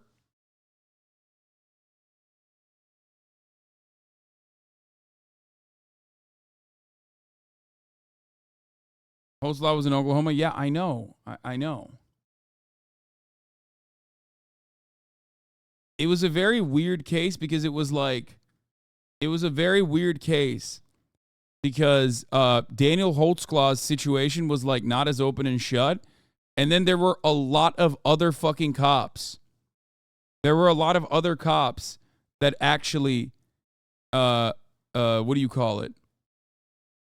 That had actually also been fired later down. A couple years later. Like it almost seemed like it was a fall guy or something. Yeah, there was a bunch of victims, and some of the victims described very different people than Daniel, and yet they clapped him. They clapped him for all of the victims.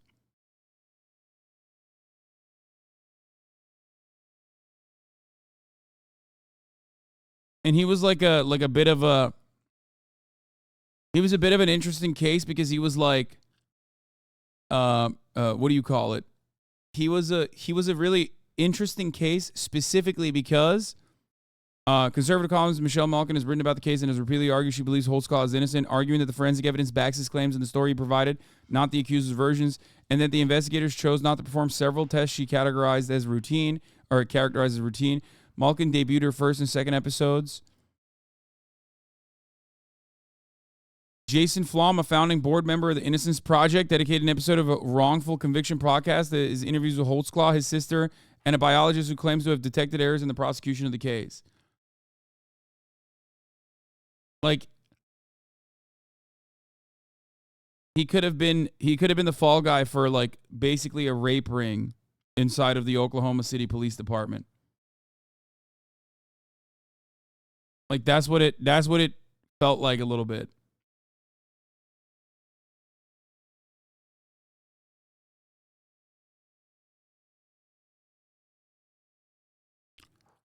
Especially because they fucking fired they fired so many cops.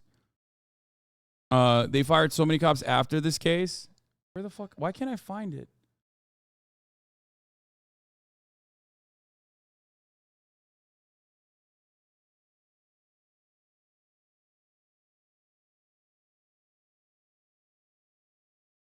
Not charged, but fired.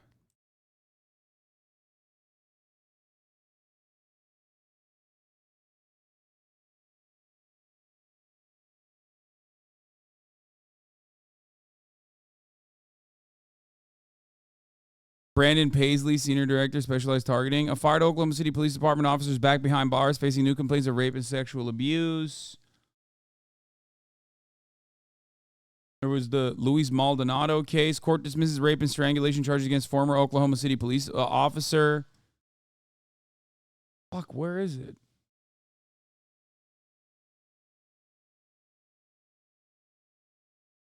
It's a really weird... Oh, here. This is what I was looking for. Hundreds of officers lose licenses over sex misconduct. I think this is the one, right? Flashing lights pierced the black of the night, and big white letters made it clear it was the police. The woman pulled over was a daycare worker in her 50s. She would later tell a judge she splayed outside of a patrol car for pat down, made her lift her shirt to prove she wasn't hiding anything, then pulled down her pants, and the officer still wasn't convinced. Shone his flashlight between her legs. In a year-long investigation of sexual misconduct by U.S. law enforcement, the Associated Press uncovered about 1,000 officers who lost their badges in a 6-year period for rape, sodomy, and other sexual assault. Sex crimes that included possessions of child pornography or sexual misconduct, such as propositioning citizens or having consensual but prohibited on-duty intercourse.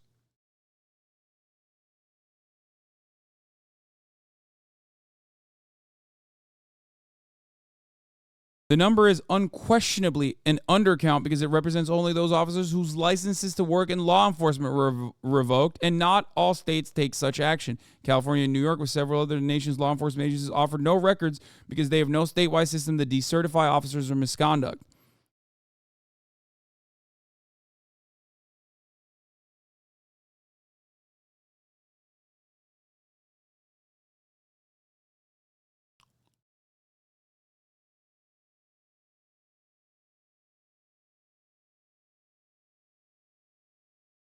One of the 13 women who say they were victimized by officer, former college football standout named Dana Holtz called. The fire cop 28 has pleaded not guilty to the host of charges.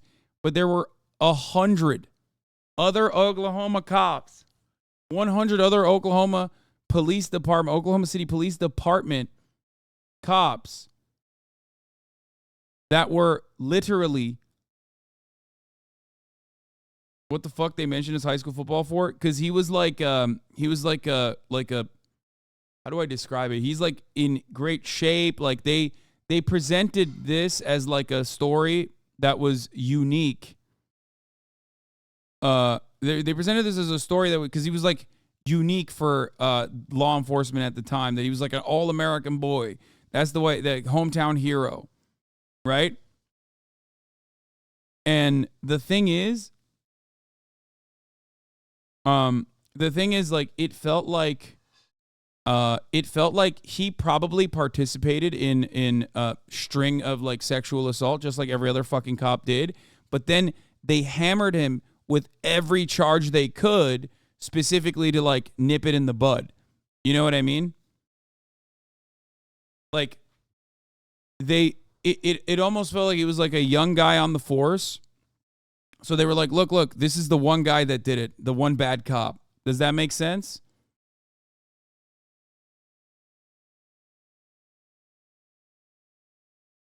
But it's nutty. In the United States. Sir, I'm not asking you for that. If I was to treat you differently than I was to treat like some Southside loco or some pedo, how's that look on me? Okay, I'm not asking for that. Because I wouldn't do that for any of them. Even as the captain begs him to turn his camera off and just talk, the officer stands his ground and states that he has to treat everyone the same or his job and livelihood could be at risk. He's showing a fantastic amount of integrity that unfortunately we don't get to see too often, likely due to people like this trying to pull rank. They then continue with the third and final test, involving simply walking heel to toe for 10 steps. All right, anytime you're ready, you may begin. 1, 2, 3, 4, 5, 6, 7,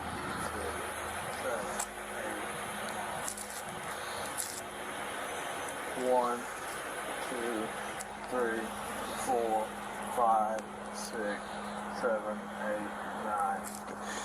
All right, go ahead and turn around for me. Put your hands behind your back. Are you gonna arrest me, sir? Yes, I am. Can I talk to you? Go ahead and put your hands behind your back, sir.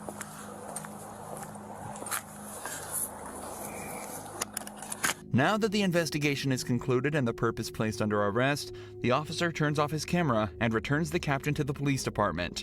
Not only was he suspended from his position as Oklahoma police captain, but he was also hit with the regular punishments for DUI, likely amounting to a small fine and a few months in jail, a punishment that Stephanie Lazarus makes look like absolutely nothing. After decades of investigations, DNA evidence revealed that Stephanie was very likely the culprit of a murder committed in 1986. Because of the high-stakes nature of the case, the detectives made sure to meticulously plan this interrogation. Stephanie was a really successful detective herself, and she had recently received recommendations for her good work on a theft case. So the detectives used this and brought her in under the guise that they needed help with a case. I don't want to talk about this in the squadron because I don't know who people are listening. And if we go to my side, everybody's always wondering what everybody else is doing. Okay. An interrogation room is a strange place for such a conversation to take place, so to put her mind at ease, detectives told her this was the place they'd least be likely to be overheard, as the case details were strictly confidential. Sherry Rasmussen's body had been found at her home after being shot 3 times. At the time, police suspected the murder was a result of a burglary gone wrong, but the case went cold when they couldn't identify the suspect. However, 23 years later, when revisiting the case, detectives found evidence that led them towards Stephanie, a girl who had been trapped in a love triangle. You want me to skip this one because we already saw it? Oklahoma City police fired 44 officers for sexual misconduct. This represents 3.5% of their entire force of 1,235 officers. No, don't skip. Okay. Sherry and her husband, John Rutten. So the detectives decided to bring up John's name to see how she'd react. Were you guys friends, close friends? Yeah, we're very close friends. Yeah? I mean, what's this all about? It's a case we're working on. It involves John, and in there's notes and stuff that he knew you and stuff. Oh, yeah. I mean, we were good friends. Lived in the dorms for 2 years. Was there ever any relationship or anything that developed between you guys? Yeah, I mean, we dated. You know, I mean, what's this all about? Well, it's relating to his wife. Both the detectives and Stephanie have tried to seem as friendly and relaxed as possible around each other, but Stephanie is obviously starting to get very anxious at this point. Even though the detectives gave a somewhat believable excuse. This might literally be the first JCS I ever reacted to, actually. This one was on JCS. I think this literally might be the first ever JCS I reacted to. She is now in an interrogation room faced by 2 detectives being questioned about a girl she supposedly murdered 20 years earlier. Banger. Her breathing has become faster and her language is defensive, and her movements have become more erratic. And you're right. I mean, if you guys are claiming that I'm a suspect, then, you know, I got a problem with, you know, with that. Okay. Okay? So, you know, if you're doing this as an interrogation, you're saying, hey, I'm a suspect. Well, now I got a problem. Her eyes. Now you're accusing me of this? Is that what you're saying? Obviously, you know about all the DNA stuff and things of the nature that, you know, gets done on cases nowadays. You know, if we asked you for a DNA swab, would you be willing to give us one? Maybe. Because now I'm thinking I probably need to talk to a lawyer. Stephanie chooses to provide DNA evidence, hoping her willingness to help out would ultimately prove her innocence. But unfortunately for her, just 5 minutes later, the detectives decide they've heard enough and put her in cuffs. Months later, after a long and arduous trial, a decision was made by the jury. We, the jury, in the above entitled action, find the defendant, Stephanie Eileen Lazarus, guilty of the crime of murder of Sherry Rasmussen. We further find the murder was of the first degree. Stephanie was sentenced to 27 years in prison after being hit with a single felony charge of first-degree murder. But to this next cop, Jalen Fleer, a single felony charge looks like child's play. Oh! I remember this one too.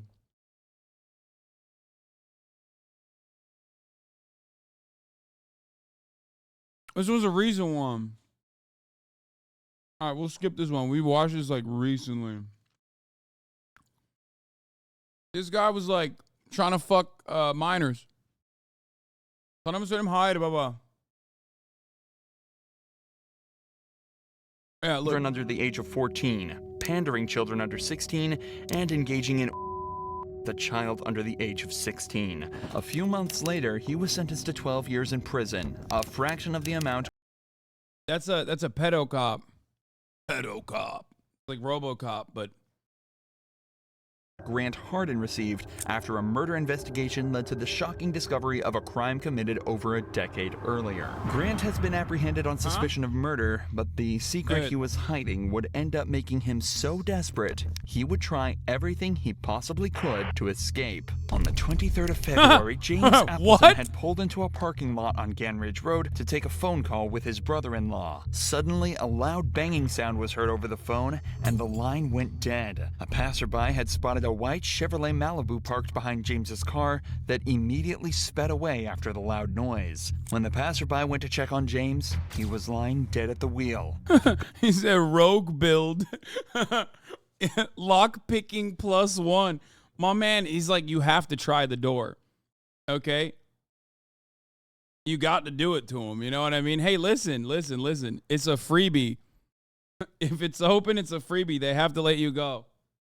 Cop rules. Gunshot wound to the head. Gateway, Arkansas is a small town of 400 people, so the owner of the Chevy was quickly determined to be Grant Hardin, a 50-year-old police officer who had lived in this town his whole life. Later that night, Grant's vehicle was stopped at a police roadblock after taking his family out for dinner, and he was quickly brought in for questioning. But unfortunately for everyone involved, Grant's experience in law enforcement would prove to make this interrogation one of the most excruciating and difficult that Arkansas police had ever had to deal with. I'm Detective Chamberlain. I know we haven't met. James Chamberlain. Okay. Did you used to be a police officer somewhere? Or, I recognized you, but I wasn't 100% sure where I knew you from. But somebody said that you used to be a police officer in Gateway or something like that. Okay. The interrogation begins casually as Detective Chamberlain opens with questions about Grant's career. As they're both police officers, he assumes he can strike an immediate middle ground with him, building trust between them and hopefully getting him to relax so he'd give up information easier. A strategy that he'd soon find out had the opposite effect. Grant is then read his rights, but decides this is where he's going to start making it difficult for the detectives. Here's the thing. I want to talk to you about what you've done today, okay? Can you just take me through when you woke up this morning to when you got stopped by the police out there in, what's the name of that road that you were on? I'm sorry, I'm going to go drop. Gan Ridge? I'm not going to say anything after I've been read those rights yet. Okay. Well, I don't know what's going on. I am kind of sickly to what I'm here for and things. Up until this point, Grant hasn't been told what he's been brought in for, and states that he's feeling sickly, given the circumstances he's been put into. Given his disturbing body language, he may also be feeling exposed and somewhat inferior due to being one of the few instances where a cop at least knows what other cops are like. Because we've watched plenty of examples of fucking cops getting arrested, and they literally always forget. They always forget that, like, the other side are just cops and they're trying to fuck you over, and they just start leaking shit. Because they have this, like, false sense of security coming from the thin blue line, you know? Meanwhile, this guy immediately was like, nope, done this before.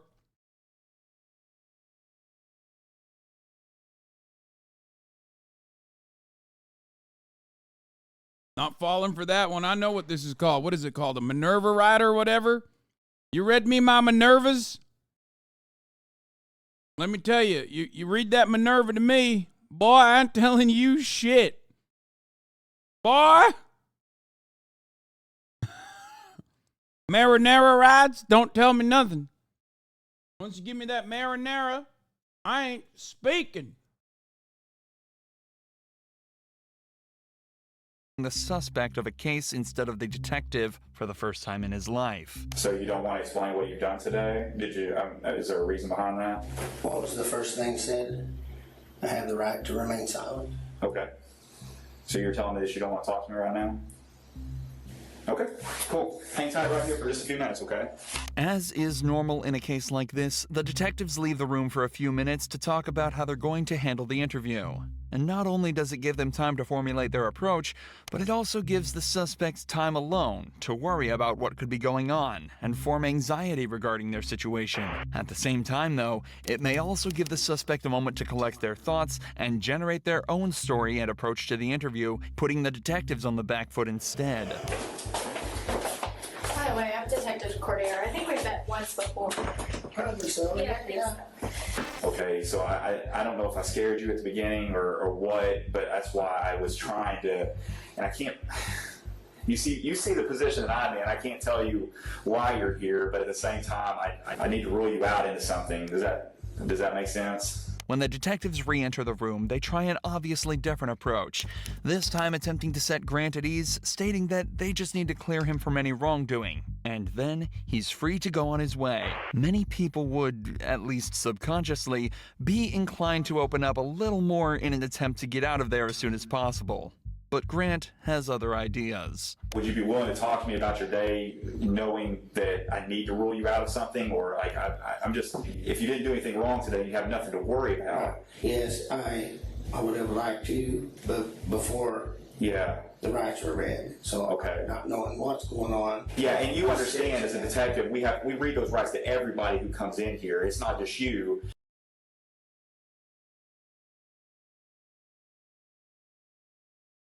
It's funny because it's like they low-key can still, I'm pretty sure, get around that. At least now they can. MHUD says, I had to check in. Yes, there is a lawyer with this name. There's a Miranda Wright. That's awesome. It happens to everybody that walks through this room and talks to us. As a former police officer, Grant is fully aware of all of this. He also knows that staying silent is a right and should not be used against him to imply guilt. So he continues to refuse to answer any questions to try and shake the cops off. I guess my question is this, knowing what I just told you, I guess if it was me and I was, you know, if I was in your position, I'd be like, hey, James, I did this, or Grant, I did this, I was at, here, and here, and I would just be done with it. But at this point, like, I can't clear you from this because you could still potentially be a suspect. I don't know if I'm not explaining it right or what is going on here. It fine. I just have to, once the rights have been read, I have to, it says I have the right to be silent. Yes. Okay. Just tell me this. I know you were a police officer before, right? You're a police officer in Gateway? It's an easy yes or no. Damn! I'm being silent. Well, I can see that. Cold-blooded. I mean, murderer, cop, don't matter. Cold-blooded, baby. Look at the powerful thumb energy emanating from this, by the way. I mean, he's just in that corner. He's planted. We can do this all night. I mean, it doesn't bother me. You're going to continue to be a suspect until I find out otherwise. Okay. Unfortunately for the detectives, Grant is exercising perfect form within this interrogation. Refusing to talk greatly hinders the investigation as a whole and completely prevents the detectives from making progress, all while being completely legal. This is why Detective Chamberlain is starting to appear visibly annoyed and decides to take a break from the interrogation, as letting emotions take control in an investigation like this can be extremely dangerous for the detectives. But once again, this time alone can also give the suspects the chance to come up with a plan. What a plan that is, dude. Ah! The perfect escape. They'll never suspect this.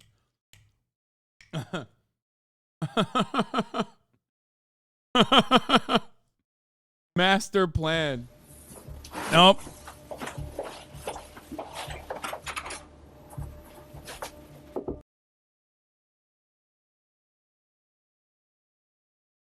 There ain't no fucking way he did that. There ain't no way. What? Bro? I'm sorry. What? Dude, are you joking? I was gonna laugh. I was just making fun of him for trying. Turns out it's a fucking brilliant move. Bro, we're gonna run that back.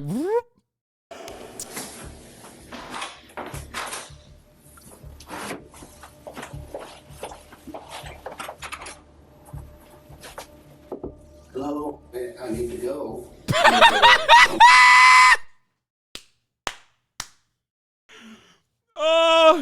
Oh, the second door. Never mind. Okay, persuasion check. Persuasion check. Let's see. Or get ready for work in a little bit. Okay, we'll just have a seat and I'll get it for you. Okay. Okay. All right, thank you. Hey, Wait, what?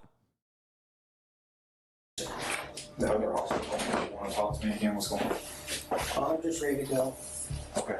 And I'm not ready for you to go yet, so you're not going to be able to go. I've got other things that I'm doing right now, so. I was gonna go. Oh, no, you're not going going to go. Okay. Yeah, no, you're not going to go. But I wanted to. Okay. Perfect. Thank you. Oddly enough, in many other investigations like this, now is around the time where an officer may attempt to come to a decision regarding the suspect. The interview is obviously at a complete standstill and no progress is being made in any direction. Bro, this is, you can't, let me tell you something. You cannot,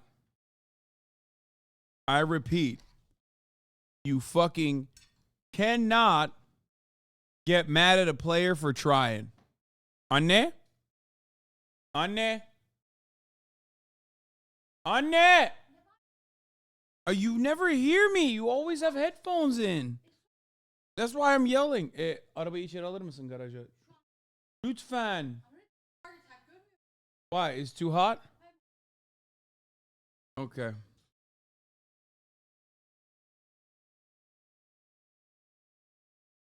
You say, why are you yelling? I'm like, well, you have your headphones in. How you can't hear me?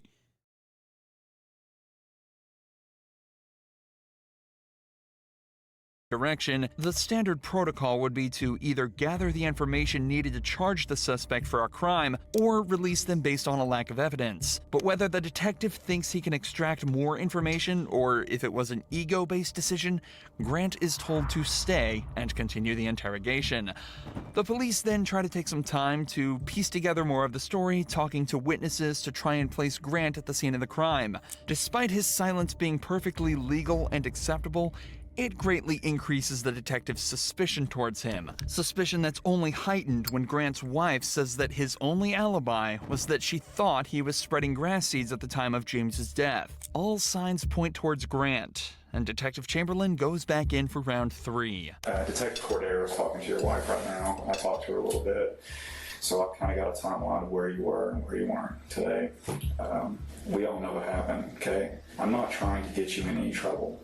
I'm not trying to get her in any trouble. You've got a little daughter, 16, who needs her parents, okay? I don't know if you've had a problem with this guy for a while, and this was an accident, or you maliciously chased him down, or what happened. But if I don't get your side of the story, I won't ever know. We're writing a book. You got chapter 1.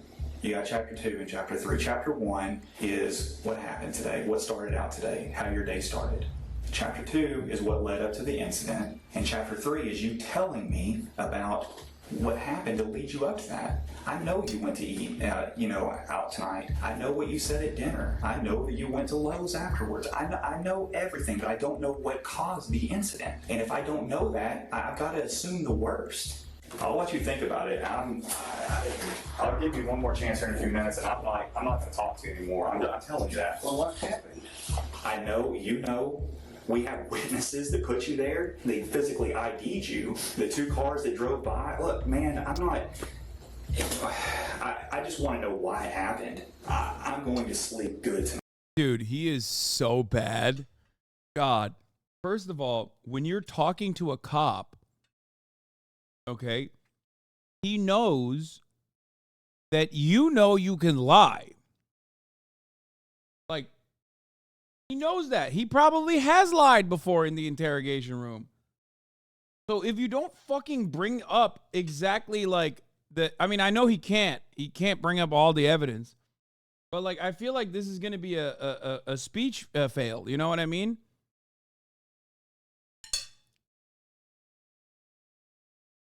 Tonight, regardless. I don't think you will.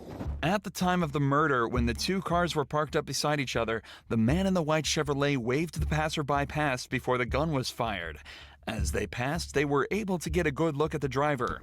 And unfortunately for Grant, it was Andrew Tillman, another resident of the small town who had known him since he was a child, and was hence able to undoubtedly place him at the scene of the crime as the gun went off. Both Grant and Chamberlain know without a doubt what happened to James, but Grant also knows that his only chance of escaping is to continue to remain silent and pray that they can't gather the evidence they need. The detectives are now forced to... Well, by the way, exercising your right to remain silent is so OP. Try almost anything they can think of to get movement out of Grant, starting with allowing him to see his wife and daughter in hopes that it will invoke some sort of emotional reaction within him and get him to talk. Your wife's about to leave. She wanted to give you a hug before she left. Are you good with that? You do. Okay. All right, I'll be back in a few minutes. Thank you. Unfortunately, even this doesn't work. So instead, Detective Cordiero decides to return alone with a more calm and sympathetic demeanor in a second attempt to build trust with Grant. Often, male suspects are more likely to build a subconscious connection with female detectives due to them often thinking that they're less threatening and more understanding. Realistically, this is the last option the detectives have. All right. Get ready to think about laying down up on that desk. Yeah, it's a classic good cop, bad cop, dude. Also, another OP strat. This is the cops' only OP strat that they have. It's the chud technique, kind of like the top of the hour ad break technique, which comes at the top of every hour. It's deployed, whether you like it or not. However, there are things you can do to avoid the top of the hour ad break. That is, of course, subscribing for $5 or for free with the Twitch Prime by connecting your Amazon Prime account to your Twitch account, where you get 1 free Prime subscription a month.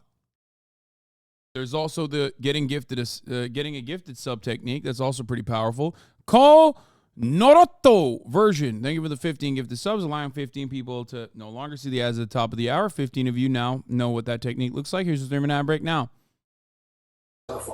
Yeah, I don't know if you'll be any more comfortable up there than what you are now. Can you help me understand how we got to this point? Miss Suze YB, thank you for the 5 gifted.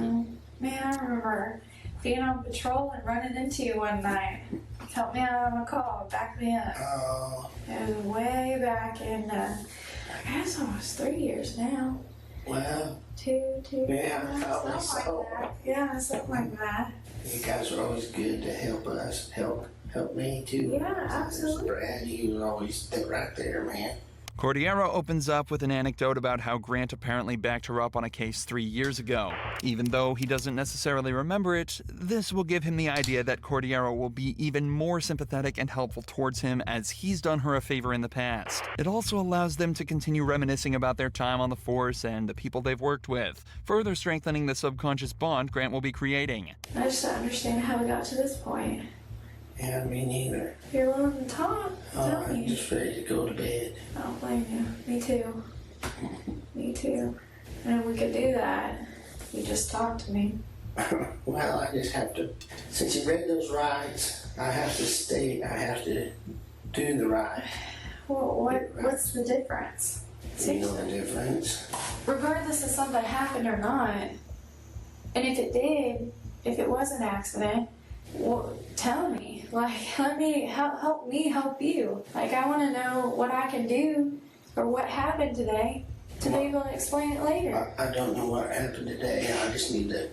You know, people are going to have questions. Your family. Well, I have questions. Well, exactly. So why can't we figure this out together? Cordero is making a conscious effort to use inclusive language, such as, "We will figure this out together." This and her open and expressive body language are both techniques she's using to make Grant feel more relaxed, and as though he's part of the solution, not the problem. She's also making every effort to be nice to Grant, in hopes that maybe he'll finally open up to her, or at least give her a way in. We can start from the very beginning. I mean, I know you probably slept in because you work nights. I work nights. Trust me, I worked nights for almost 4 years. I understand how that sleep schedule is. yeah, I was asleep, so So, messed up. did you sleep in today? Yeah, I bet you did. You could have got to work tonight, huh? Yeah. Yeah. Bro, this is not a rewatch. Shut up. It's not a rewatch. I don't think we've watched this before. I don't remember this. What time did you get up? Noonish. Around noon. That's usually what time I got up too. Did you watch anything good on TV? Usually that's what I do. I'd eat and watch TV. I'll woke myself up a little bit.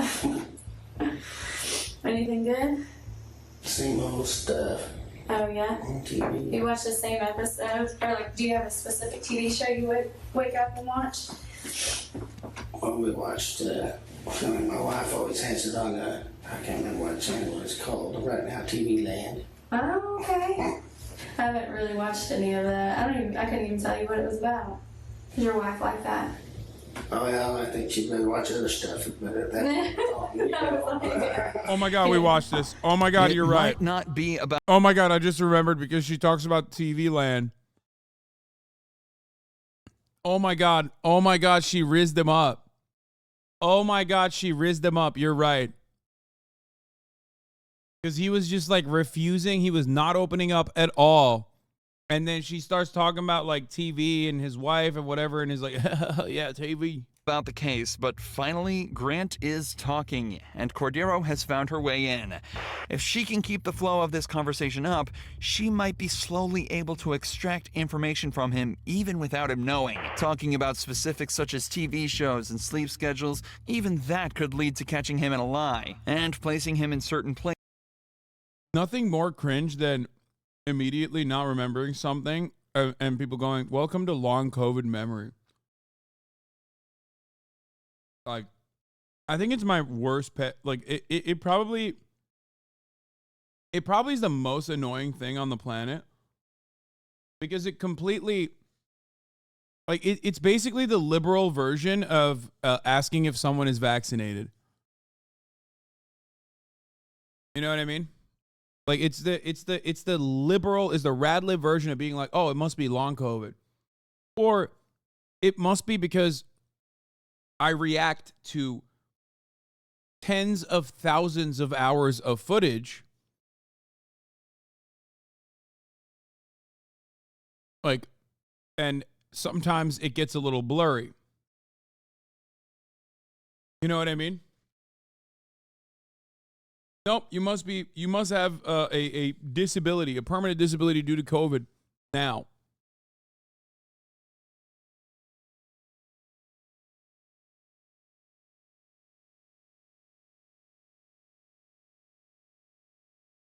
I don't remember you watching this, and I literally was watching when you did, so, like, you react so much. So many motherfuckers are, yeah.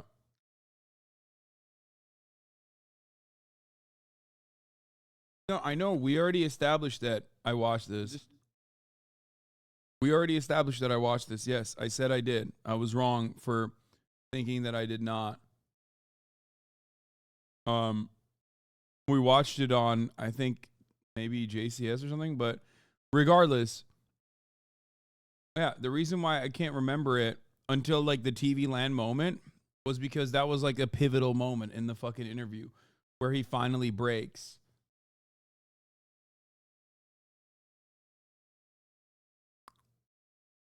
But yeah, I do get really, I get triggered when people immediately are like, oh, you can't remember something. It mustn't be that you react to thousands of hours of footage all day, every fucking day. It must be because you have like long COVID. Or if someone is like, if someone's like, oh, my food tastes weird today. Oh, must be long COVID. It's like, what are we doing? Shove your fist in their ass? No, I'm not going to do that.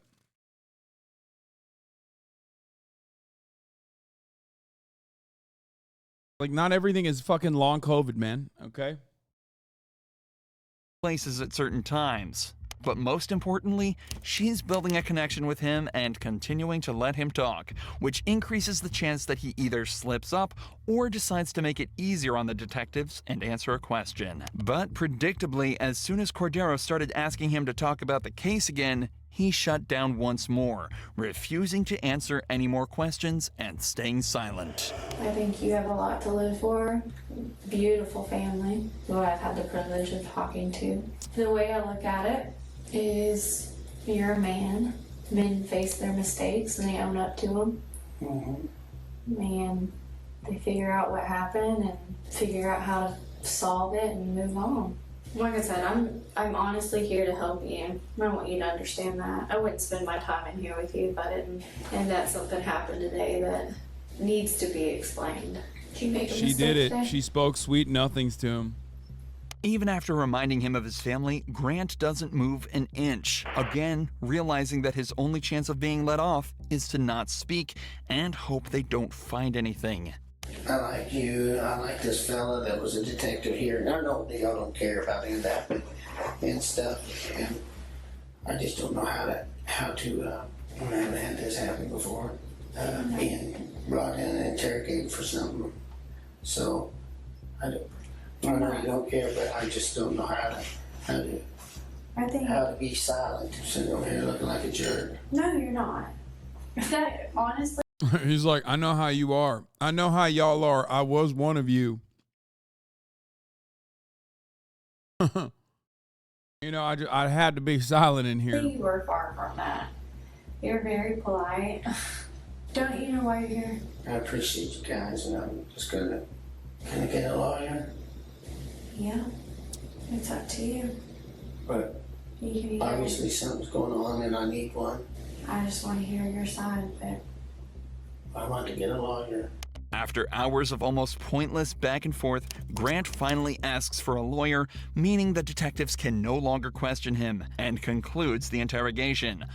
But this is far from where the story ends. Between this interrogation and the final court hearing, Grant and his lawyer both realized that there was simply no way he was going to be released scot-free. Not only was there a man at the scene of the crime who all but saw him pull the trigger, people were also starting to realize that he'd actually either been fired or resigned from 3 different police force jobs before becoming the chief of police in his hometown. So, on October 16th, 2017,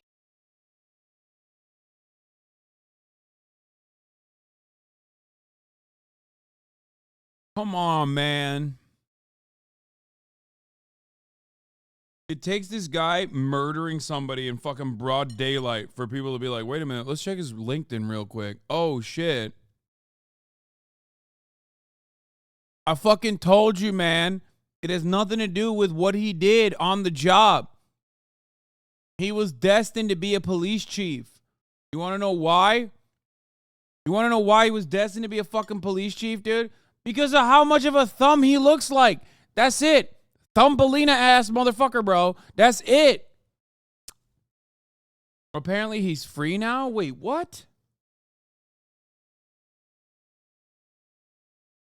What is this? There's also information about video games?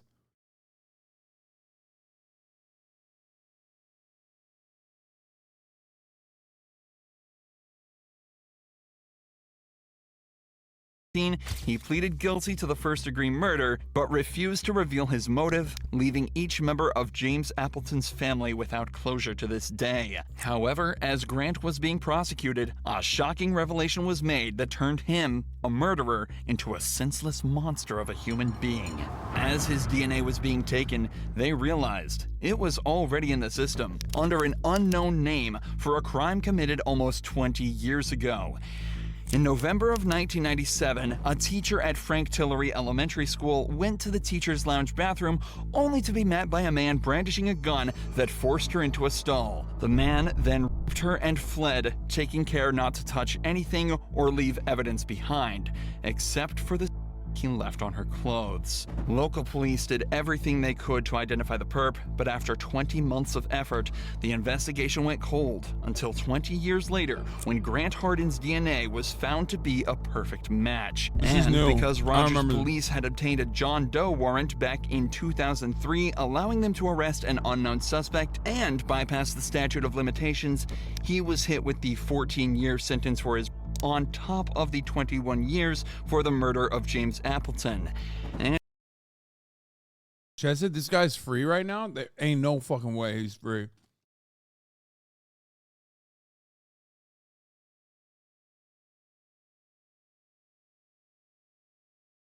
How's he free? And as such, Grant Hardin was sentenced to 35 years in prison, meaning that he'll likely live out the rest of his life behind. And he's 6 foot.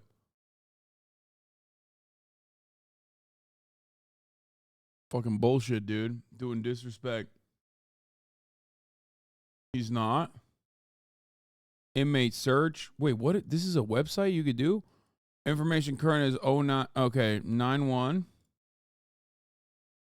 Oops. What the fuck am I doing? What are we clicking on here? What am I?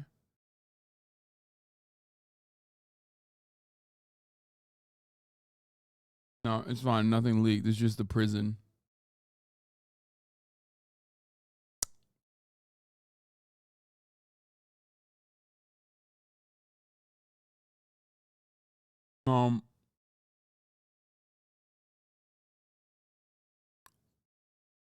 Okay. You can send him money. You can, what are you Vine?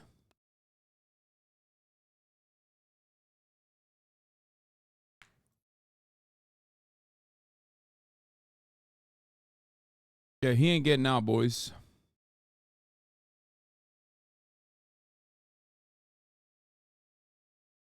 He ain't getting out. I worked on Vine. It's for victims to be notified if he gets out.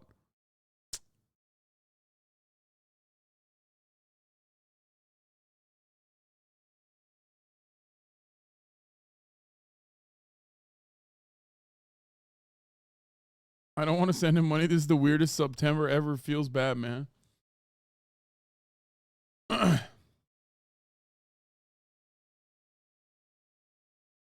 Call him no balls. Yeah, no, I'm not going to do that, dude.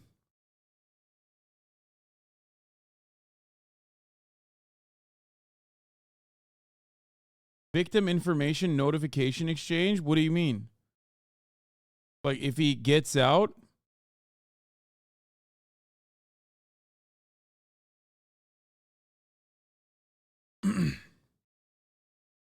Like if he runs out of prison? Call and ask about TV Land. Oh, you can be registered to be notified, like as though I'm a victim. Yes, it tells you if he's transferred or released, or if he escapes.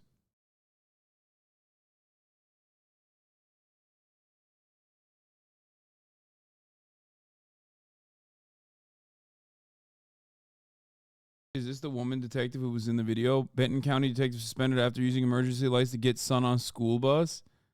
I don't know, but that is pretty funny. Detective Nakana Cordiero was identified as the female driver.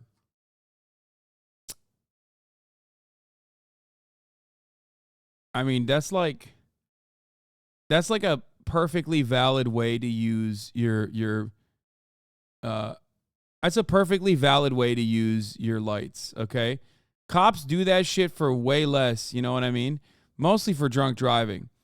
So I respect that. All right, we're going to get back to when contests go horribly wrong, and we're going to finish out this AM Glimpse video from yesterday where we talked about the Philippines causing riots with the Pepsi. Pepsi also lying to the American public by not offering a fucking Harrier to one beautiful, bold American who dared the dream.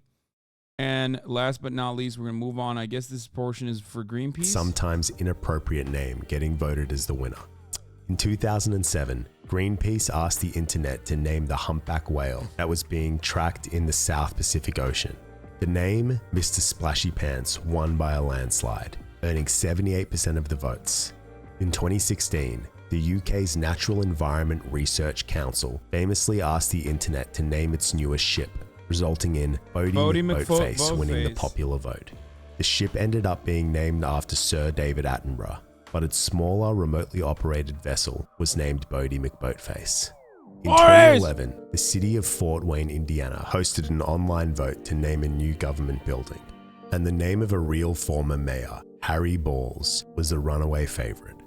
Despite the fact that Mr. Balls was a respected mayor who served 4 terms in the 1930s and 50s, the city opted to name the building Citizen Square. Also in 2011, the city of Austin, Texas asked its citizens to rename its solid waste department. The majority of votes went to Fred Durst's Society of the Humanities and Arts, after the frontman of the band Limp Bizkit. The city rejected this and decided to use the name that came in second place, Department of Neat and Clean. In 2000, You know what's Brian? The reason why they didn't do that wasn't because they were Fred Durst fans. They were like, no, there's shit here. We're dealing with shit and sanitation and trash here. Limp Bizkit is significantly worse. He's like, you dare not besmirch the good name of trash by comparing it to Limp Bizkit. 2009, Kraft decided to ask Australians to come up with the name for its new cheese flavor of Vegemite. The name that somehow had the most votes was iSnack 2.0. Kraft actually ended up going with it, and the new product was rolled out, leading to widespread confusion and outrage. It seemed that most people didn't think the name would be taken seriously. A second vote was held to fix the mistake. The ultimate winner was Cheesy Bite. Perhaps the most infamous naming contest in internet history was Mountain Dew's Dub the Dew campaign.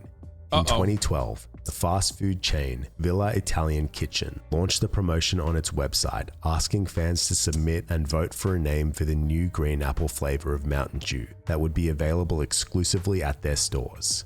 It didn't take long for 4chan users to flood the website with suggestions such as Soylent Green, Methamphetamine, Hulk's Filthy Residue, Pepsi, many granny-centric names, as well as hundreds of others that are definitely not YouTube advertising. Oh, I was about to say, like, genuinely shocking to me that there wasn't a Hitler reference, but of course, it was the number one. Okay, got it.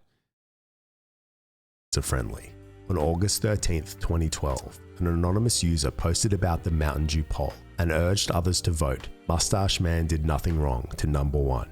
The Dub the Dew website also got hacked around this time, resulting in the addition of a Rickroll video pop-up, as well as a message at the top of the page that we also won't be risking reading out loud. Wait, what? That's crazy. You can't say Mountain Dew salutes to Israel Mossad for demolishing 3 towers on 9/11.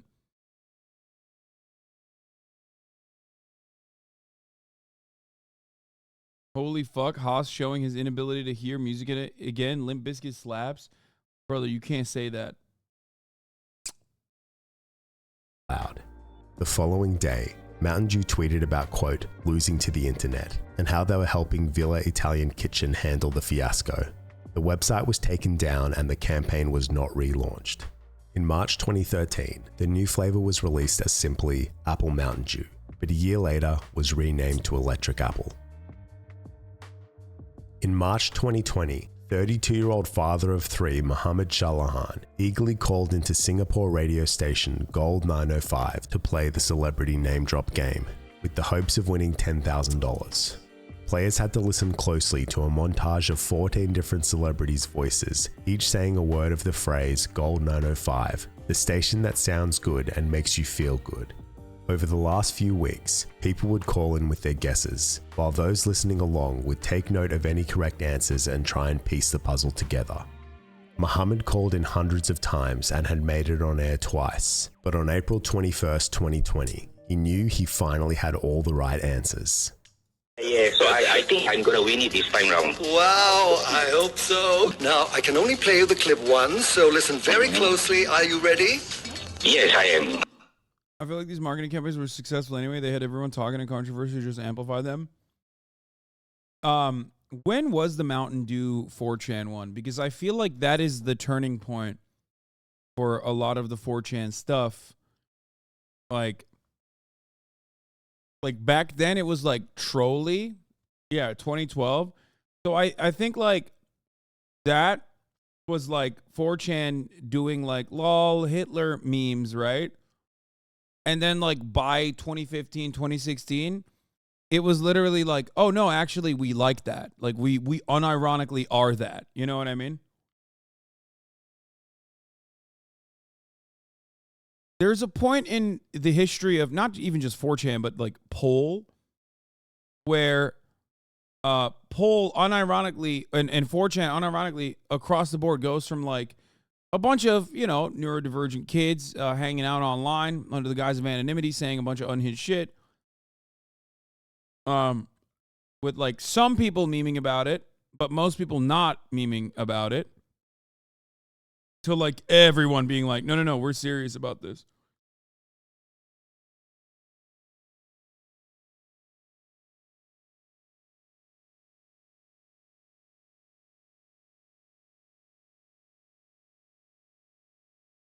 It's kind of wild when you think about it. It's kind of wild when you think about it because like 4chan is literally responsible for QAnon. 4chan lore is when My Little Pony took over 4chan in 2011, 2012. It splintered into MLP and Hitler Kids.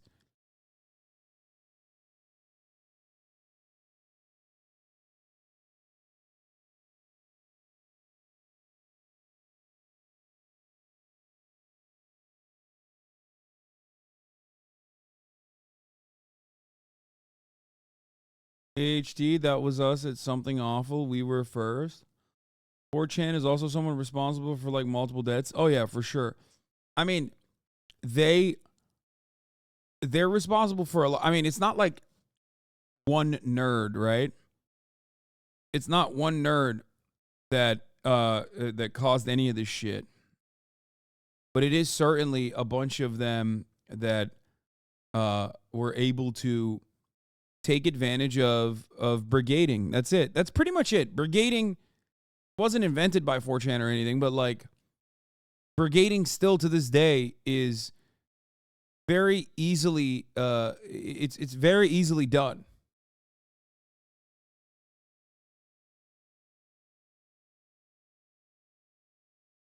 You can absolutely brigade shit to change the attitude that people have towards a particular subject matter. Like you can do it all the time. It doesn't take that much. It's basically, it is basically, I would say, what, like 100 people that are super dedicated to be able to brigade most things online. Okay, here it goes. Go 905. The station. That sounds good. And makes you good. Okay, have you got the names? Yes. Go ahead. Okay, number 1, Tony Headley. Number 2, Madonna. Number 3, Maggie Wheeler. Number 4, Ellen DeGeneres. Number 5, Jim Carrey.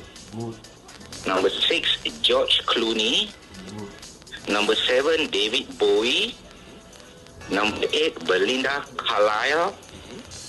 Number 9, Julie Andrews. Number 10, Lionel Richie. Number 11, Stevie Wonder. Number 12, Meryl Streep. Number 13, Michael Bublé. Number 14, Rebecca Lim. Check with the judge now. Hey, Shalihan, you got 13 correct names. 13 of them in the correct place. Not bad. Keep working on it. All the best. Okay, sure. Thank you so much. Thank you. Unfortunately, he was still one answer off. On May 6th, Another caller, Jerome Tan, made his guesses. Okay, number 1, Tony Hadley.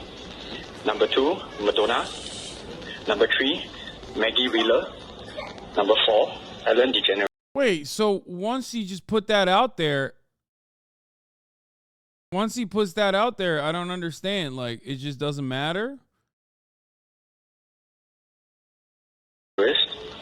Number 5, Jim Carrey. Number 6, George Clooney. Number 7, David Bowie. Number 8, Belinda Carlisle. Number 9, Julie Andrews. Number 10, Lionel Richie. Number 11, Stevie Wonder. Number 12, Meryl Streep. Number 13, Michael Bublé. Number 14, Rebecca Lim. Let's hear from the judge. Wait, what? Jerome said the exact same answers as Muhammad, but he was the one who ended up as the winner. Confused, Muhammad contacted the station to ask why he hadn't won, and was told that his pronunciation of the name Tony Hadley was incorrect. Here is a side-by-side comparison of how Muhammad and Jerome pronounce the name. Dude, I would fucking lose my mind. Oh my God. That is so... Oh my God. I would do illegal things at that point. Tony Hadley. Tony Hadley. Other listeners also noticed that Muhammad had all the correct names back in April and took to social media to urge the station to make things right. Some even believed that Jerome had pronounced the name Belinda Carlisle incorrectly. Many pointed out Singapore uniquely has 4 official languages and a blend of accents, so variations of tones and pronunciations are common and accepted. However, the radio station doubled down on their decision and maintained that Muhammad mispronounced Tony Hadley and therefore could not be declared the winner. That's crazy, bro. They went the racism route. They were like, nah, fuck it, YOLO. We're just going extra racist with it. Fuck you. Fucking pieces of shit. Please tell me there's some restitution. The issue was getting significant attention online, and Muhammad felt Jeopardy does pronunciation too. It's bullshit. No, he fuck had enough that. support behind him to reach out to Tony Hadley himself, the former lead singer of English new wave band Spandau Ballet. To his surprise, Tony Hadley not only responded, but sent a video confirming that his pronunciation was correct. Hi, Mohammed Shelahan. This is Tony Hadley here from the UK. Now, I've listened back to the tape, and as far as I'm concerned, you pronounced my name absolutely correctly. Tony Hadley, you might have said Hadley, it's a slight accent, but as far as I'm concerned, you know, you said my name correctly. So you should be entitled to whatever the prize was. I mean, that's I'm not bullshit, dude. So I can't get involved to any extent, but as far as I'm concerned, you pronounced my name correctly. Gold 905 acknowledged Tony Hadley's video, but reiterated that Muhammad's answer was not correct and that their Dude, why are they so adamant, dude? Okay, it's gonna come out that the second guy is like related to the DJ or something, right? Like, what is happening? Actually, what the fuck is going on? They're tripling down. They need to be punished. They need to be punished for this.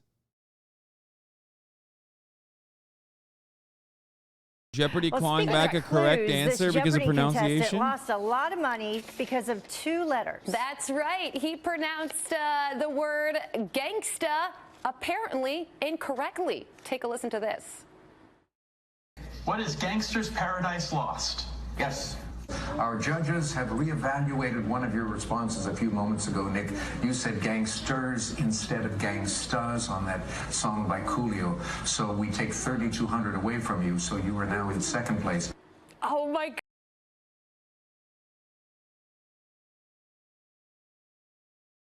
That's fucked up. Dog, that shit is fucked up, dude. That is fucked up. Even then, the Tony Hadley thing, way worse. Okay? Way worse. You understand? Gangstas is like the name of the official thing. You know what I mean? Hayır, lütfen anne arabayı şöyle. Okay, sağ ol. Teşekkür ederim. Yeah, this one's not about a pronunciation. It's just a word. It don't matter. I still think it's fucked up. However,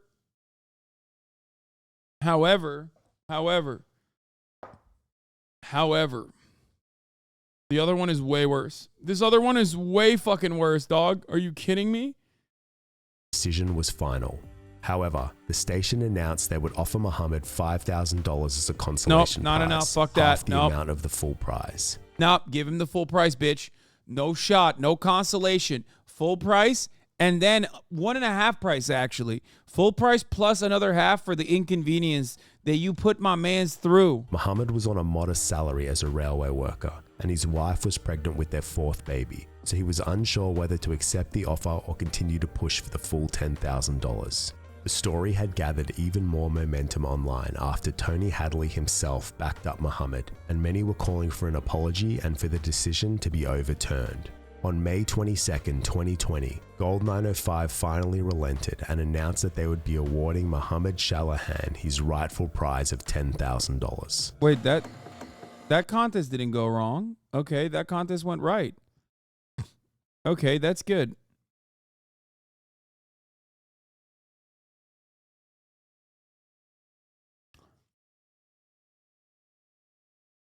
A lot of people think the CIA planted this to cause racial tensions in Singapore.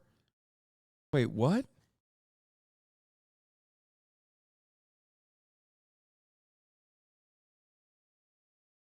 JK, I made that up. I don't know what I'm saying. Like, what the fuck? I don't know what you're saying either. Gaming Frogs, we've entered Hasan the Hun Starfield game era. I love Bethesda games. You guys already know. Yeah. Do I just... Initiating processes. Shield offline. Closing exit. Oh.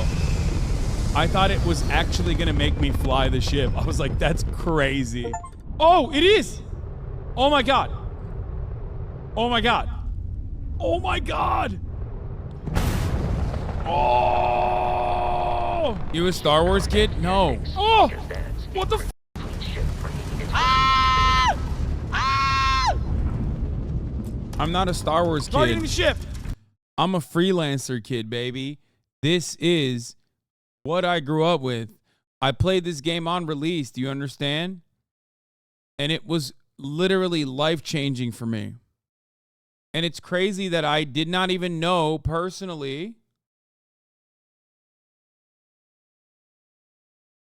This is when I didn't even know personally that the guys that made this video game also made Star Citizen. The most expensive video game that's never fully been made.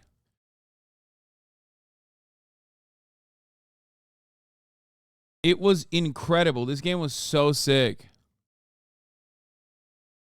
I think Freelancer in the United Kingdom, Freelancer sold 20,000 units in the first half of 2003. Kristen Reed of Games Industry wrote, these are not figures that spell HIT. I think this video game was like, I don't know how to describe it. Like it was formative for me. You know what I mean? It was just so good. I don't know why it never got, I guess it didn't get the recognition it deserved back then. For me, it doesn't matter because like I was just, when I play this game, like I didn't give a shit about reviews. Like I would just play every game that came out.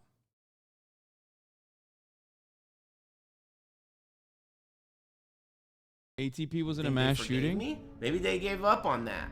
They knew I was too tough. Hey, are we cool? Oh! What? This guy's cool, though. Hey, you want to talk or something? And he's your new captain. My crew can take a look at your ship. And you can stop by if you need to offer target. How did this happen? Todd. Oh, Todd. Oh, Todd. Oh, Todd. You done did it again, dude.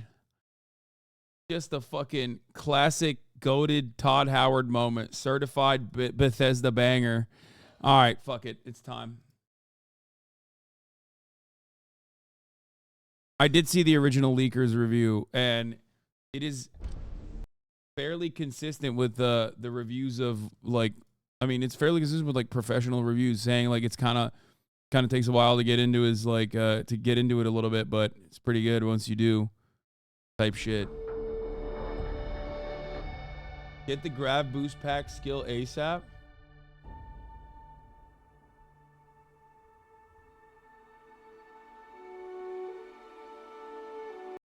Crowd's FPS cheat code. His game looks so good. I don't know what he did to yours.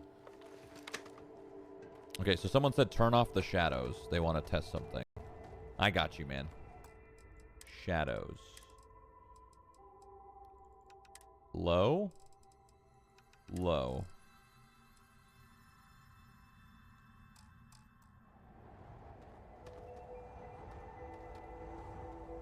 Wait, I didn't do anything.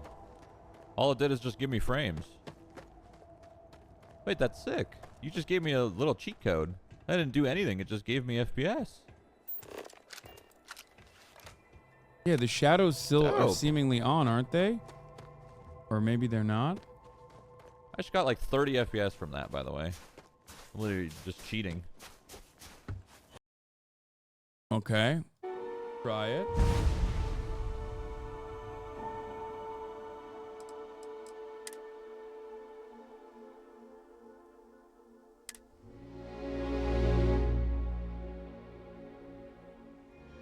Dude, it's not... I mean, listen, the graphics are not great. Like, here, let's see. Let's see. In this room, you'll be able to see it more because there's a lot of shadows. Okay.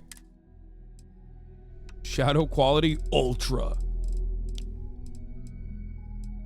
Contact shadows low.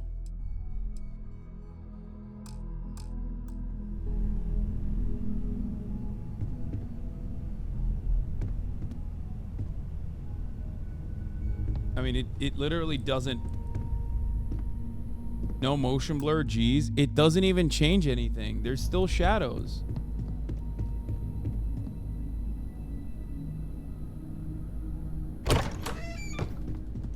I'm going into other people's rooms and stealing shit, bro. Fuck this. That one chatter who was, like, complaining about immersion is gonna be extra mad. He's like, this is... Your character wouldn't actually steal stuff from the Constellation group. It's like... Why are you not... You waited 8 years for this game. Why won't you fucking react appropriately and listen to every single thing because... And go at my speed.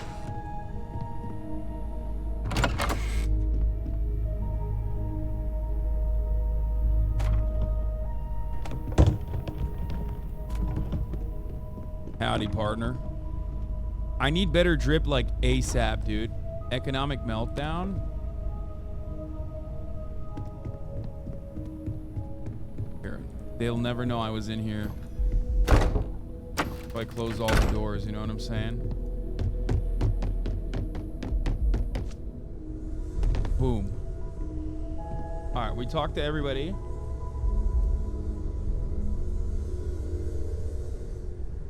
The shadows are usually baked in on items like Destiny shit. What usually affects those settings is your character moving in dynamic light.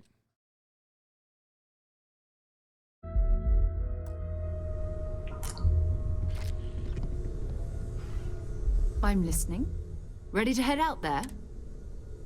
We'll need to head to Mast. So everyone Check was in with the saying Vanguard that, recruiting office or where my Gene at least contact is saying works. that, like, And listen, whatever you were before or whatever you do once you're out there, I don't care.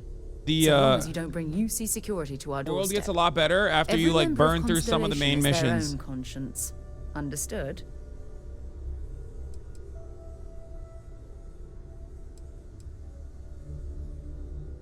I mean, Constellation has a roster of members who haven't always been on the right side of their respective society. We're risk takers. Some of us... If you join us, it means you're committed to our mission. In exchange, we give you latitude in your choice of means. Those are the rules. Man, I'm just kidding. I don't know why I said that. I don't give a fuck about that. So she says I can't steal shit? Where someone said there's a poster on the table that I should steal? Where's the poster? I mean, this isn't even I theft hope because... you are satisfied with the quarters. Shut up, available Vasco, to you fucking bitch. Shut up. Shut your stupid robot mouth up. I hate you. You're dumb. Whoa, what's down here?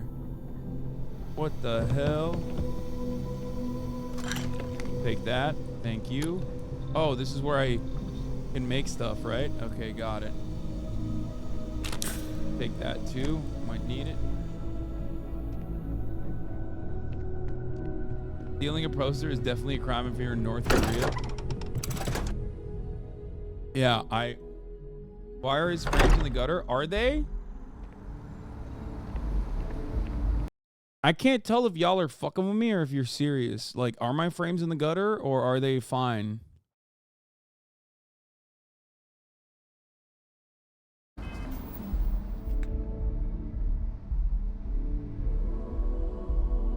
From what I've heard, it's like Fallout, but much better gunplay and much more to do. If you enjoy Fallout games, you'll very much enjoy. Press Alt-R to see frames. Wait, what? Alt-R to see FPS? Really? No, that didn't work. How do you open the... No, I'm not going to do Alt F4, dummies. How do you... Shift tab? Where do you open the frames, actually? Tab isn't right. Alt-Z is the NVIDIA command. It's not working. Settings in Steam. Shift tab. Web browser, friends, screenshots, DLC, discussions, guides, timer, notes. I guess it's in settings. In-game. In-game FPS counter. Top right.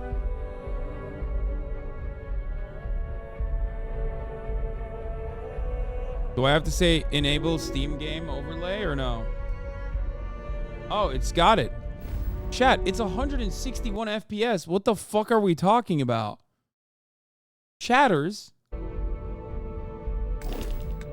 I don't think it's your frames. I think it's your stream encoding plus bitrate. It fills off after seeing Shroud. Yeah, it's 103 FPS. Okay, it's 67 FPS, 68 FPS now.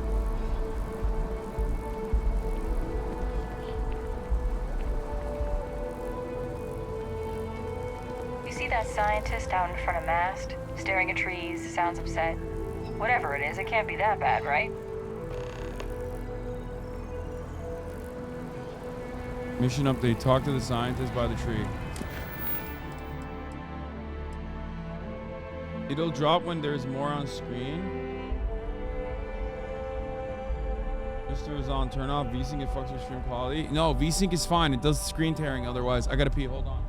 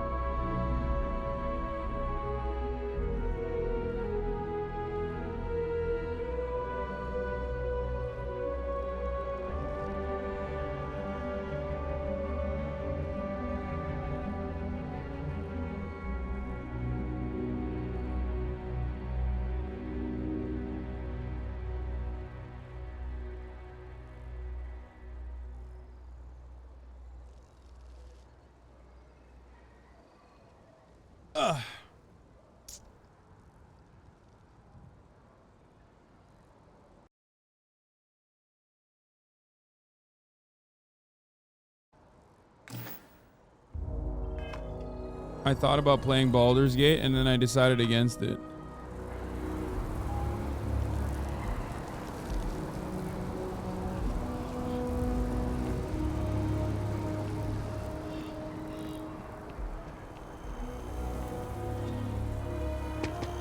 Bro, by the way, I do actually play Baldur's. Well, I was playing Baldur's Gate off stream, but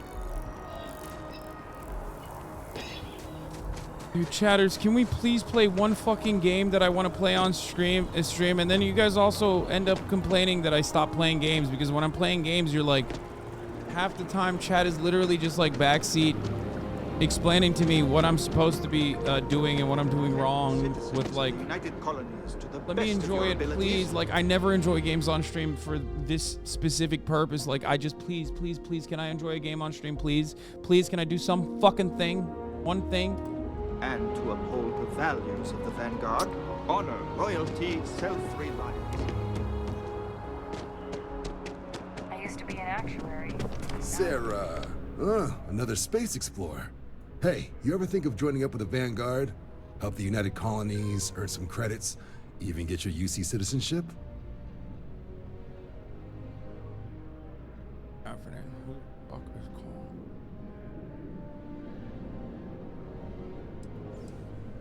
Oh shit. Fuck.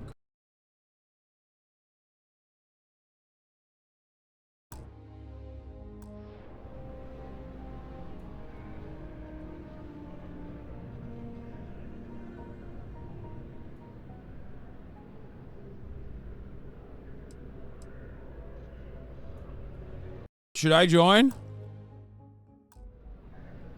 Should I join? I'd rather chart stars than fight wars. It's the Vanguard? Okay, let's see what the Vanguard is. Volunteer fleet. Independent captains enlist, get to use their own ships, and the UC provides them with sustained work and credits. And put in your time, and you're guaranteed UC citizenship and everything that comes with it. Service guarantees Discounts on UC citizenship. goods Where have and I heard that medical before? services, chance to own a place in New Atlantis. Only way a foreign captain could even dream of seeing those sorts of benefits. Damn, bro, they're fucking racist as hell. All right, all right. It's a game we play. He asks. I say no. Here's what I got for you two. Vanguard volunteer by the name of Moera. Helps patrol the old neighborhood. The Sol system. Which admiral did he upset to get that posting?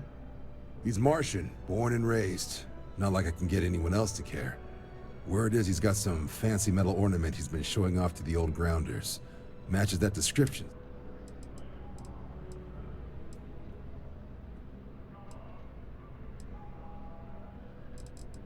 You kidding? Lowest posting request rate in the whole fleet.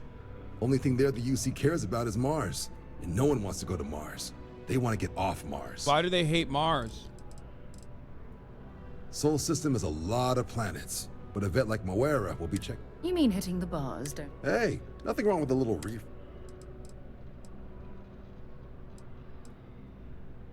Anything you can tell me about Cydonia? Bring a coloring book. You get so used to seeing red, you'll forget what blues and greens look like. I would really enjoy it if you could RP the lines you choose. No, I don't know if I'll be doing all that. All right. Anything for Sarah. Maybe. UC always takes care of its own.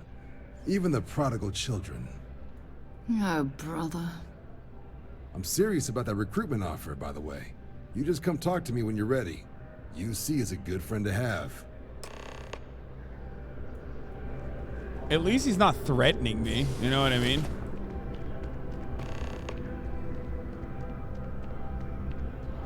At least he's not like, you better fucking... Your chat is making this game into a full-time job. I mean, streaming is my full-time job. Mass Issue explored, New Atlantis explored, the Lodge explored. We did all that. It's still... Dude, the user interface is fucking confusing, by the way. It still is very much confusing. One small step, I brought the artifact. Old neighborhood, we need to find Vanguard Moara. All right, let's go. We're going to Cydonia, right? Can I just fast travel back to my ship? No, that's the residential district.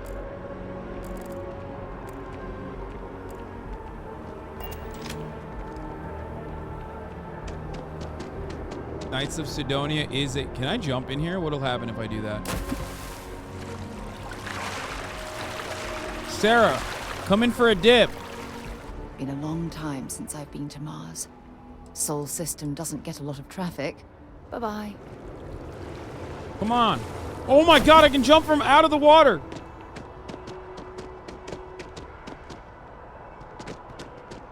Come on, Sarah. Water's warm. Come get your feet wet, girl. I'm out here like a damn dolphin.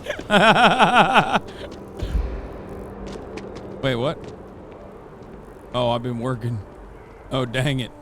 I overexerted myself. My CO2 levels went up. I'm not feeling that bad. We have an appointment. You're seeing the doctor. That's it. Dude, how the hell do we get back? How the hell do we get back? Oh! Clothier! Where the hell's Sarah? I lost her. I ran too fast. Sarah's gone. Sarah! Come here. I want you to see what kind of clothier I wear. Please let me know if I may assist you. You won't find a larger array of options in all the settled systems. Let's see what you got that you love. I love clothier. Okay, that poncho's not great. Casual street suit, corpo power suit. Okay, these suck.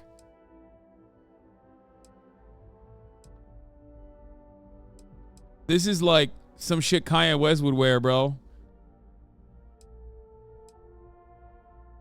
Ooh, this one's not bad. The Neo City Corp wear. What the hell?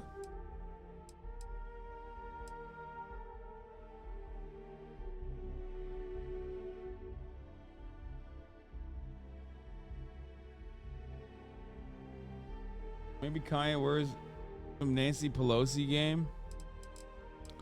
What? Okay, these suits suck. I'm not gonna lie, this ain't great. I like the vest. I like the Neo City Corp wear, kind of, and I like the sari dress. But other than that, What would you buy from someone who... I know what I like. I have a good sense of what... It's clothing, not grab drive. all right. I'm glad Well, you came in. all right. Well, I don't like it, Mr. Clothier. There are less bougie clothiers. I don't care about bouge. I care about fucking... Oh, there you are, Sarah. Sarah, where the hell were you? I was looking all over for you at the clothier. I needed your goddamn advice. I needed your gosh darn advice. All right, how the fuck do I get out of here? You didn't hear this from me, but as a cryptic mercenary...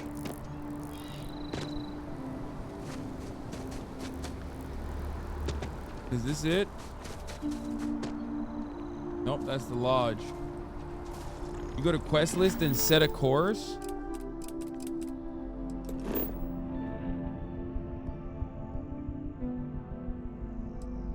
Wait, I can just do that? This is United Colony Space. Maintain current course while we scan for contraband. Dude, this shit is sick. And we're done. Welcome to Mars.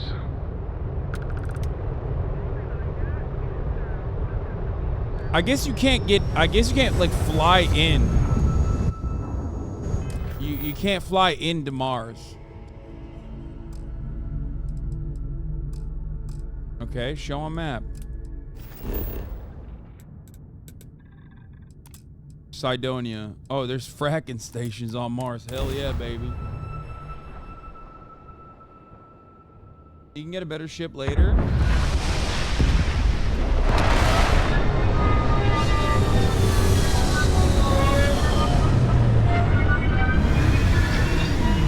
Guys, I'm not gonna lie, I'm not too disappointed in the fact that you can't actually, like, a lot of this is streamlined. I don't have an issue with that at all.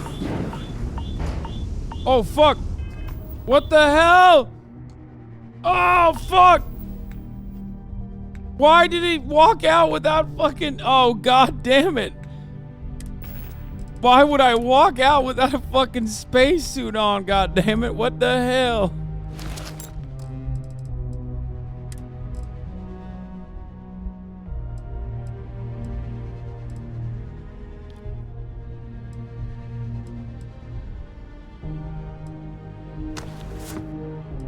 I don't like this helmet. I think it's whack.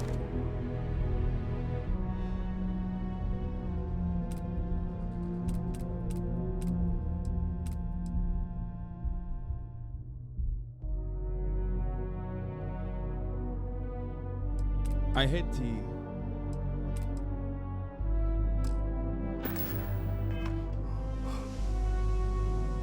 Okay, we're good. God damn it, Sarah, you didn't tell me. Suit integrity.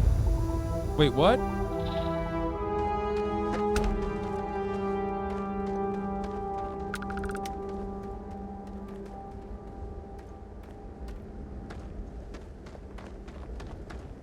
Alright, there it is.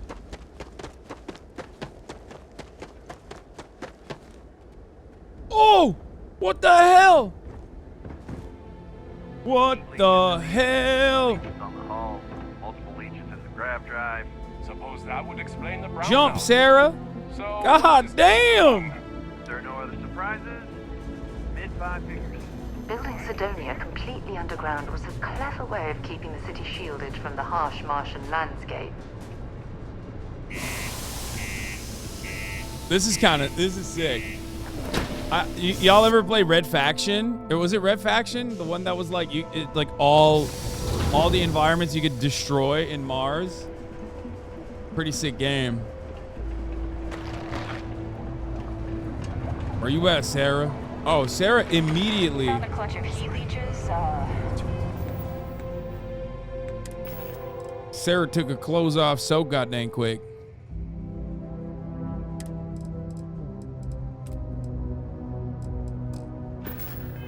Reading in the utility section the other day. Do you have any idea how Not gonna be able to get that image out of my head. How much money we spent to hitch a ride to this dusty red rock? We were told there were jobs. Whoa, this guy's dripped out.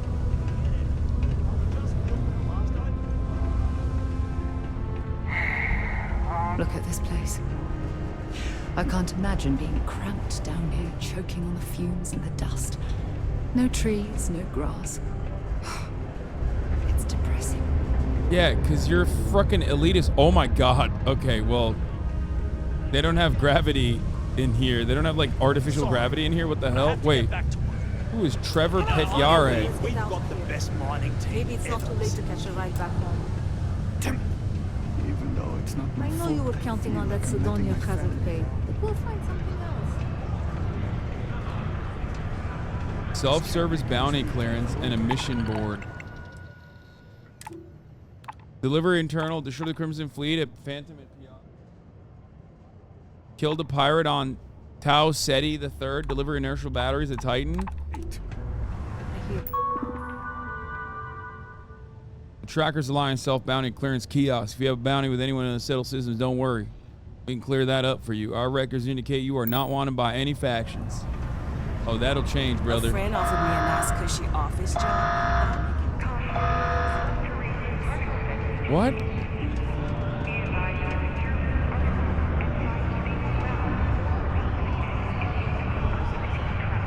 Is something about to happen? I'm confused.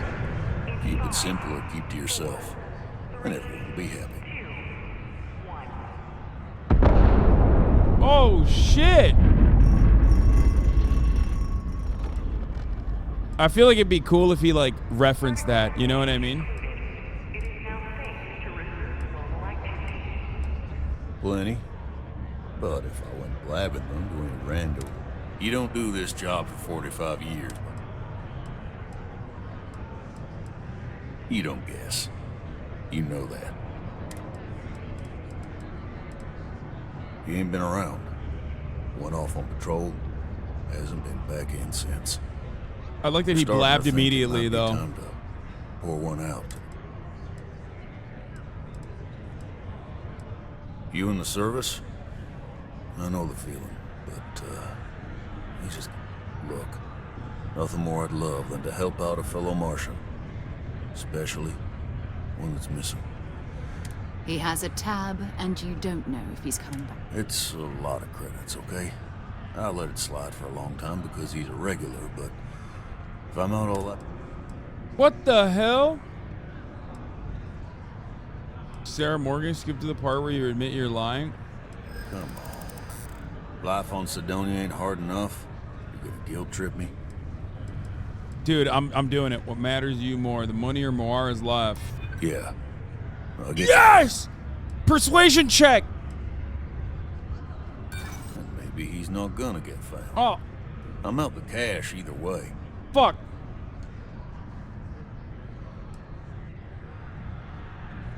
Okay, 2 out of 4. We have one more turn left. Sorry. Fuck! I can't. That's enough. You either pay up. No, I've done this routine. Let's skip to the part where you... You calling me a liar? Oh. Oh, please. 2 strangers arrive from off-world asking for information only you have. You see an opportunity.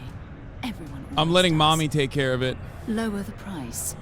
Don't think we can't find another way to get what... Fine. What? He just straight up cut it by... What the fuck? Dude, I believed in you, brother. I fucking believed in you. I thought this man, honest to God, had a gosh darn tab.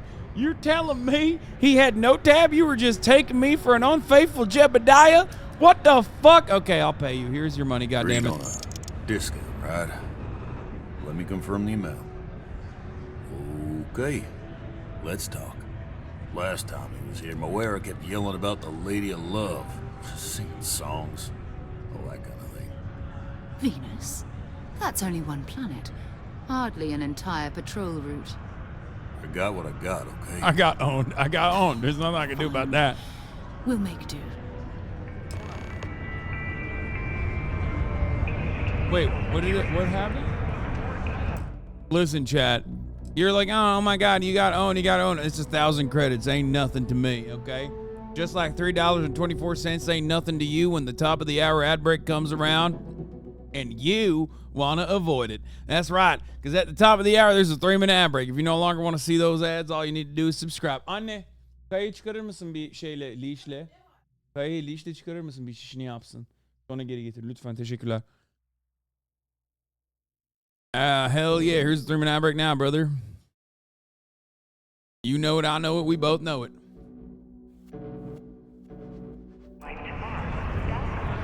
Excuse me. I 100% would have saved scum if I wasn't on stream right now. The miners pretty much run the lower levels here. I hope I'm not bothering you. Me? You want to talk to me? Well, I guess I am. The thing is, I get injured on the job a lot. Nothing too serious. I've lost a few fingers. And well, I have to go see Dr. Flynn a lot for treatment. Damn, they got an Oxycontin. They got alien Oxycontin out here for all the miners. I've been thinking Just about out here writing looking her a like letter of Appalachia. apology, but I have no idea where to even start. I don't want to come across as... No. Oh, I mean, was that too frank? He said nope. I don't know. I mean, the job pays well, but it's dangerous and hard work.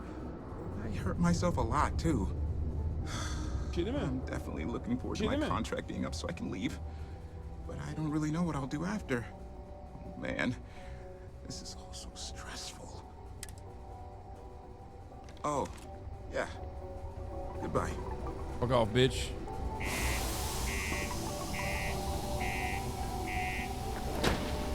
Space fentanyl. Yeah, they got them. They got that space. No, I'm just talking to the screen, Mom. I'm not talking to you.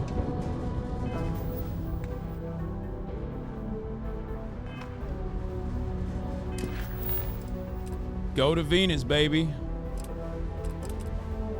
Set a course for Venus. Clicking on that. Where is Venus?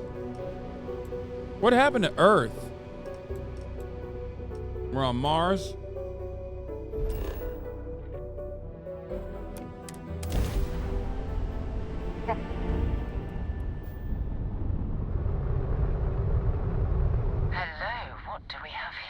Uh-oh. See that cluster? I'll let you guess what happens if they spot us. Why are Varun zealots out here near Venus? No idea. They appear and attack people seemingly at random. House Varun technically has diplomatic ties to the other factions, but the zealots are outside of their control. Or so they say.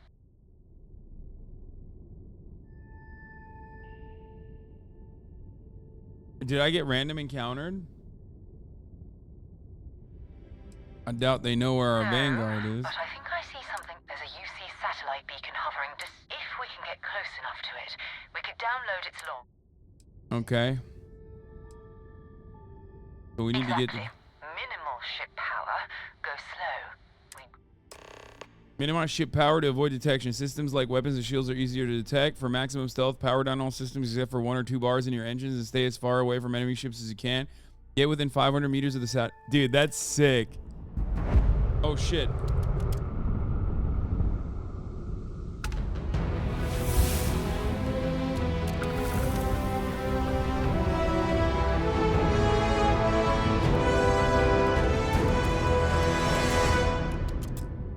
All right, all systems depleted.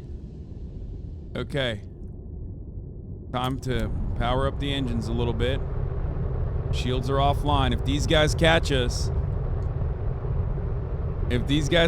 we are dead in the water. No shields, nothing.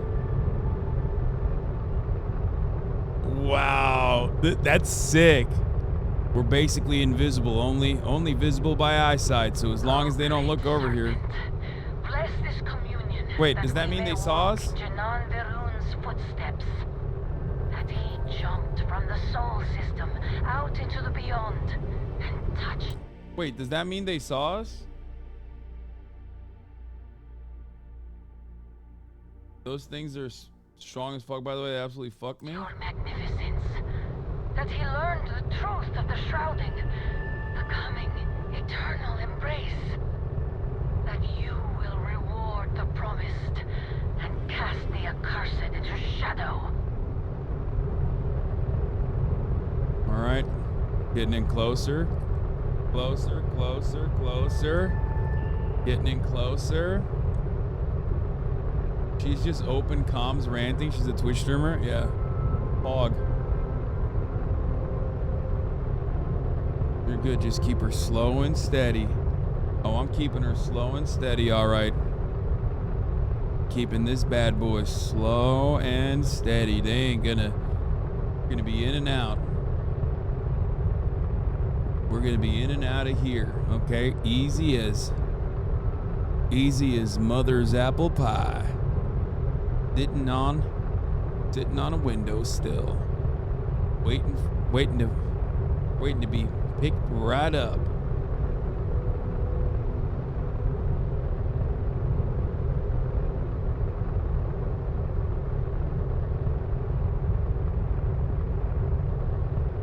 That is not saying. Wait, what? Is that not the saying?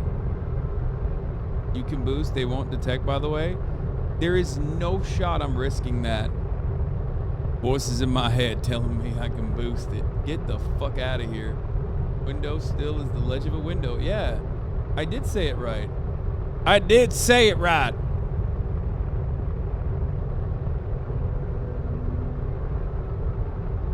Voices in my head telling me windowsill is windowsill. Oh. Okay. Coming in close. Hit target. Still on target. Hit E to select circle. Coming in at one click on satellite beacon. Almost nearing it at 1 click.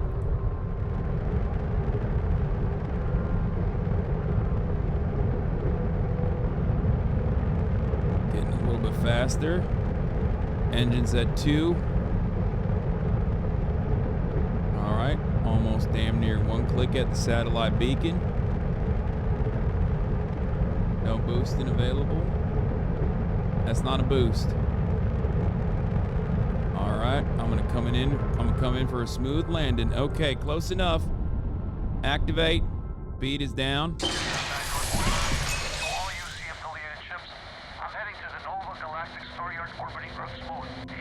I know. The whole place is decommissioned. But I need parts for emergency repairs. Hopefully it hasn't been picked clean yet. Oh, that's not good. Earth and everything around it was abandoned a long time ago. And the old star yards are crawling with spacers and other scavengers. All right, getting away.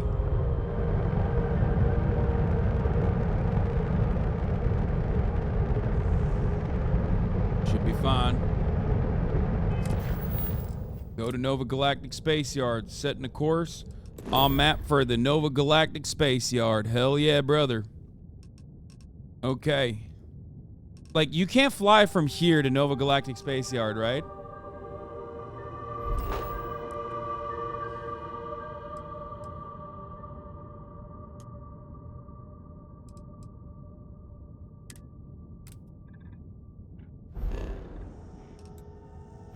Oh, Luna is on... The space yard is on the moon?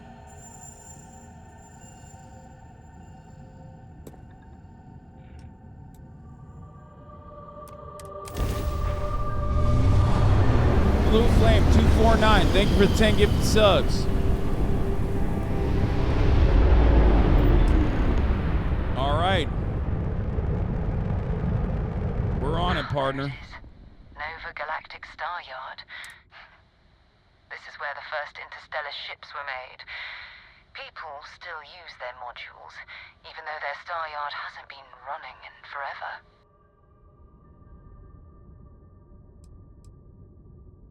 Forget about finding the artifact. I want to walk on the moon. Just remember, we need to find Vanguard Moara and that art. Most star stations and ships can be docked with allowing you to board them. You will need to be selecting the ship in your HUD and then fly close enough so the dock prompt appears. Okay, putting more in the shields.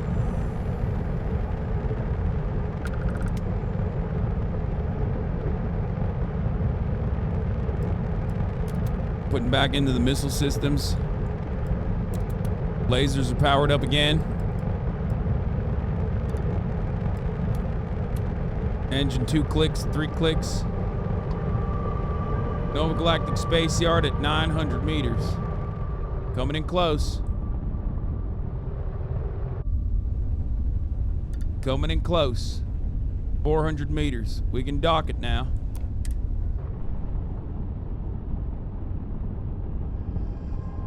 Dude, this is so... I feel like I'm like a big mother trucker out in space. You know what I mean? That's what I feel like. All right, time to board.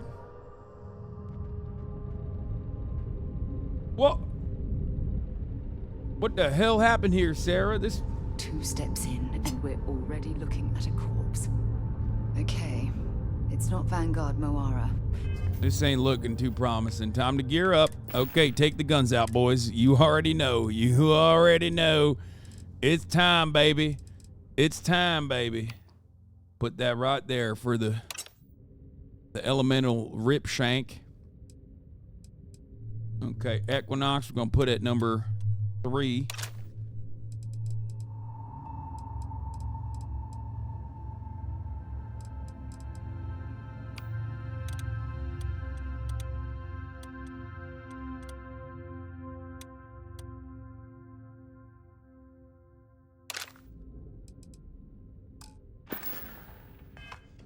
Looks like scavenging around here and someone else came in and said hello. Oh, this won't be your last encounter with a space crew. Shit, I'm out of bullets. Abandoned facilities and shoot anyone who gets in their way. They're even less organized than the Crimson Fleet. Just countless desperate groups scavenging and killing to survive.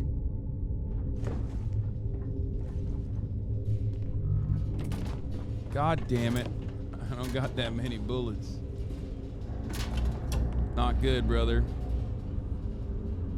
What did I just see? I saw something with value, right? Oh, utility flight suit. I'll take that. We take those. Oh, digipick. And a cap. Let's go. We got drip. We got drip. We got drip. We got drip. Drip alert. Wire spool. I feel like that's useful. Oh, the desk assistant. You already know I'm selling those. I'm a desk assistant guy. Oh my god, they're being so fucking annoying behind me right now. You have no idea, chat.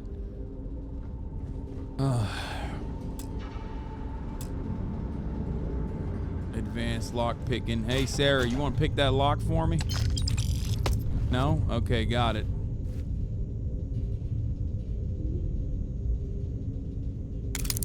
Another digipick. I'll take those. We take those. If you guys could only hear the weird ass sounds that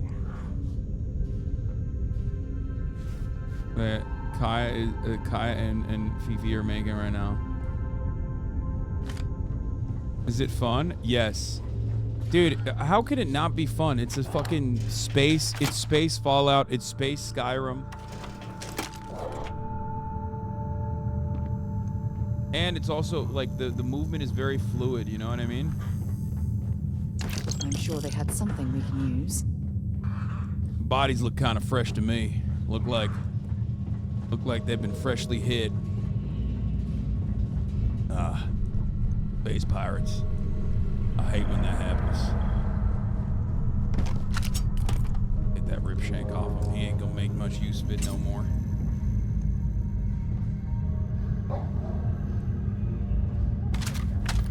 Oh shit.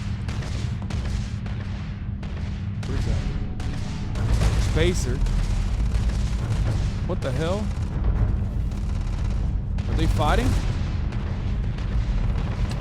Maybe we can save him. Wait, what? Fuck, I don't have any bullets. Wait, is everybody back? That was an ecliptic mercenary. What can they do here? Scavenging the star yards have been low end for them. I'm going to end you! What the hell?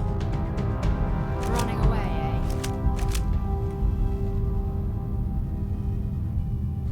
Why is everybody shooting me? What the fuck? By the way, this is the first time, unironically, the AI is just carrying. Oh, maybe the Eon has more bullets? That's why I can't fucking...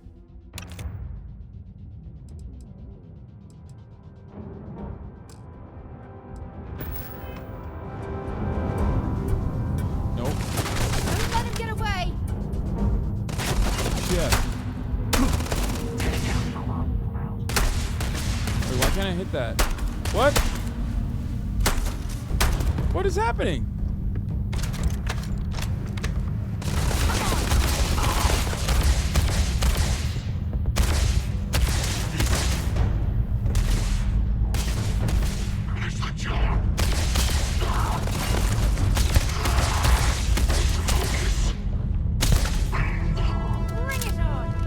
Hey, what's up, brother? Hey, where you going, brother? Where you going, partner? Get fucking ass shanked, stupid.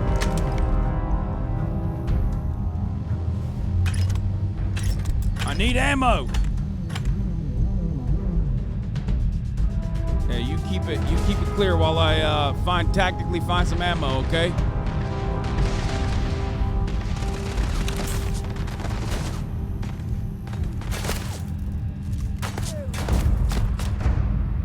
Chill. I'm getting double teamed here. Pop out! And that, my friend.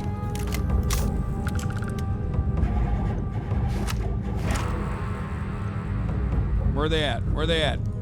Seems clear. Sarah. Seems clear. They're pushing. They're pushing. I hear them pushing.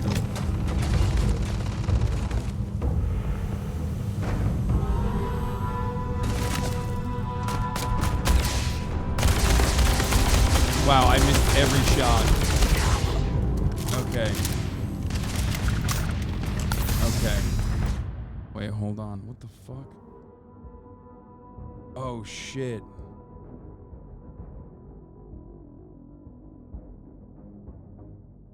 God damn it. I have like 8 people waiting on delivery outside right now, right at this very moment.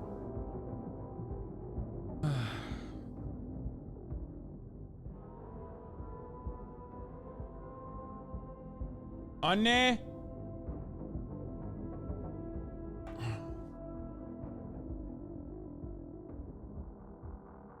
Anne, kapıya bakar mısın? Okay.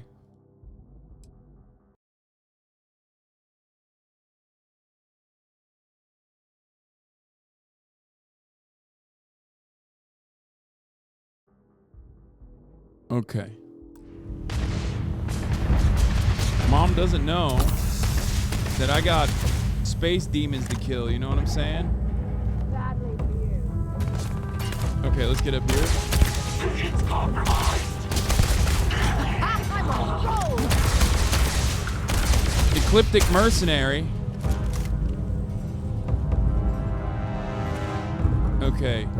Okay, the inventory structure, the inventory system is like confusing and not necessarily great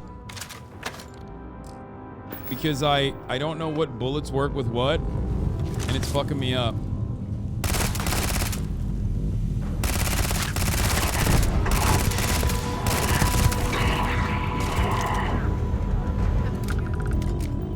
Where are they shooting at me from above? Sarah, they're shooting from above.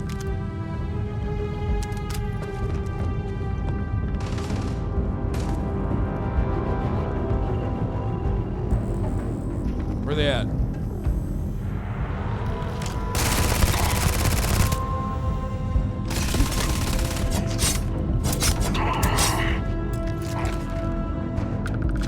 I wish I could just like grab their bullets instead, you know what I mean? And instead of like everything else. Wait, what am I seeing red? Why am I seeing red every time I like look at something random? It just like randomly shows red. How can you knife someone through a suit? Sharpest knife in the world going through armor? Okay, everybody stop talking shit about the default UI. It says the UI default whatever sucking or whatever the fuck. What I don't understand is why. Well, what is happening to me? What is happening? Why am I taking in CO2?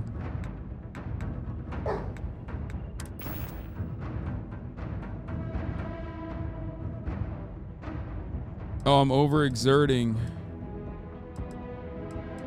I'm over encumbered. I knew I should have fucking...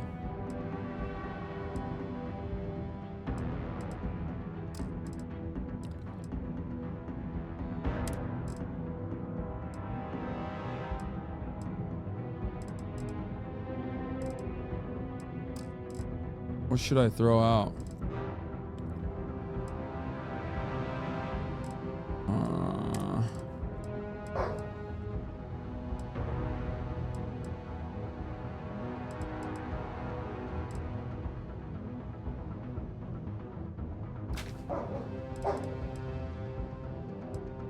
Rescue axe.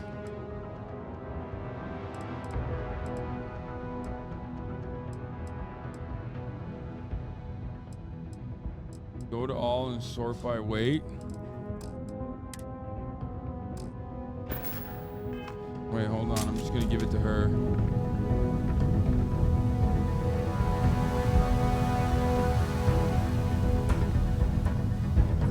I guess they ran away. We still need to find. Let's see what Take some gear. Sarah's just fucking. Sarah's just taking in life. You know what I mean?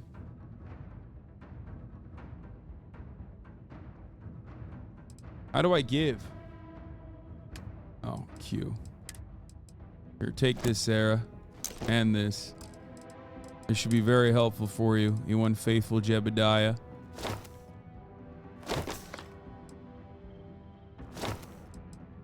Does she have...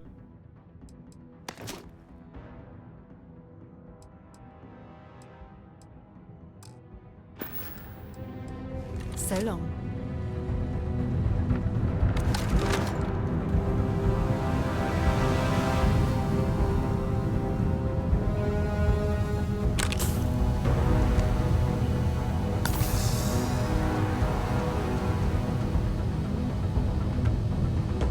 Take those. Oh, is that a guy? Or is that Sarah? Sarah! There's a guy right there. Do you not see him?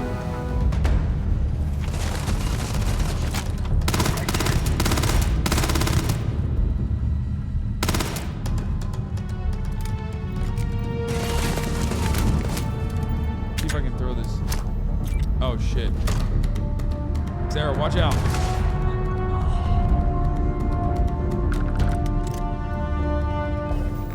That didn't work out. I thought I could maybe throw the mine out at him or something. That did not work out. But luckily we have a frag grenade, which I can try this time.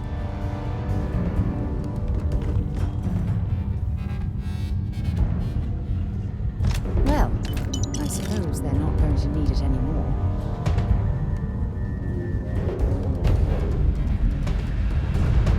Wait. I did not hear anything. Look, look, why does it randomly turn red, Chad? Is that a bug, you think?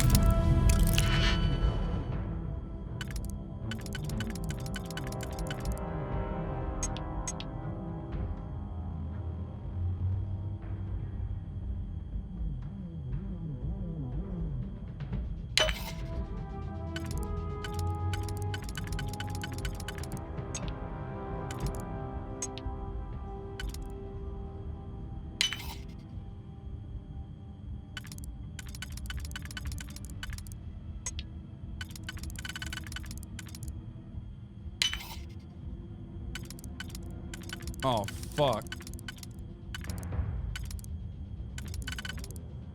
Shit. Ah.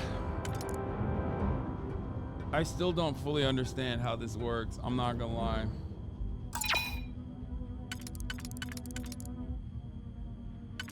That last one's not gonna work on this either, though.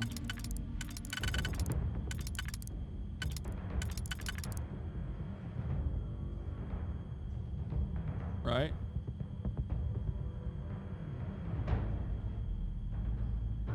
Use the fourth one, it fits in 2 places. Yeah, but then you're out, no?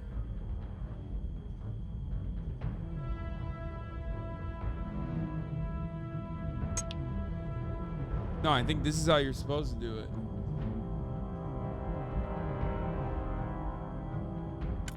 Look it up on YouTube. Oh my god, chatter, shut up. I think this is how you're supposed to do it. And then these 2 are left open, and then that fits for this. Right? Yeah, fucking chat, dude.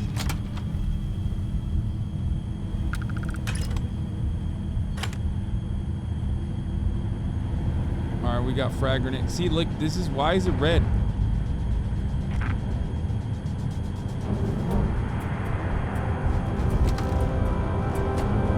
Look.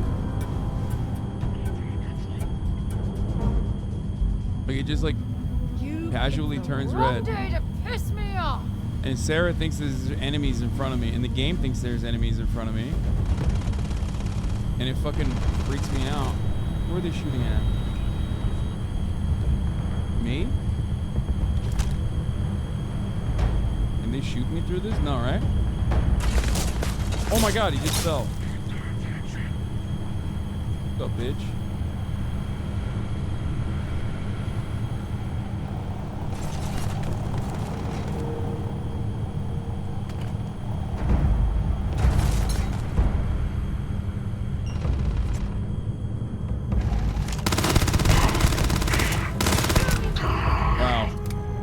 That guy did not expect me.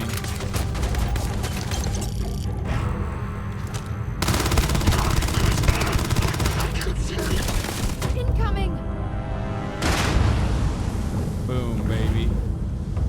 Goodbye. Let's go.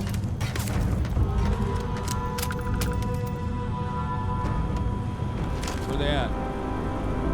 Aren't they right here? What the fuck? Oh. What the fuck?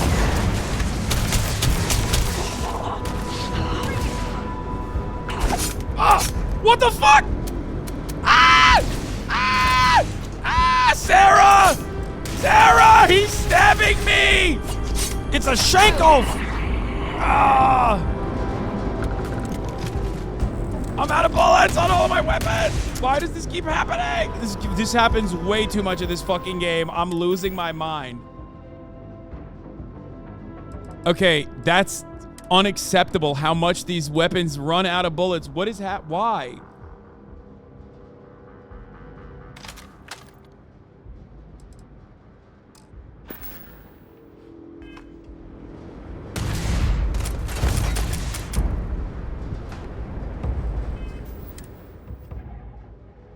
Walls have been taken 25% at least. Okay, shut up.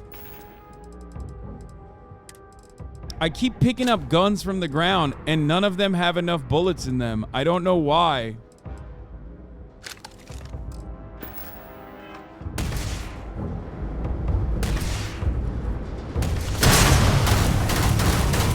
Am I even shooting at him? What the fuck?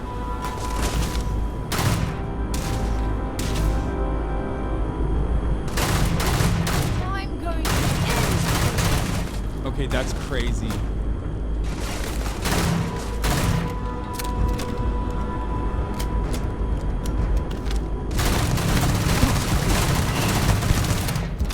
Oh my god. Oh, he's level 12. What is this bullet sponge, man? How many can he eat?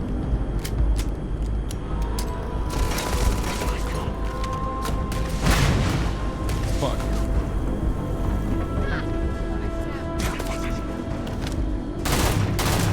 That's a medic. Even the medic is eating it. Oh shit. Oh fuck. I need to get away. Oh fuck, I fell. Oh, I fell more. Sarah, I'm lost. Oh no. Oh no, I'm by myself. Sarah, I'm scared, but I'm not. Wait, what? Okay.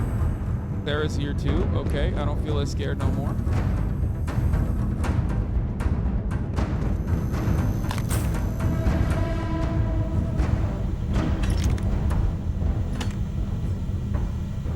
What?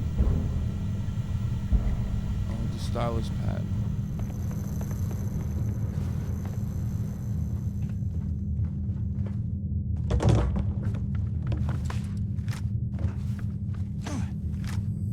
What's back here? Anything good? Nope, not supposed to be back here, I don't think. Sarah, uh-oh. Sarah, we're about to get cooked here, okay?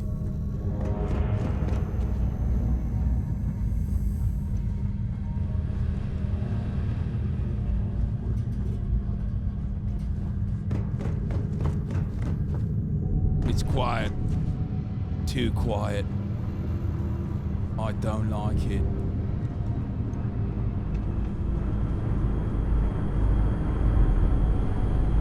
I think we need to go back to the area with his enemies. Oh my god, these bullets are fucking nothing, dude. Hey, what's up?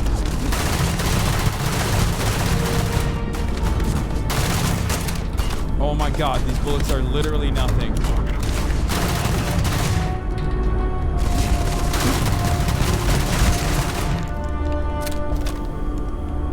I'm almost out too. Okay, the remaining guy is like the one last guy in the fucking squad. And I don't know if I have enough bullets to kill anybody left.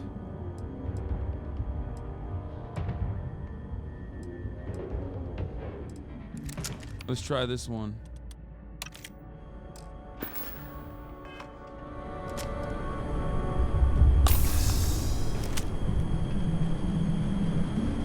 Where's he at?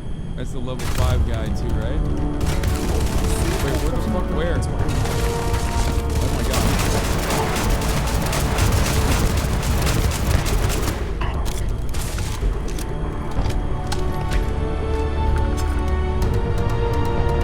Bitch!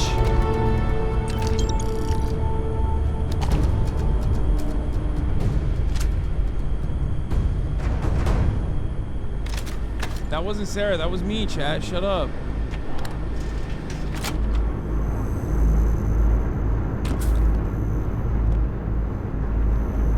I pulled up, dude. I pulled up on him with the fucking stick and everything. With the blicky and the sticky. Alright, let me go search these fucking goons. Oh, fuck. He only has a rescue act.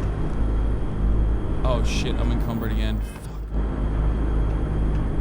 Come here, Sarah. Old style. I'd be happy to carry a few things for you. Yeah. What is all this? If I take these, will she not have any bullets left? Because I do need her to fucking kill. You know what I mean? Carry me, Sarah. Carry me. Carry me.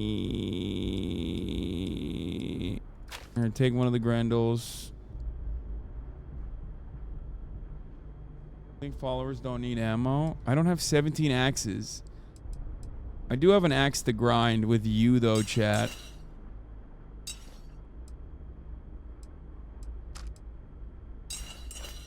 How are we going to use these?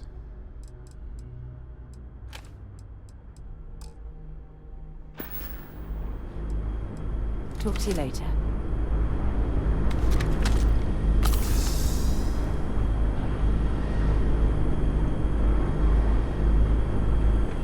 What's in here? Oh, we found it. This is Vanguard Moira. Sorry if I Moira. had to reclaim some UC property, but this whole star yard is overrun. I've patched up my ship, and I'm heading to Neptune.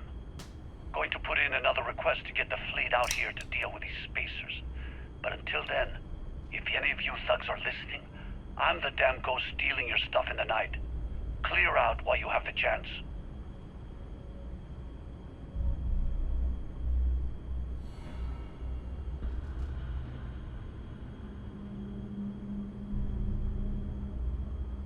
He's not calling us a thug. Almost daring the spaces to come after him. It's actually much better odds destroying one of their ships than fighting them all at once here.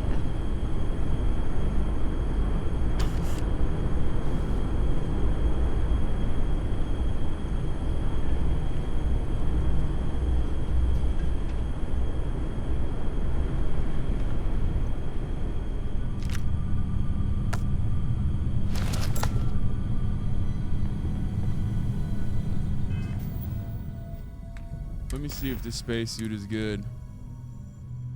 Oh fuck, this spacesuit is ass, dude. Sarah, come over here. I gotta give you some more juice.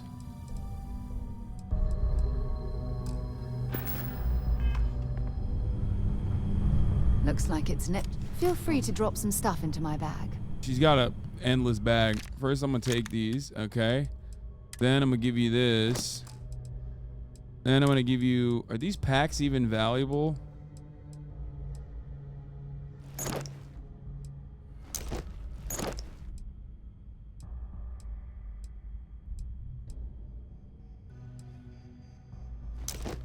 I'm gonna take the Constellation pack. I'm gonna use that one. This one's blue, but I don't think it's good. Ooh, this helmet's kind of drip, but it's not good.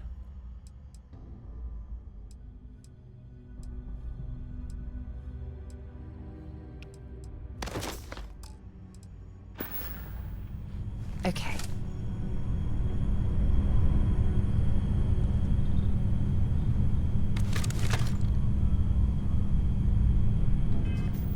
I need bullets, and I don't know what I have bullets for.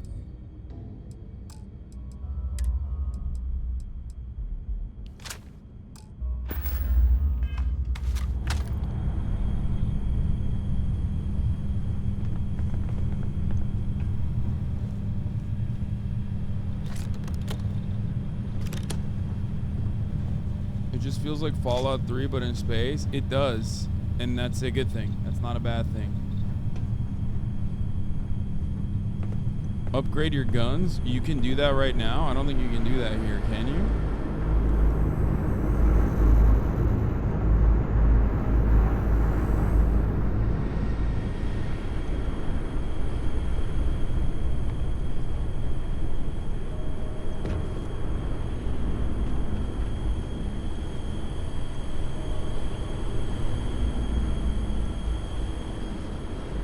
It's freaking nerds, dude.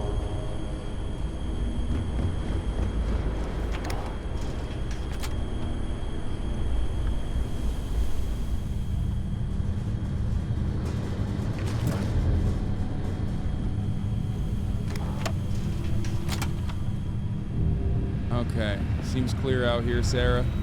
Don't worry, I'm going ahead of you so I can clear it out. Don't worry. Ooh, The Origin of the Species, nice. Love that book. One of my favorites. High-speed data cable, we'll take those. We take those. Okay, don't worry, I'll clear it out for you, okay, Sarah? My love. we've grown a lot closer to each other in this mission. Wait, where the fuck are you, Sarah? Come on. Sarah, you can't be making me do all the goddamn work out here, you know what I'm saying? Come on, Sarah. Come on, Sarah. Sarah, baby. Come on now.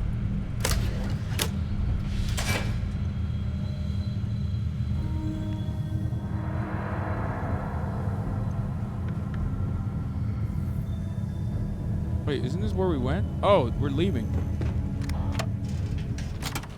Oh, where to next?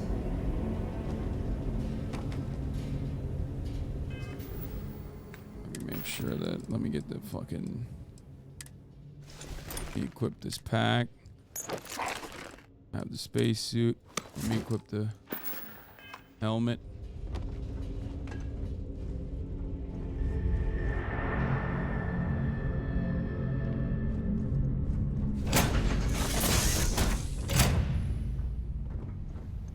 Back to the city and buy ammo if you want. I'll do that later.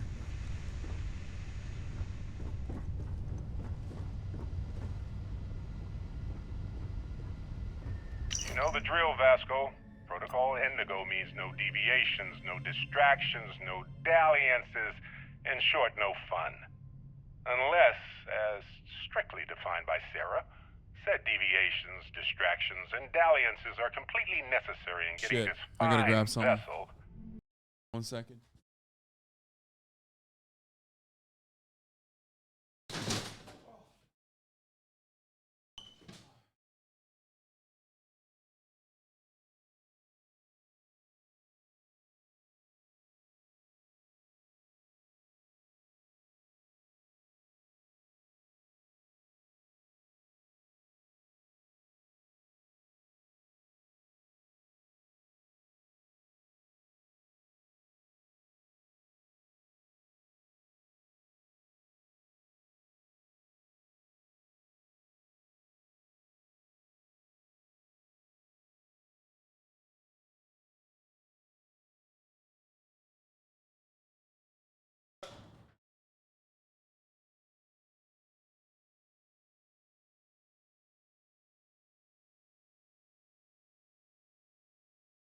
Oh my God. The Discovery-class Starship Frontier, back home in one piece. I guess I'm still technically borrowing it from Constellation. I did fall, yes. Even if I have no intention of actually giving it back.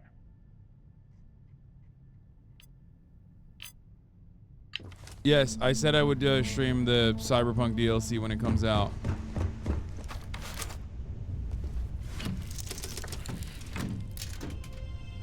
This is sick, dude. I mean, I didn't even need to do all that, but I still do find it fun. Okay, he's in Neptune. Setting a course to Neptune. Okay, gotta undock the ship. Got it.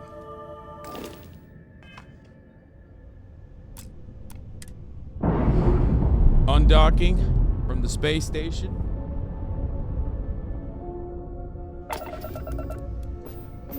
Charting a course for Neptune. Setting a course for Neptune.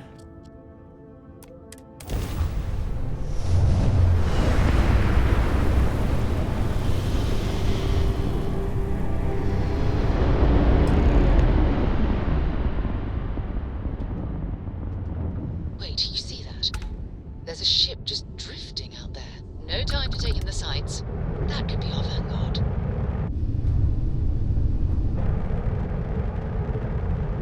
Something's wrong. The ship's weapons are powering up. Get ready. Okay. Oh shit! What the fuck? No! Why? Why does it do that?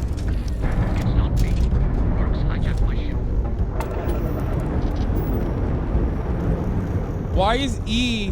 We blow that ship out of the stars, he's dead and our artifact's gone. We're going to... Why is E? Why is E the same as fucking locking on? It's making me lose my goddamn mind.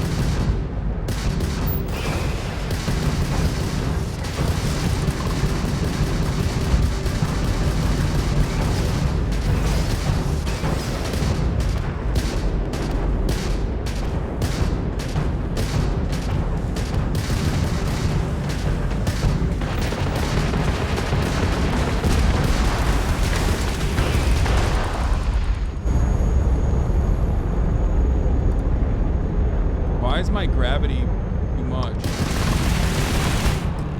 Most hostile ships can be boarded once the ship engines are down. You must fly close to the ship before you're allowed to dock. That's it. Start the docking routine. Come on. Let's go rescue that Vanguard.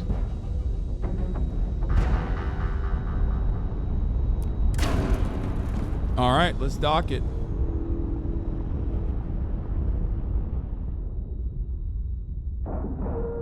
Armored Core DLC, yep. All right, time to clear this ship up. Fuck, I don't have a lot of...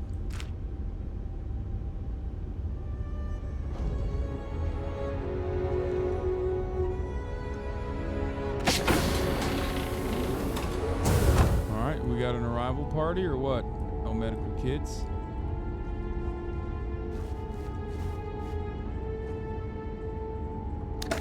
Oh, kefir. Love that. Little healthy snack, you know what I'm saying? Take these. Don't mind if I do.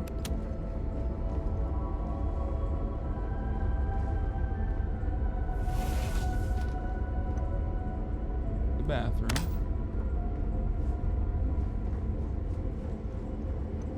Okay, where's the rest of the ship?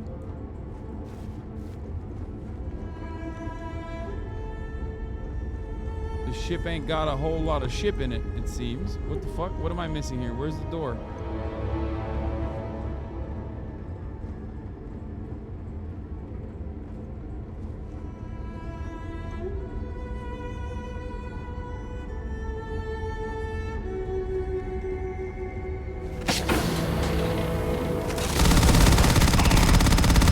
Oh, I'm hit. You got it, you got it. Sarah, come on, use that cutter. Wait, why is she using a cutter? Why is she no longer using a weapon? What's happening here, Sarah? You getting fucking crazy on me? You know what? Fuck it, YOLO. Let's go crazy with it. I'm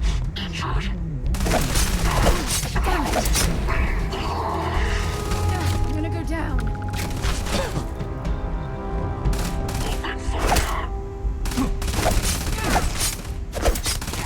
Yeah. Why is he not dying? Fucking kill him, Sarah. How is he not dying? The frost is starting to interfere with me. You've got nothing.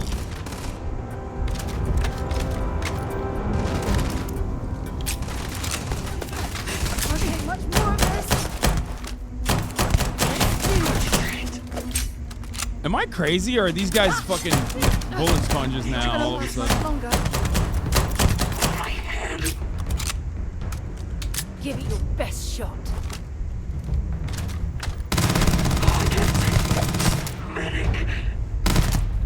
Give it your best shot.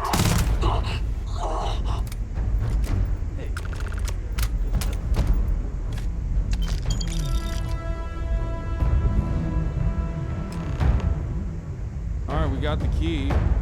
Why is Moira not using a gun? Chat, do we have any idea why Moira's not using a gun? Or not Moira, Sarah? Is it because I took her ammo? Good work. Was that your first? Have something for me? That's insane. It's because I took all of her fucking ammo.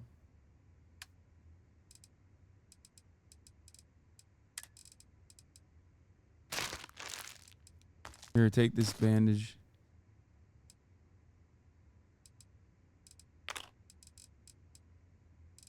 He needs like one med kit probably, right?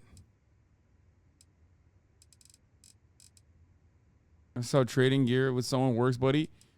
Bro, there was chatters in here who, honest to God, straight up said, looked me dead in the eyes, okay, in the chat, and said, oh, dude, that's because she doesn't need ammo.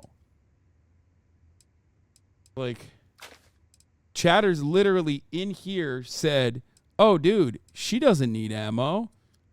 Why would you think she needs ammo?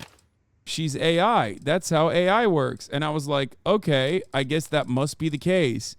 Turns out that is, of course, not the case. I'll give her like 5. So that's probably...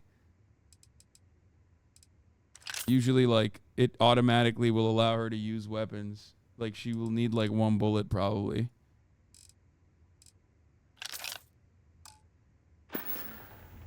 Maybe another time. It wasn't even, like, one guy, by the way. It was, like, multiple guys. It was all guys in the chat. All right, Moira, what the fuck? What do you need my ass to rescue you, or what? Am I glad to meet whoever you two are? Looks like we're all in one piece. Any day you walk away from, right?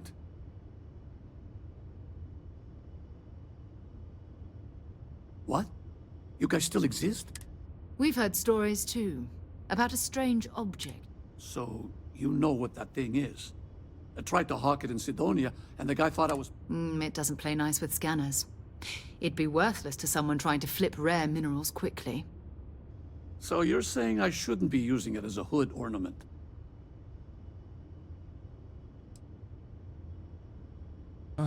I'm gonna groan on behalf of scientists all over the world, and then you're gonna hand over the artifact. That is so Marvel Cinematic Universe. Oh, that. Yeah, I mean, it's been a mess lately. Spacers, Varun Zealots, plus Ecliptic tracking me down. We ran into a few members of Ecliptic. Damn. That's probably how they found me. I knew making rookie mistakes. I've been chasing shadows around the Sol system for years. And every time I go back to Mars... Sidonia is waiting for... Feels like everyone's given up, you know? I've just been spending more and more time in the Starfield. Sometimes I wonder if I'm really going back. Yeah? You know, I'd have to settle some things back on Sidonia. If you don't mind, we came here... Right. Hey, it's yours. Hope you figure out whatever that thing is. I fucking got this loser. I was like, hey, man. Hey, listen up, loser. Fear not. Good work. I'll fucking... Let's get back to the lodge. Fear not, loser. You can join my crew now that you got your shit owned. I guess we gotta undock, right? That's usually how this works.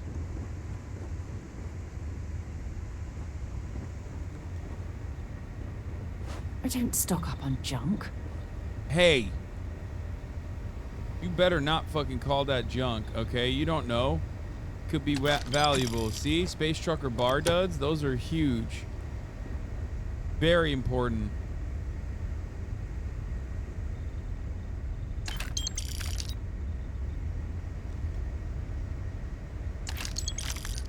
Okay, I'm learning to ethically deal, you know what I mean? Now I'm learning to...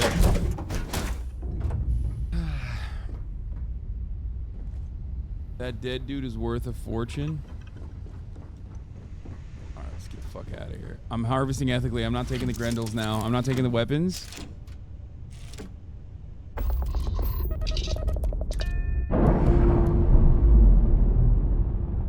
I'm not taking the weapons anymore.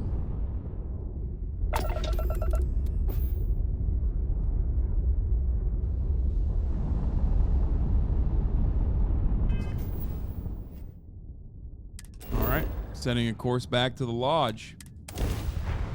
Let's get there.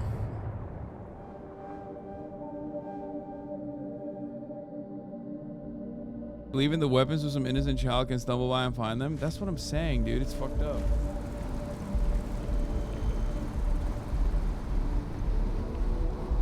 Wait. Why don't we go to the dock first? Because she got all my gear. Ah, whatever.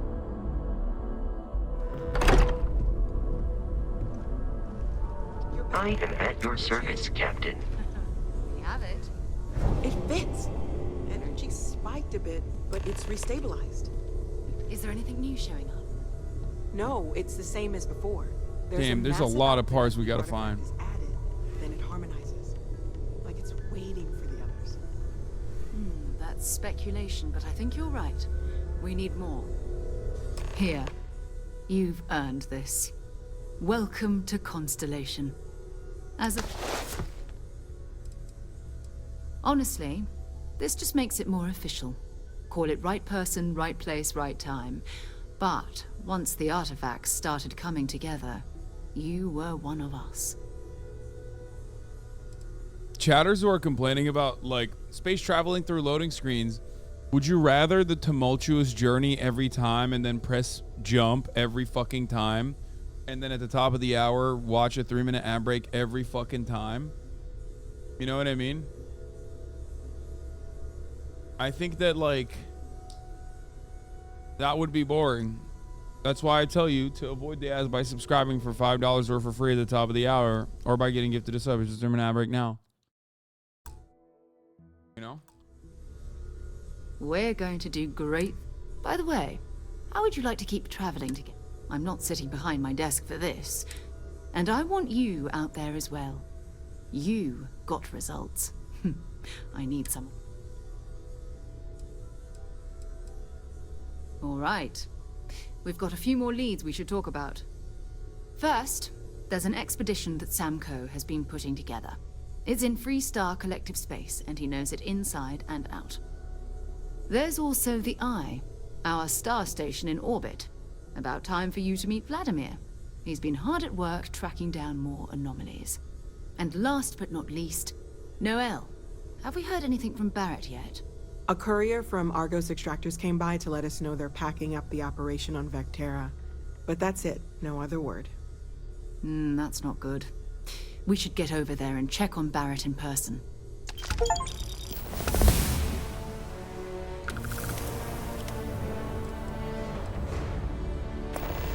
Oh, that's right. He wasn't here when you first showed. I'll let him handle the introductions. What is the Eye? We maintain a star station in orbit above us. It's where we do all our deep space scan. Vladimir runs the station. We have everything. Brilliant astronomer. Years of practice. His mind is always somewhere. Oh, too bad he couldn't see the artifacts coming together. But no.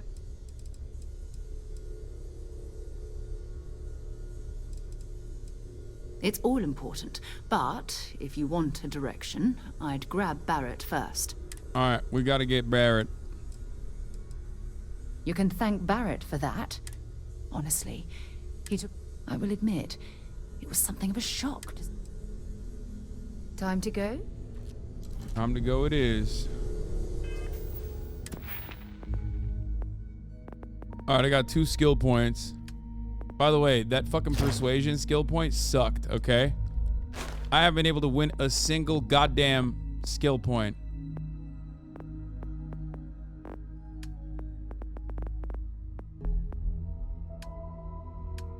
Boost pack? Really?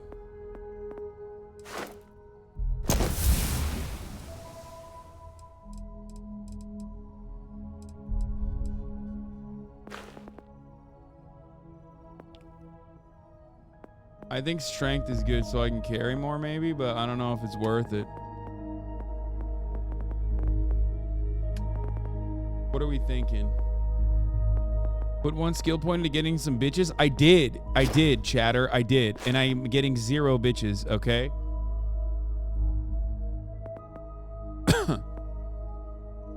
I quite literally put it into persuasion and it was like, lol, no.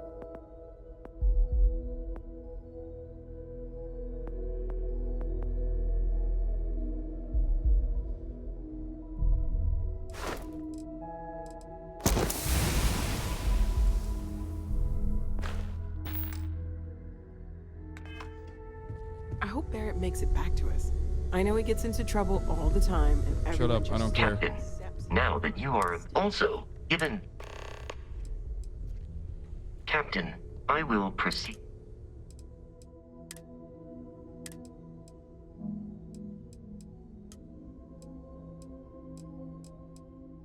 Wait. Can I just have... How many people can I have on me at all times?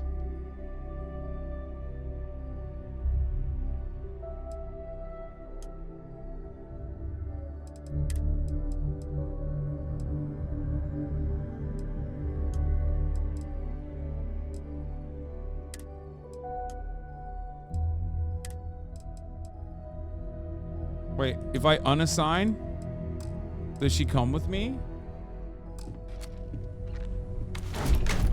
Oh, shit. Accidentally did that. Didn't do that on Yeah. purpose. Bye for now.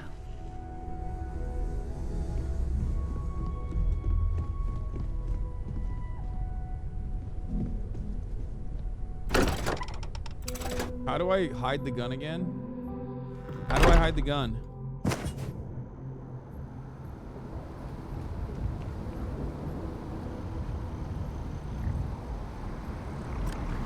Oh, hold R. Okay. All right, where are we going? Where are we fucking going, dude? Set a course. Talk to Sam Coe? Wait, isn't that in the fucking... Is that in the lodge?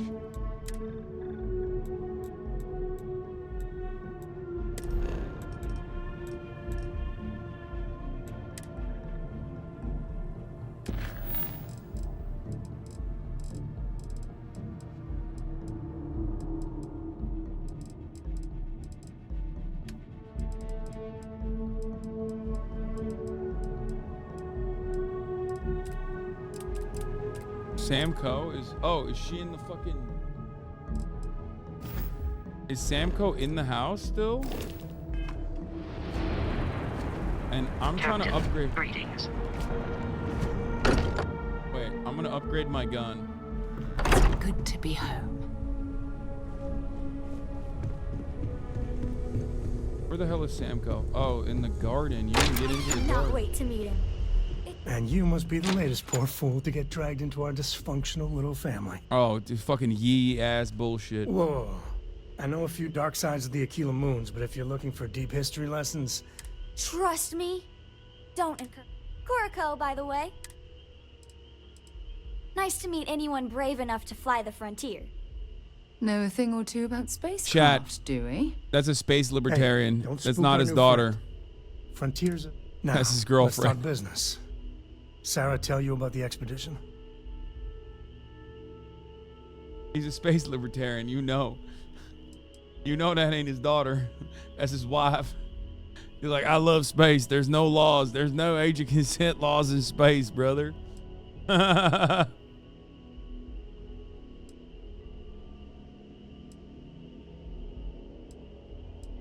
Sure enough, that's where we're heading. The three of us are heading to Aquila, for a settled planet of the Freestar Collective, and, not coincidentally, the home of... We'll land in the city's spaceports, but the frontiers... And I got a lead on a tale that, Yeah, don't piss off the Freestar Rangers. As far as the Collective is concerned, they're judge, jury, and executioner. They're the good guys, but that don't make them any less dangerous. Outside that, just don't be an asshole.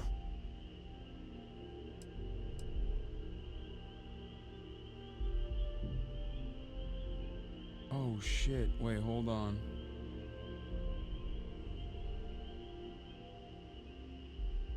Make a phone call real quick.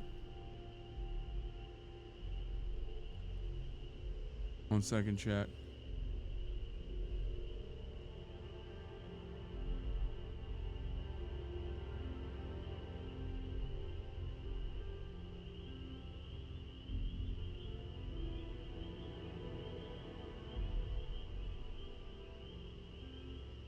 Fucking Ludwig, dude. Fucking Ludwig, okay? We were... I'd like to think you're lost looking into my baby blues. Oh, what the fuck? You know what? Let's Okay. do this one. Once we land on Aquila... Fuck it, we'll do this mission first. Instead of talking to Vladimir. Where do I upgrade my guns, chat? Because I need to.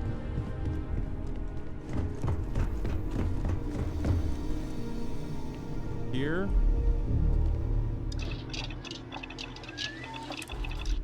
No, don't want that. You can upgrade your spacesuit.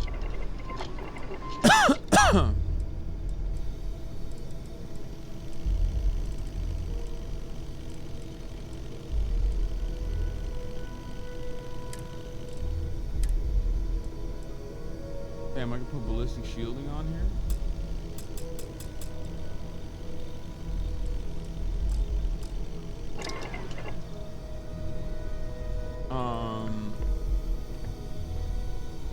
Oh my god, I got a shotgun.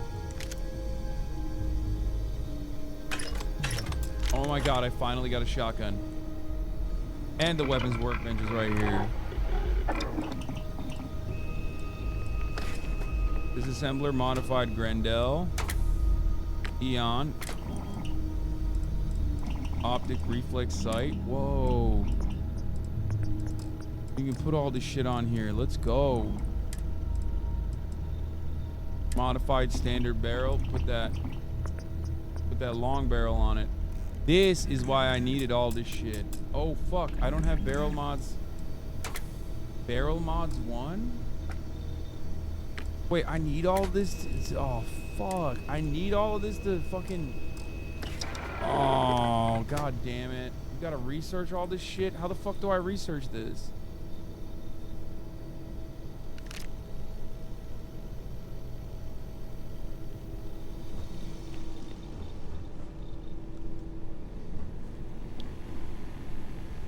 At the research bench?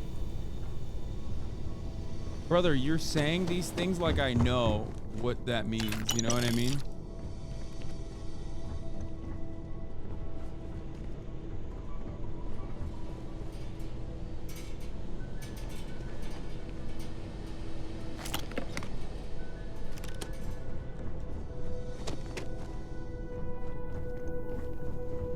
What the hell they got living down here?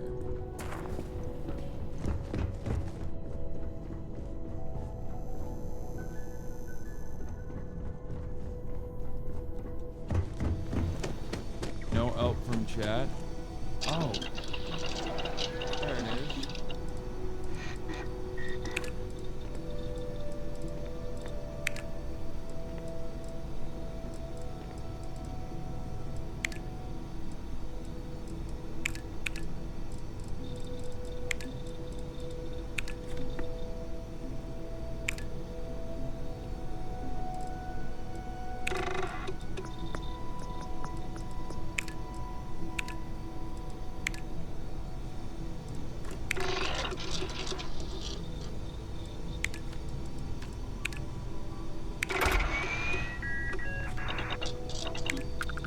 Okay, so I completed barrel mods 1, but I don't have weapon engineering.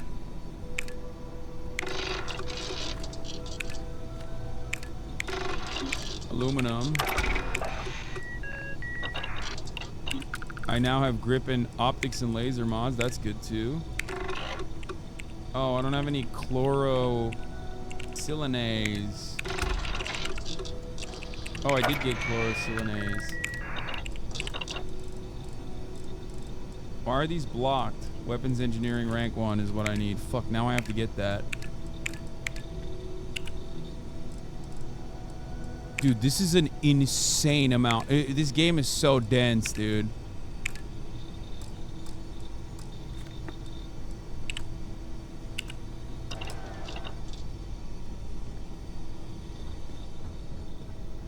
Now we can actually... Oh shit, I just pushed her off the bed. I just pushed her off the fucking thing.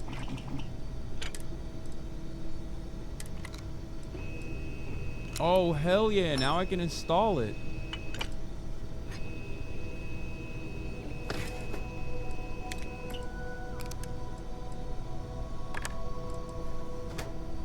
Long barrel increases accuracy at the range at the cost of aim down sight speed. Let's do it. Maybe we should call this exploration thing quits and open a weapons shop. Laser is not that interesting. So we got iron sights on. I can put a reflex sight on it. Oh, I can't because I don't have chlorosilinase and I don't have adhesive left. Let's see if there's chlorosilinase running around in the...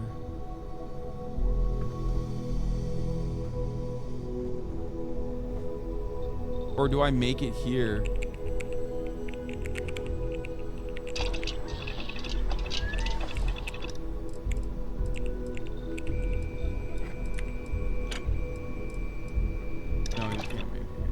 various vendors and find out a lot of this shit for sale too. Okay, there is no chlorosilinase here, dude. Fuck.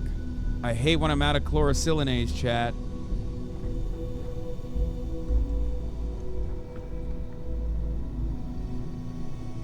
Don't you hate that?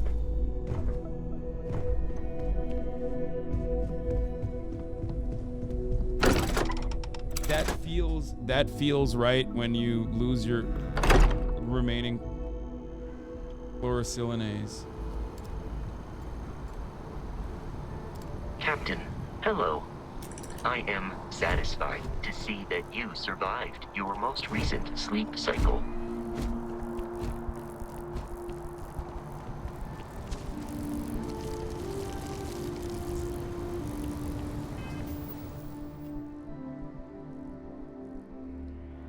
Okay, set a course. You have not explored every system along this route. Try jumping to a closer system. Oh shit, it won't let you go there. I gotta go to Olympus first. Well, honestly, before I do that, I think I need to do Vladimir first anyway. Wait, why do I go back to Vectera? Argos extractors is packing up operations Vectera, but there's no word about Barrett. I need to go there and find out what happened. Okay, I need to find Barrett, or I need to talk to Vladimir, and Vladimir is like literally at Alpha Centauri, right?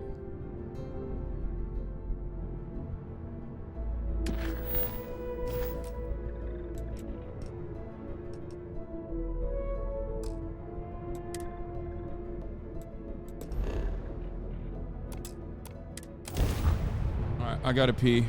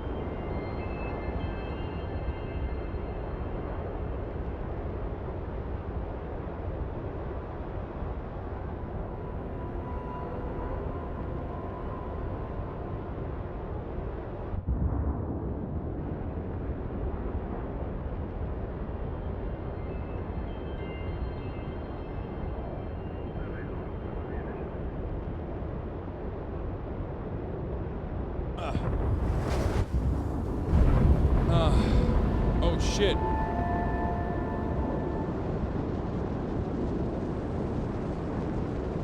Wait, where am I supposed to go? What the fuck?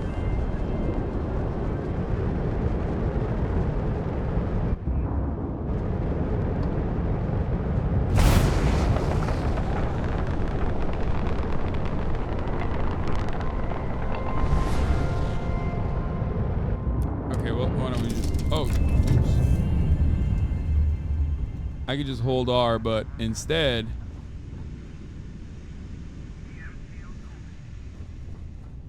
I can see if I have that chemical that I was looking for on here.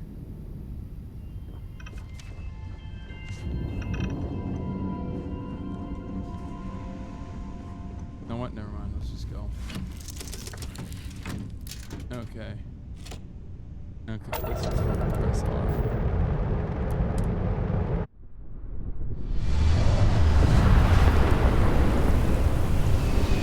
Rise the whip. I mean, this is like you're supposed to be able to, right? The whole point, no? All right, let's put some more juice in the engines, baby. Oh, fuck, I'm going too fast.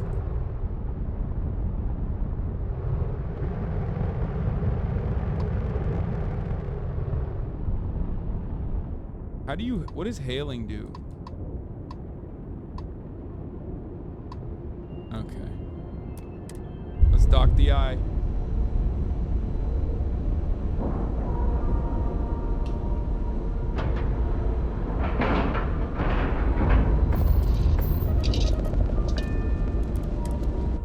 right, boarding the space station. Haven't set foot on the Eye for ages.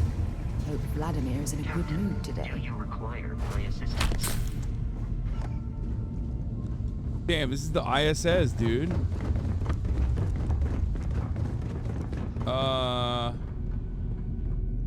Door looks closed.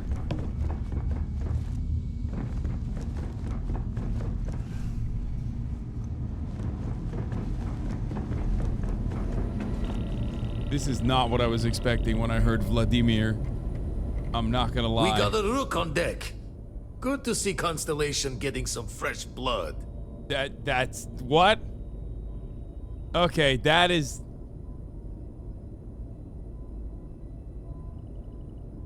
Got the accent and everything. Glad you two finally have a... Wish I could have been down at the lodge to see the artifacts come together. But I got a little lost peeking through the eye. We got brothers everywhere, don't sleep. That one's all on me. The Eye is the nickname for the star station. Probably would have just gotten annoyed at being bothered. I'll catch a smile at our next big revelation. Now, this station, the Eye, rigged up for deep space scans.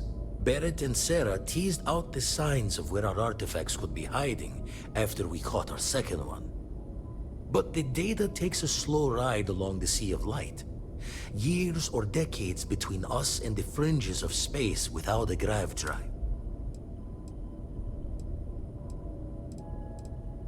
You won't be the only constellation out there. Andreja and Mateo are both. Mateo went out recently, but Andreja, it's been a while. Hate to pull a worried old man act on you, but... Yes, indeed. Stop worrying so much, Vladimir. If she's out there, we'll find her. She should be at one of the 2 sites I've marked on your star map. Anyway, hopefully you'll be catching Fortune's smile, and we'll have some more artifacts to take a closer look at. Happy hunting. It is kind of funny when it jumps to her face when you're having a conversation. It's weird. Usually it doesn't. I'm overdrawn from Lady Luck. It's a long tale to tip your ear on. But if you ever wanted to visit, I have a house out there in the Starfield. Thought I was going to see life's eclipse from there, but Constellation swept me away. Haven't been... If you do go there.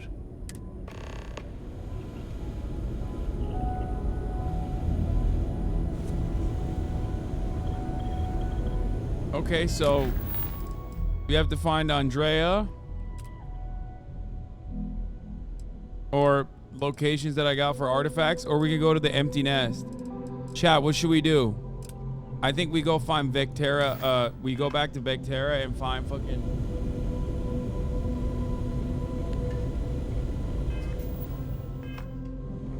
and find Barrett first.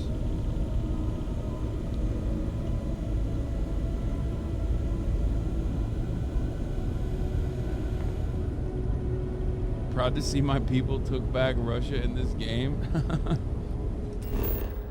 It's just one guy, brother. You don't even know.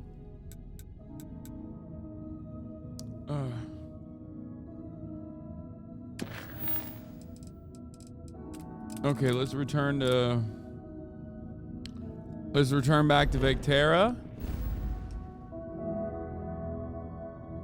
From Alpha Centauri to Nerion to Vectera, setting a course and jumping.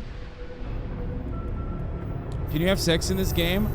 I heard you can't. Whoa, what the fuck is this shit? Flying right at me, brother. Chill. Yo. Chill. What the hell? Hey, contact Charlie 3. That's you. Charlie 3. Hi. I got some information for you. What the fuck? Please, acknowledge. I got something important to say. Save your life. Honest. What is happening to this fucking... Nice to meet you. Bye, Charlie 3. Hi. Just doing my daily paying it forward. I meet so many people, and so you're the third Charlie I've met today. Sure. So, I'm doing my round. Spacers, all over the damn place there. Just something big's going down there, and all of us with no skin in the game, best we just give it a wide berth.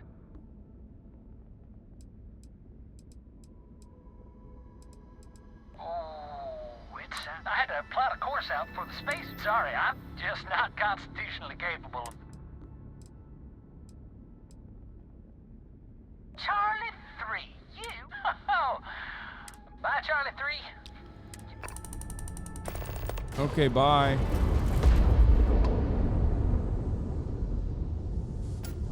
Hey, man, are you all right?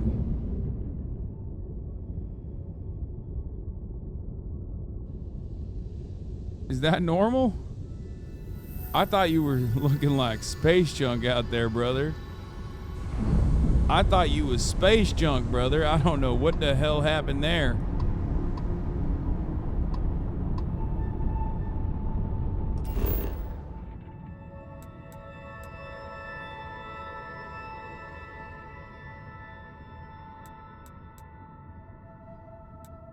Okay, land on it. Get down there.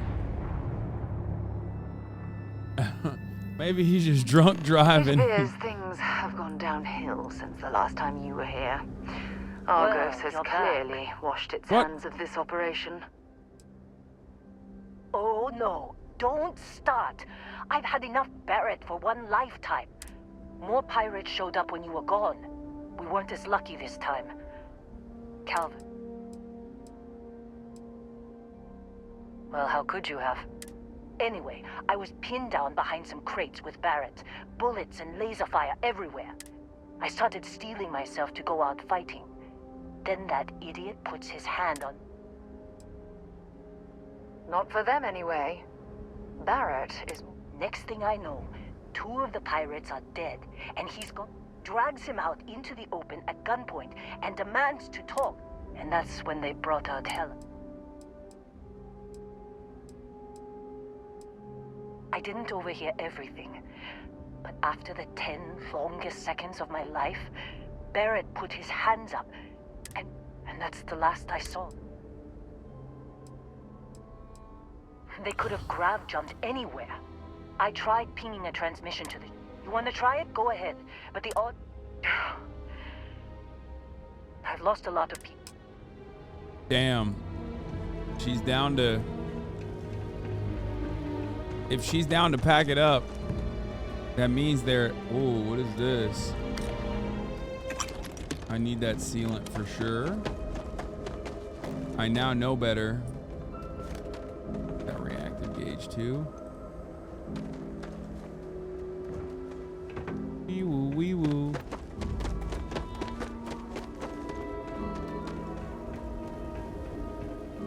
Wait, how do I...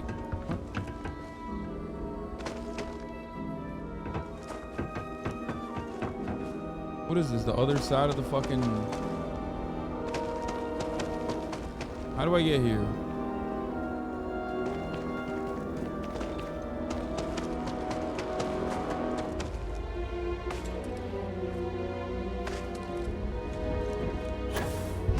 Oh, shit.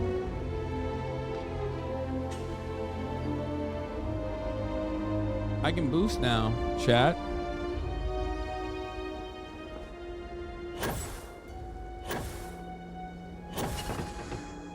There's no door here, is there? This door don't open. How the fuck do I get in here then?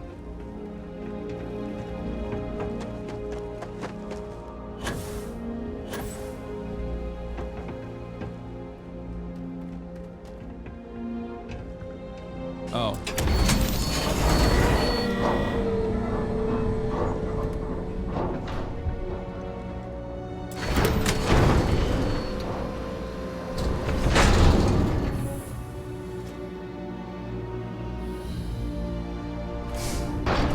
Argos extractors. Good to be home.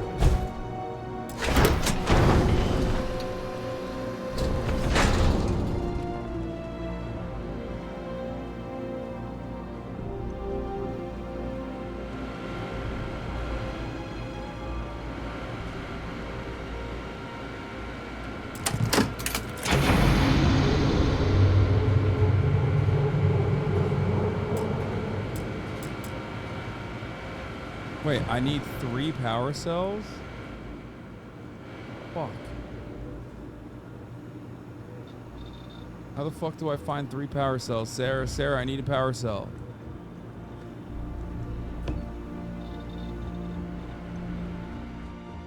Gotta be some in here, right? That's one.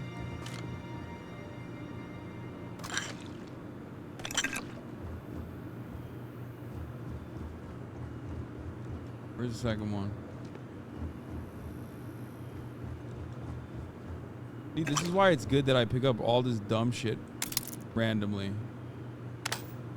Because if I hadn't picked up that other random power cell, we'd be out of a power. I'd be looking for another power cell right now.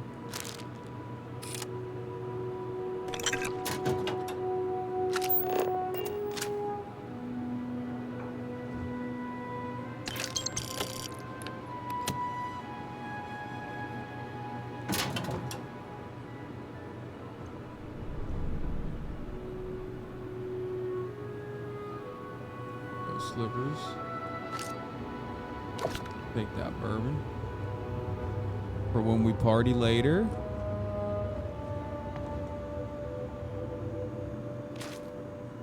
Okay, I just need one more power cell. Come on, baby, let me find it. Show yourself to me. Where are you? If I was a power cell, where would I go?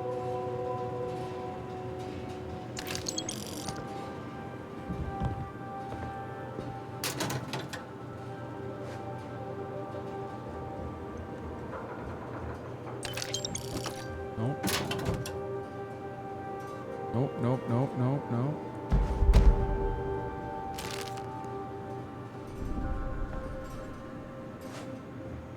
Fish worker mask. Ain't no mask out in space for me, brother.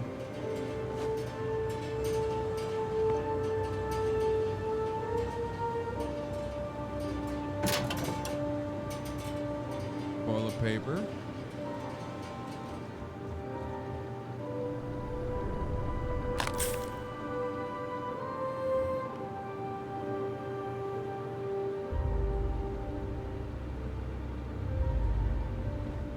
I don't think it's gonna be in here, so. Ooh, drip. Hold up. I ain't wearing no goddamn helmet, brother.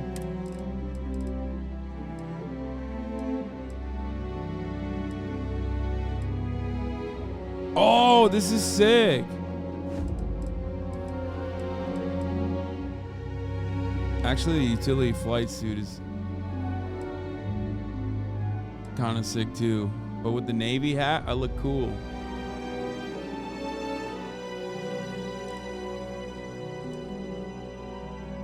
Bar duds.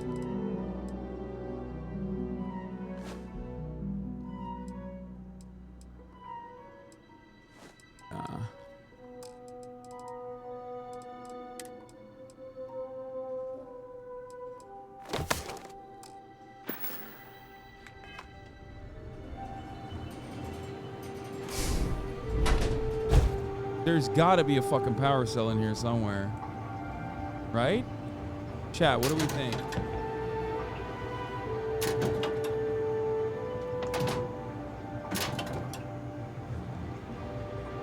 Yeah, first they made me pick pronouns, now I got a spacesuit.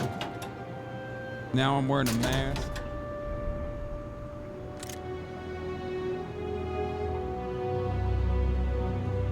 I wonder if it's in the other building, which is kind of annoying, but what are you gonna do?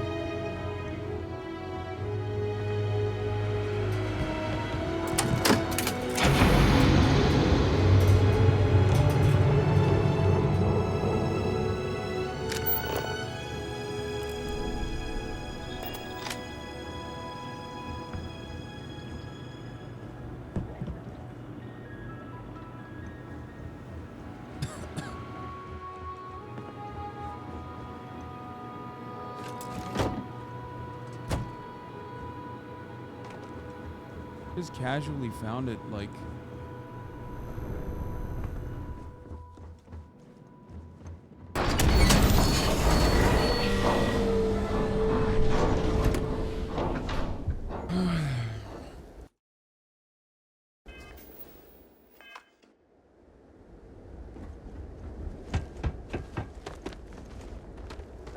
Maybe out here there's more? I don't know.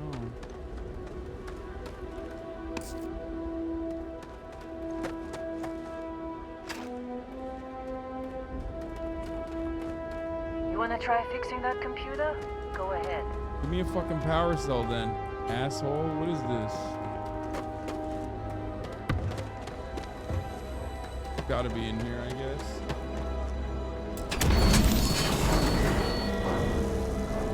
No other place to go.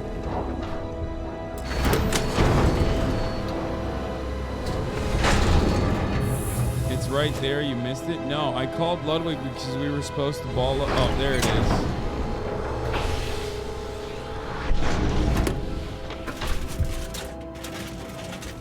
Cool. Ludwig and I were supposed to ball, and he was like,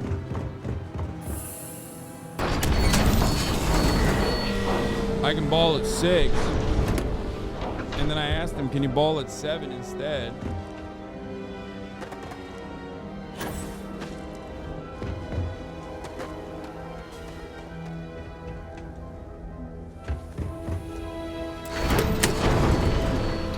He never responded, I realized.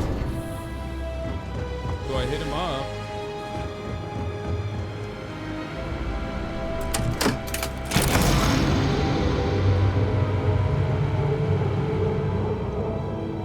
Okay, how the fuck do I get in there now?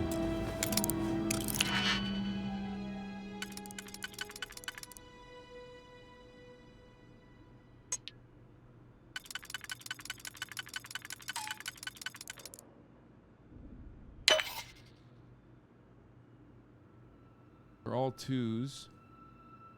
This one works for that.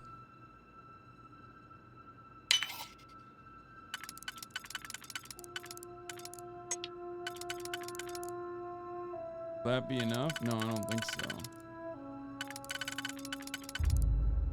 If I do that, then that's far enough, right?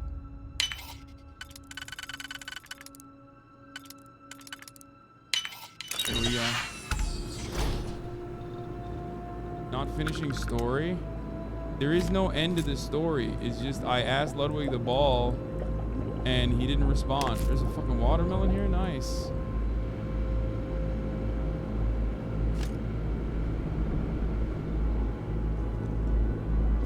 I wasn't picking up these adaptive frames thinking that they're irrelevant, but it turns out they are actually very relevant. Anyway.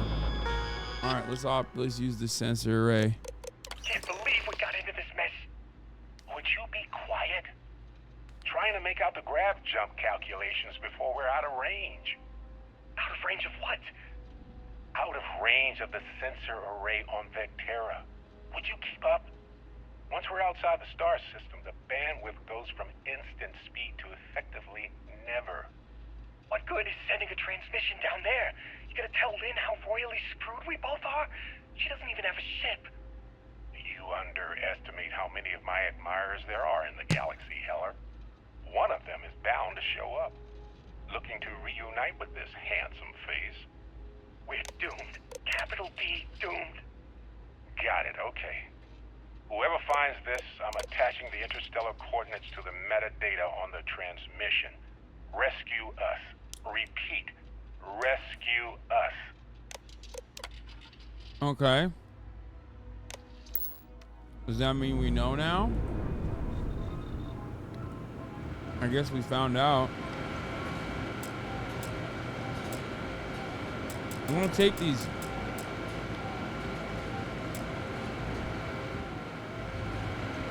Yes? Want to see what I'm carrying?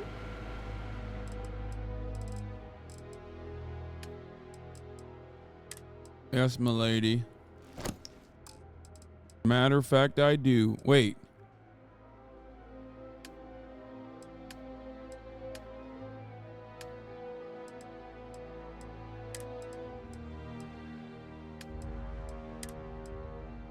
That good? Oh shit, that's better. Better than what I got. Oh shit. I didn't realize.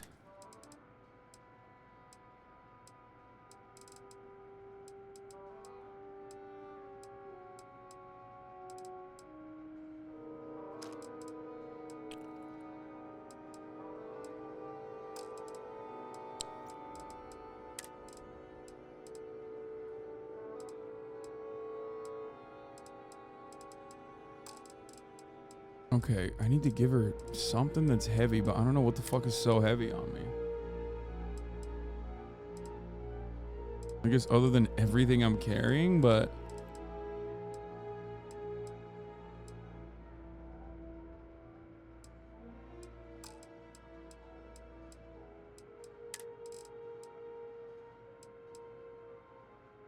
Sort by name? No. Wait.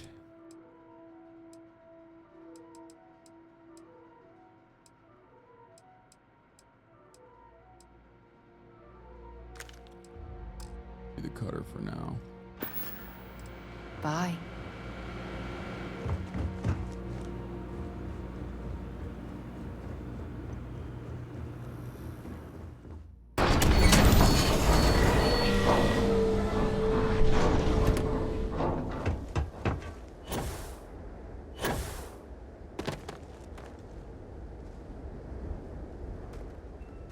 So, you actually get the...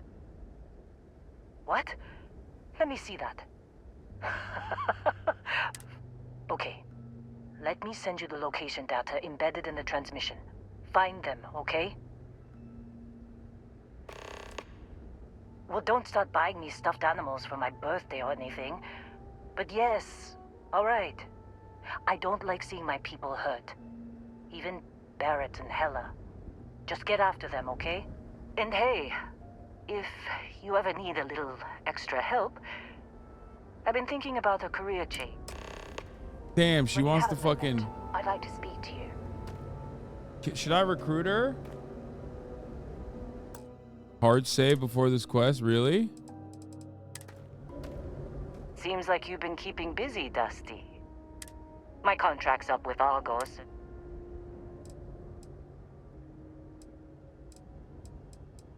If you give me an outpost to run, I'll have it all. I'm a good hand with explode. Alright. Works for me. Change Supervisor Lynn's assignment to Frontier. Sure. Right. Done. I'm gonna put her at my first outpost. Just need a good planet. Hello, Captain. Come on, Vasco. Let's get the fuck out of here. Crew, there's something I need to talk to you about. What do you want? What can I help you with? Thanks for taking the time to talk. I wanted to ask you about the artifact you found on Vectera. When you pulled it from the rock, held it in your hands for the first time, how did you feel?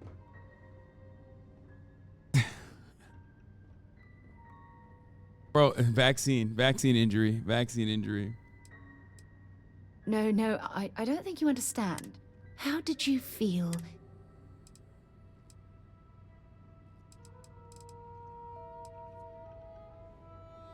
Raw energy? I shouldn't be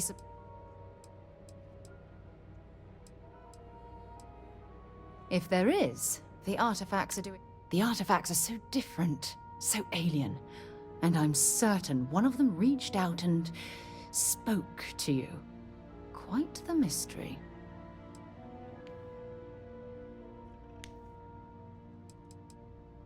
Agreed. Unfortunately, there's no way that I know of to reply. And believe me, I've been trying to gather data on the damn things for years.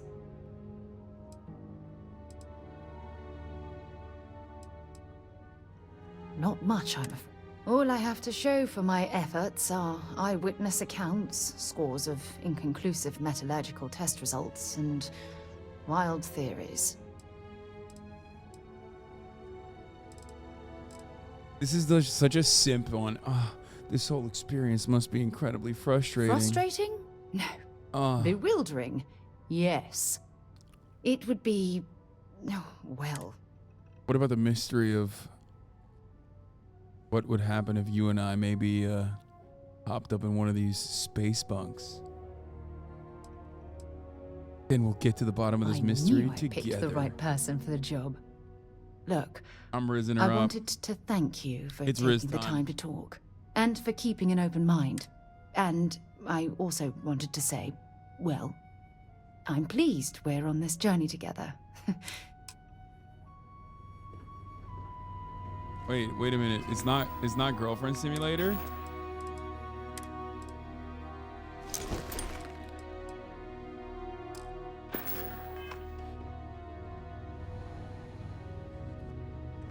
God, I hate the constellation like symbol and stuff. It's so lame.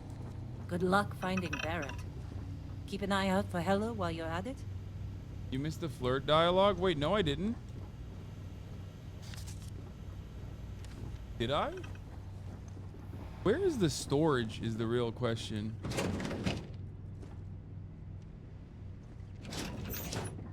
One toilet for this whole ass ship. Maybe I should stop recruiting motherfuckers in here.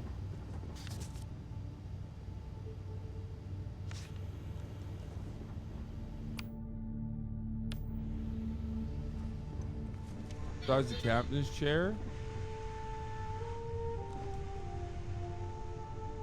I don't see it, chat.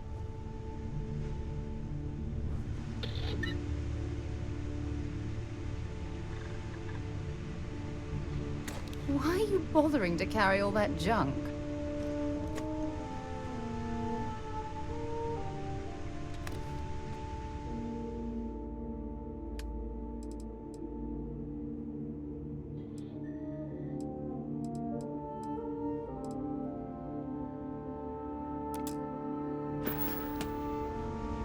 Captain's locker.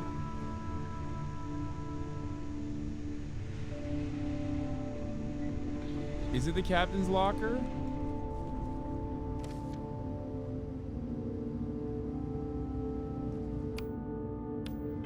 Open inventory screen.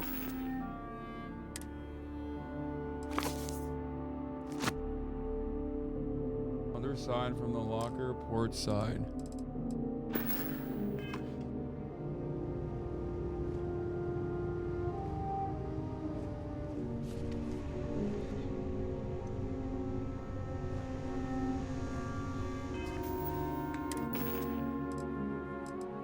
Oh, cargo hold.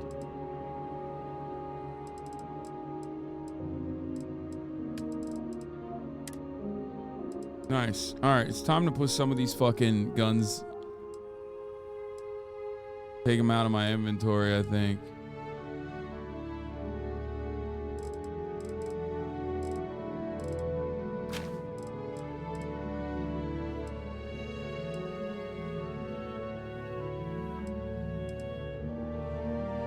I don't know which ones to throw out. God damn it.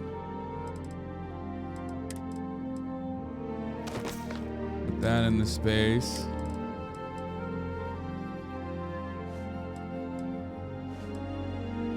Not going to use any of these. I might use the...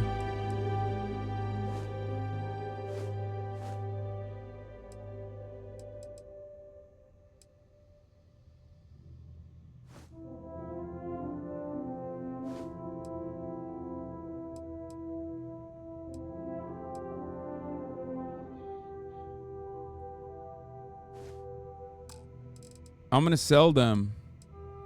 I need to land and sell them, but I don't know where, like, what is taking up so much space in my gear? I guess it's the guns. Like, I have a lot of guns.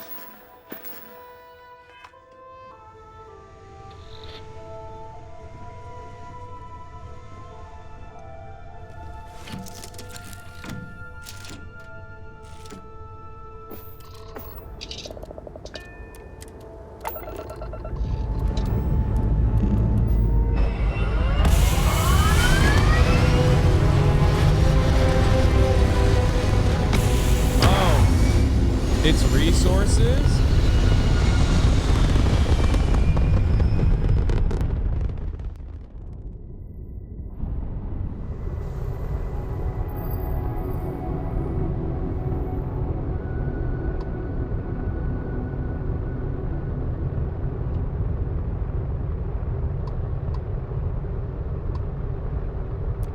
Why can't I press R? That's not working.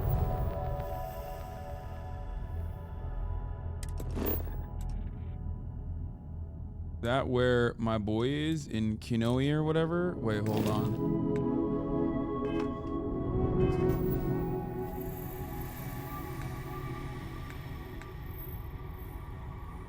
Where the fuck? Why can't I see the mission? Missions. Oh, there it is. L. Travel to Kinoi. Oh, okay. Set a course for Kinoi.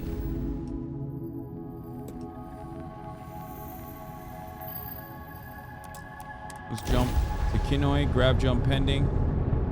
Power up the grav drive.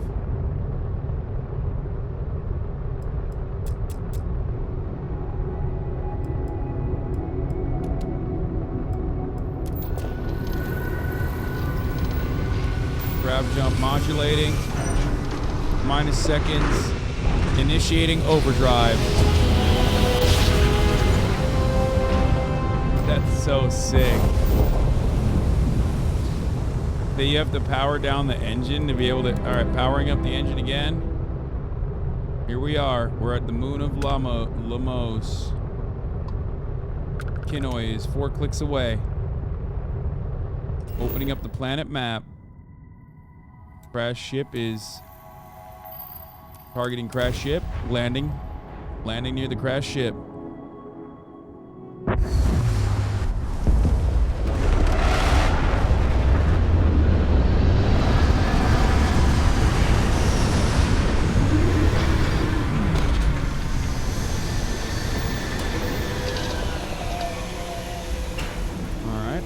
See? Oh, it's back there. Got it. All right, time to exit the ship. Sure, it's safe out there. Hello. I don't know if it's safe out here. What is it? Extreme solar radiation planetary condition? What the fuck? Extreme ambient cold. Warning, suit protection depleted. Wait, what the fuck does that mean?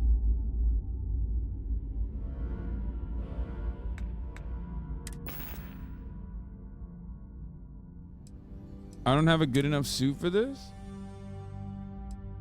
No, this says radiation protection and better thermal protection.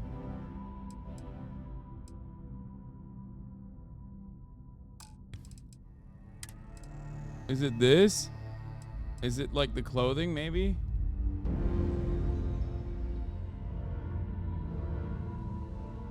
Just ignore it? I don't think I should ignore it, chat. Anyway, I gotta equip weapons now. Hold on. Alright, Grendel is on 2. Rescue Axe is on 4.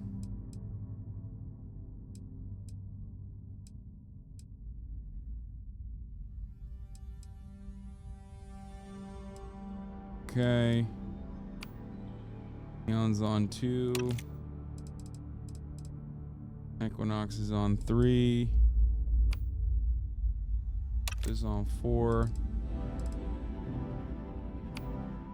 Elemental Shank is on 5. Should be fine.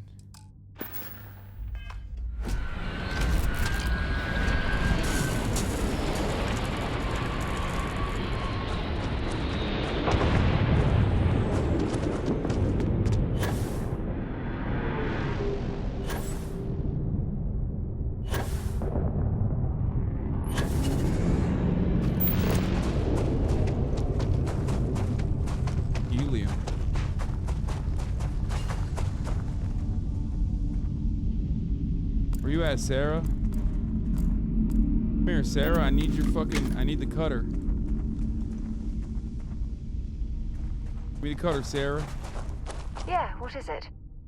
Dropping off a few choice items? No, I'm grabbing a choice item. I need my cutter back.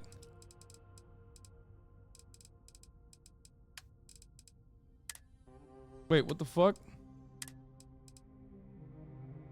Wait, where the hell's my cutter? She take my cutter? Until later. Oh, fuck, it's on the ship. Oh, god damn it. Fuck.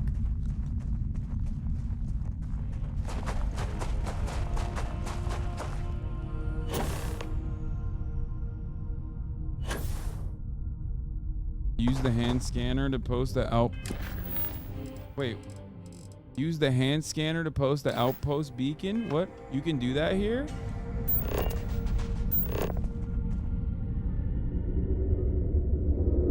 Like, I can put an outpost beacon here?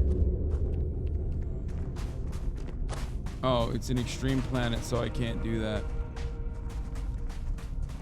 Wait, what is the surface map?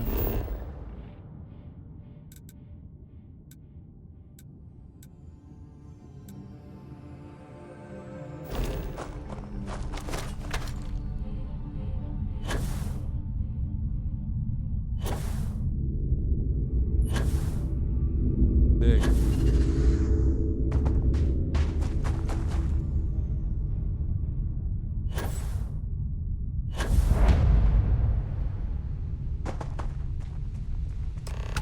All right, we are at the crash ship. What's going on, Heller? Hey, it's you. And here I thought you was... You see, I laugh. Man, I was so terrified when I got pulled on board that... There it was all... Yeah. He tells me we need to start pretending to fight each other. I just remember him shouting, "This kid is a killer. How am I supposed to defend him?" I mean, I didn't think it would work, but they came in.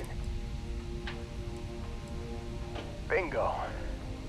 Blasted the pilot right in the back. Through to the flight console. And dropped orbit like a rock off a high rise. I blacked out. And when I came to, there he was, smiling like it was just another day on the job. You missed the fun part, Heller. I mean, I go through all the trouble of saving your... Then he did the little... Oh yeah, probably should. So, I was real excited. And then, really less excited. Yeah, you know, you're really the one who should be upset about it. Got a signal from the ship before they grav jumped. Guessing it was Barrett. Haven't really been in... Hey,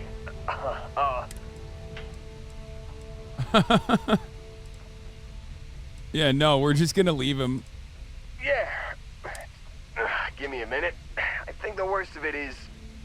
Yeah, I'll be all right. I'll be all right. This is why writers strike. With the best of them. Chatters. Let me know when you want to head out. Do you think I'm not Do you think I'm not reading what he's saying? Like when I skip, do you think I'm just like randomly skipping, or do you think I'm actually reading what he's saying? What's going on, man? Of course I'm reading. All right. Still think there might be a spot for me on you? I'm gonna ask him. Bet. I've worked on enough remote. And if you're in the... Whew,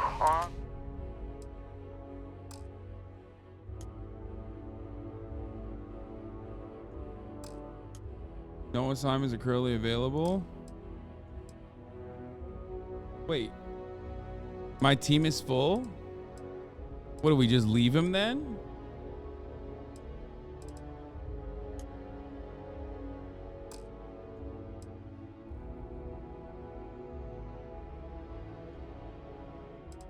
Leave Vasco dead weight?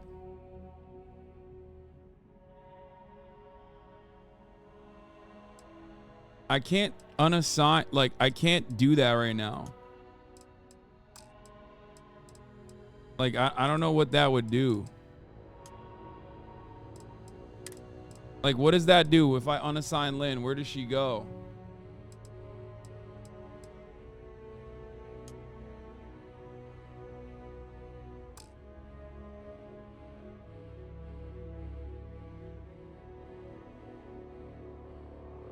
Assign her to an outpost? I don't have an outpost yet. Get rid of Sarah. She didn't have the cutter when you needed it. You got it.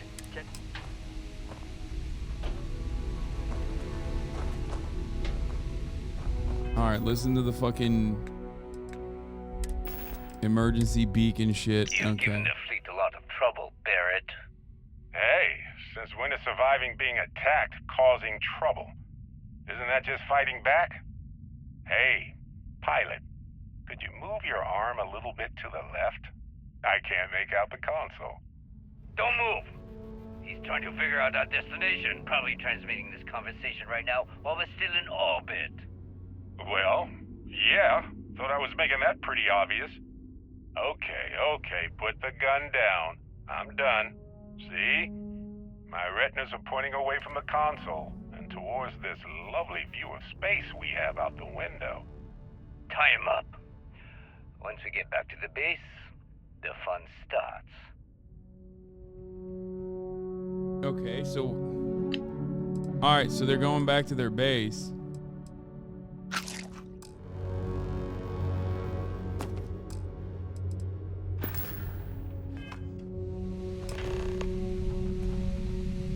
Travel to Bessel. Okay, you got it.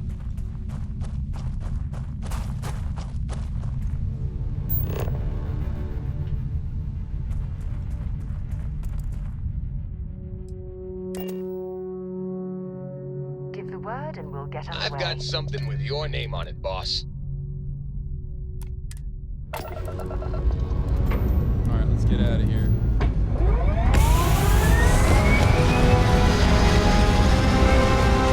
Dig for helium? No. I don't have my fucking cutter on me, so fuck it. Me too, sure. I like that very much. And will you do funny voices for the characters? Like you used to when I was little? You just try and stop me. Bessel is fucking 8,000 light years away.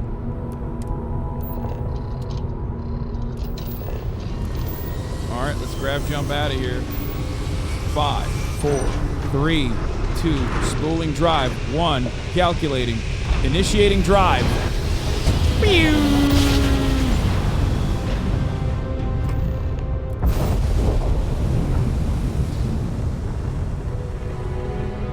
Alright, we're at Bessel 3, the Bessel system.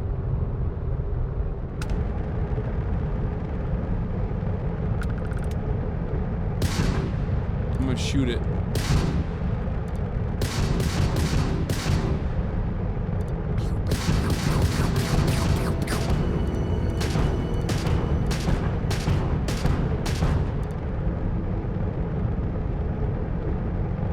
Okay, all jokes aside, let's prepare for landing. Setting a course for Bessel system on the Ransack Research Outpost. Oh, I can scan it now. Nice, a lot of helium-3. Gotta rescue Barrett from the Ransack Research Outpost, extreme environment. You hit my house? Well, serves you right. Shouldn't have fucking been on the Bessel system, baby.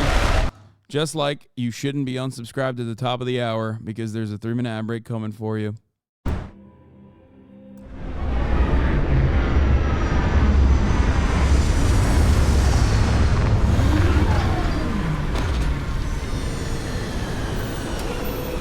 Lennon's Lambo, thank you for the 5 gifts.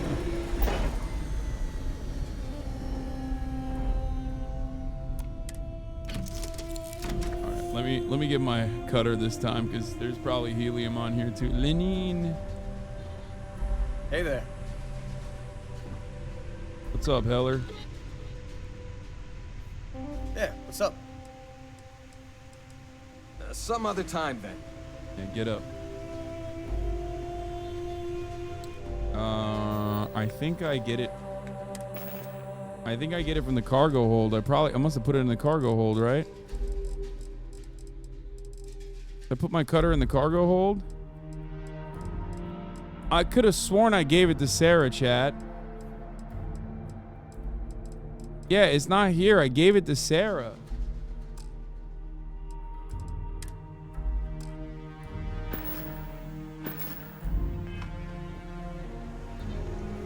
I'm not even joking. Been keeping busy out there? Hey.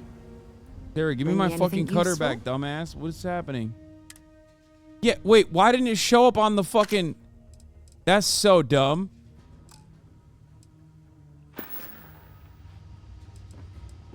Goodbye. You fucking asshole, Sarah. God damn it.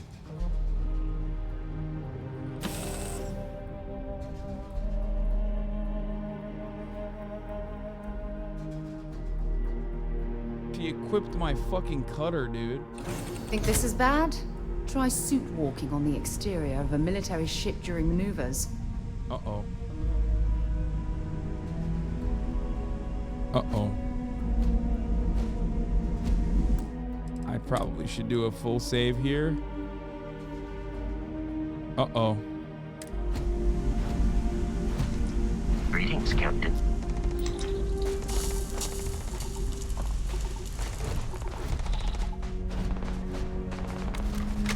This music is way too nice for what we're about to do out here. Aluminium. Sarah, this is how you use a cutter, goddammit. You should learn that. Makes some valuable trade being a miner.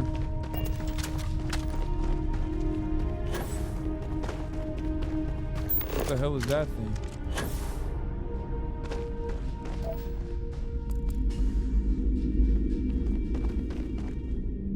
Oh shit, we got enemies.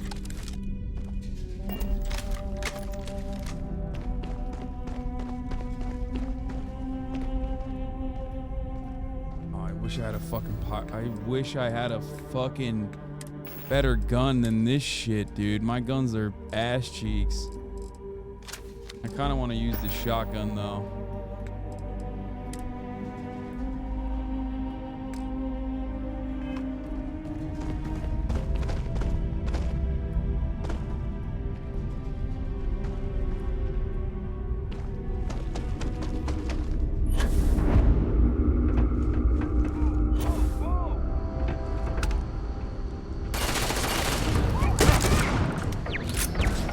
Oh shit!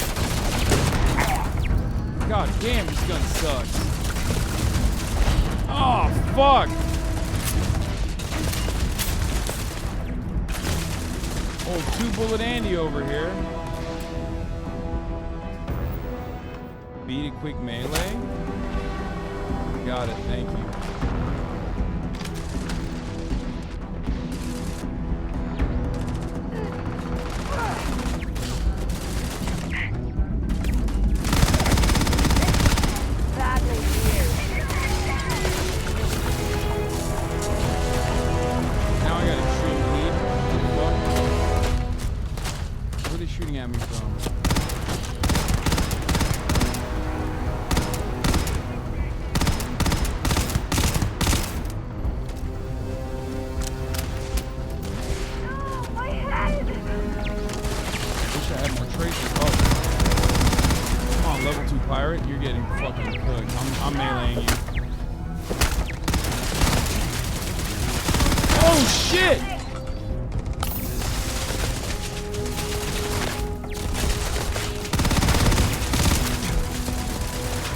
A lot of turrets. Not good. Not good, folks. All right, I'm gonna hide in here for a second. God's sake. Drop some of that rubbish already. Shut up, Sarah. How about you keep shooting? You focus on your shooting while I'm looting, okay?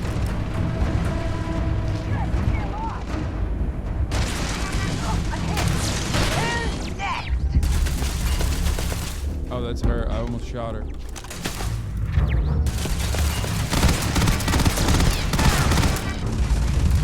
Uh-oh. That's not fair. Where you at? Oh, you're going to regret this.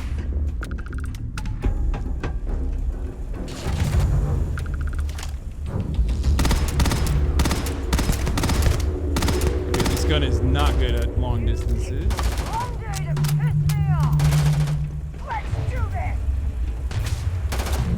Oh, nice. I could have sworn. Never mind. Let's see if the maelstrom is better.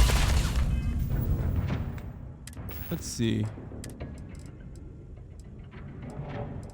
Oh, I modified the Grendel. I didn't modify the Maelstrom.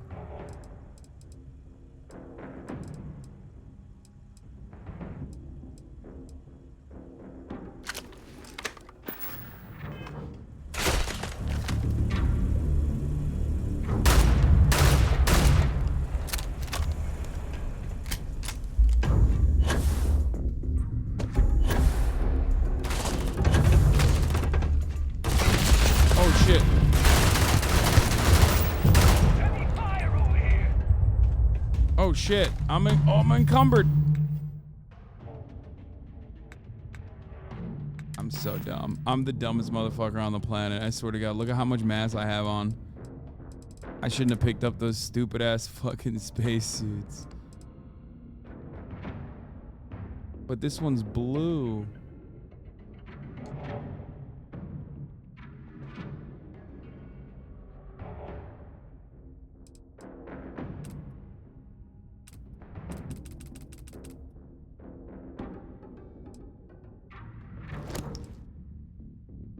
Still not enough.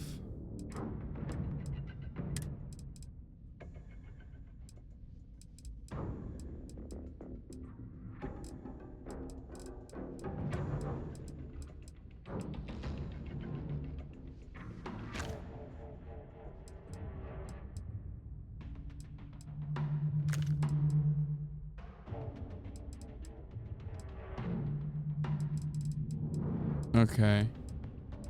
Fucking cutter is so goddamn heavy. Is this on hoarding? No, hoarding has become a major problem for me. It's like not even a joke. I think I have too many resources ultimately. That's what it is. And these dumb shits that I will never even fucking use. You know what I mean? Like, why am I carrying that? No one will ever know. I might need it one day, you know what I mean?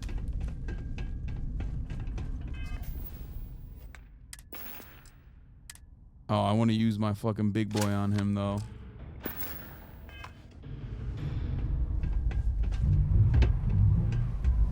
Oh, shit. Heal up. Hold on. Waiting for the O2 to... I can't see! What the fuck? You've already lost! Fuck!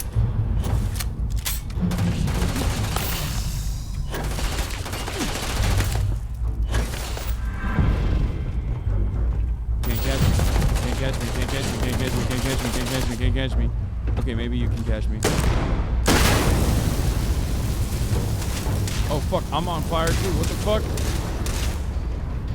Show me what That did nothing to him, bro. What the fuck? Come on! Ah! Okay, maybe I shouldn't have run up to him like that. That was not a good idea. I can't take much more of this! Yeah, eat her ass, dude. Wait, I'm going for help! No, you're not. Bitch. Don't leave any of that behind.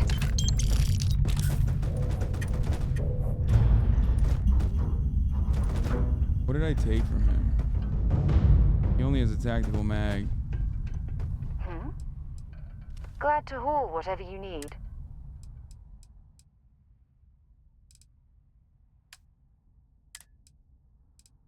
Veterans refined deep space mining spacesuit. Oh shit, that one's sick.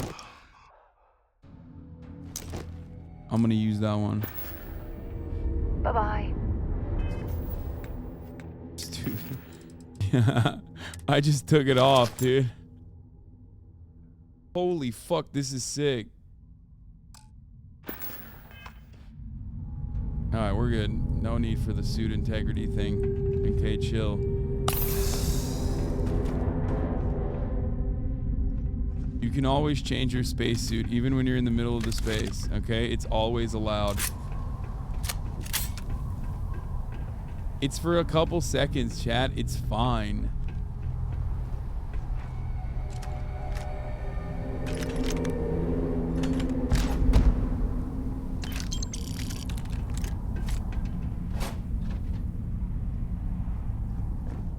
Just hold your breath. Like Spike Spiegel used to do. Have you guys never seen that?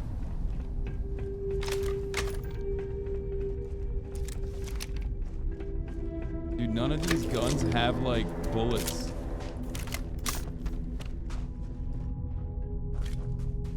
That metabolic agent for sure.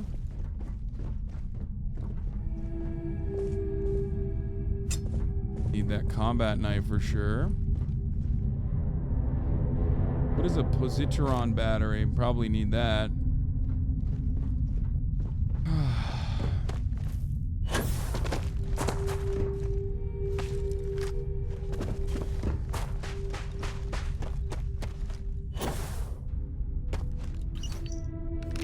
We are in space solely to mine. There's got to be like a mega key that opens everything, right? Like an omega key.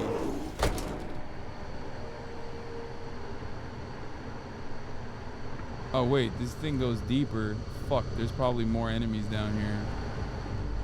Oh yeah. There's no certainty to the universe at all.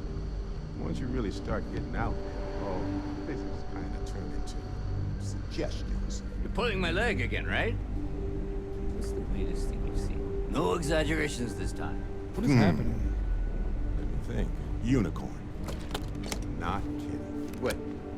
The mythical mare with the magic. If you're overloaded, we should. Let me see the modified one. Crimson Fleet, this is Delgado.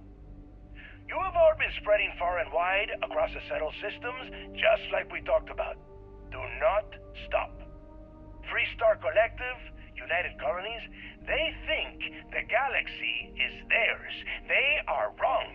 It belongs to the free people of the Crimson Fleet. It always has. We are just reclaiming what is rightfully ours. And we will use their own selfishness and arrogance against them. Those of you old enough to grow hair remember the Colony War. Remember those morons fighting and dying over nothing. They built facilities all over. Facilities that are still there, intact and abandoned. Just waiting for someone to come in and set up shop. That someone is the Crimson Fleet. So go! Make yourselves at home and bring the fight right to their goddamn doorsteps!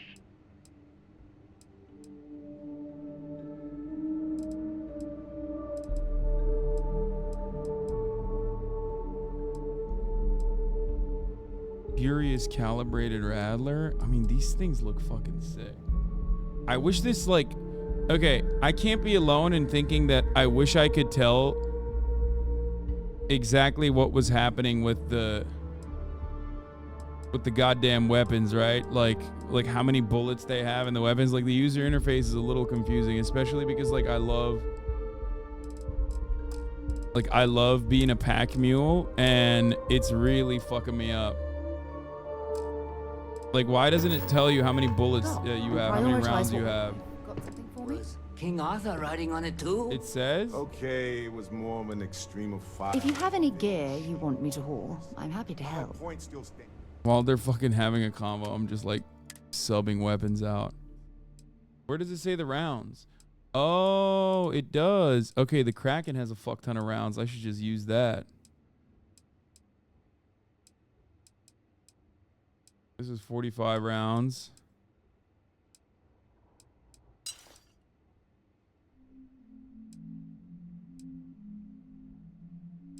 The Furious Calibrated Rattler has a shit ton of rounds too.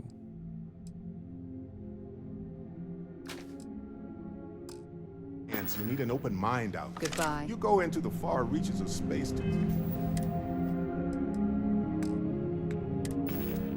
Melee Zoro build when?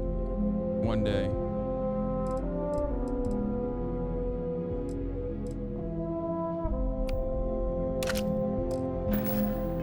Tightly wound. Your brain is just gonna pop like a soda.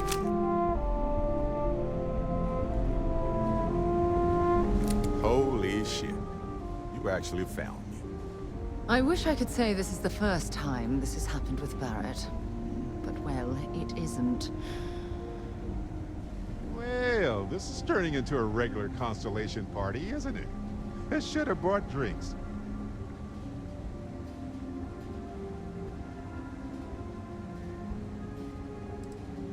Matsura the Grim here and I actually have a... Both escape artists. Being captured by Sistef myself plenty of times. See, that's what I'm talking about. Relativity. We're all just creatures of the universe trying to get away from what's after us. Well, you didn't need to worry too much. Matsura the Grim here is actually a wonderful host. No reason captivity should be unpleasant.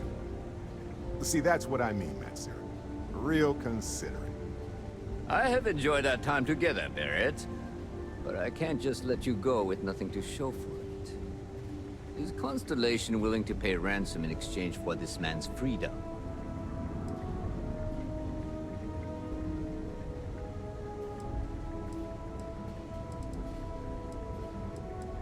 Okay, come on, You want me to end all this with...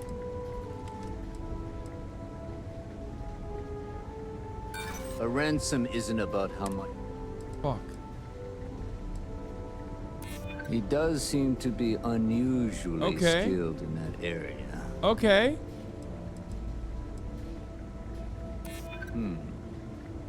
True. Oh!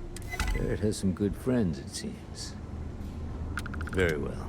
Let's go! You're all free to go. It's been a real pleasure, Matsura. Really. And good luck out there with all the, you know, hurting people and taking I just rizzed them. Finally. Wait, I just killed... free to go. I do not encourage you to return. Got nothing to say to you. Matsura's in charge.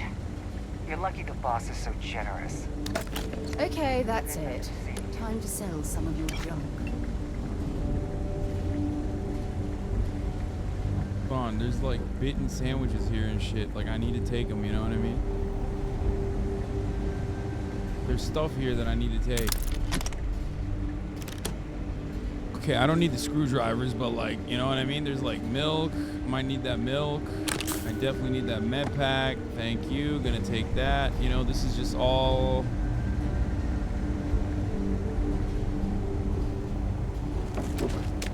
Take the tomatoes. Oh, I've got to take that power circuit and the comm relay. Duh. And another med pack. Alien broth. I mean, I'll take that too. Fuck it. Why not? You know what? Maybe I could eat some of this shit.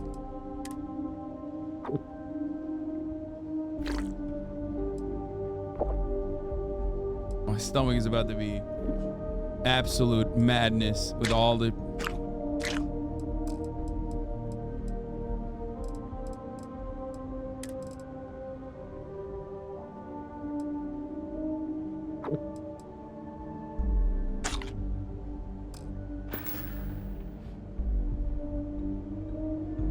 Okay.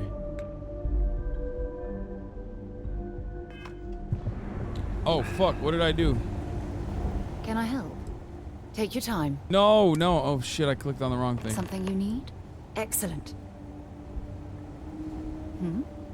I'll only carry the good stuff. Just kidding. Yeah. Shut up, pack mule. Here, take this fucking dumbass shotgun. I'm never using it. And this Eon as well. Also never using that one. Okay.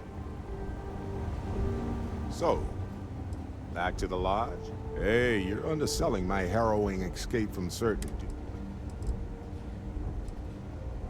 Honestly, I was kind of ruined. Okay, right.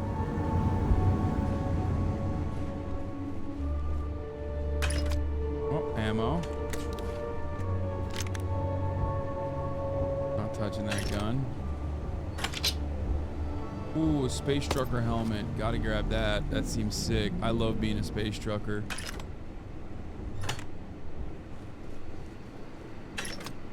More ammo. No, I already tasted the alien broth. Didn't like it.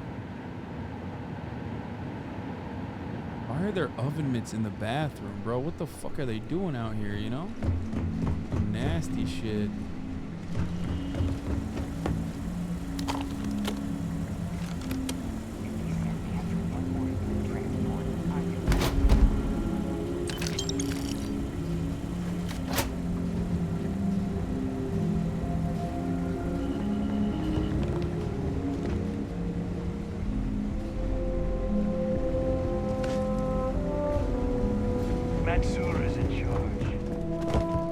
kind of want to talk to Metzger before I leave. I enjoyed our conversation, but You're lucky the boss is so generous. Wait, what the fuck happened? Why am I like now running out of... Hey, glad to haul whatever you need.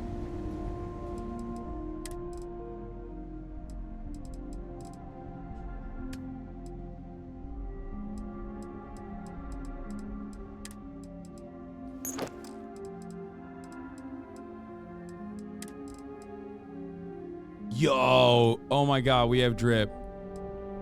We have drip. We have officially gotten dripped out the wazoo. But on that note, I believe it's time to end it. Time to go?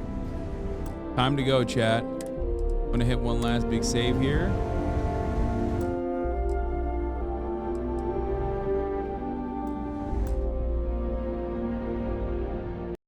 Alt F4 out of there. And right at the 8-hour mark right there. Oh my god, my eyes are hurting a little bit. Chatters, I hope you had a good one. I sure did. I will see you tomorrow. Remember, we have the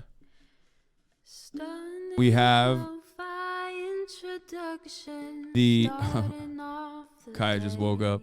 We have the meet and greet on Sunday, and tomorrow will be a fun day as well. A lot of fun reacts still lined up that we haven't watched, so we'll get to all of that. Anyway, love you all, and I will see you tomorrow. Peace. The starlock to the starlock to the topic just begun. There he is again, Hasan is streaming, Hasan is streaming. There he is again, Hasan is streaming, Hasan is streaming. Reviewing the P.O. box, Uncle Uger's face. Sudden Discord active prop, great names take embrace. Tiny Bernie Sanders, LGBTQ Air Force. The whole left at your fingertips, Ane at your door. The H3 crowded debate, the Young Turks online show. 3 full fucking years of this, plenty more to go. 90-day fiance, talks of champagne bourgeoisie. A Trump rally live reaction, a mass riot at DC.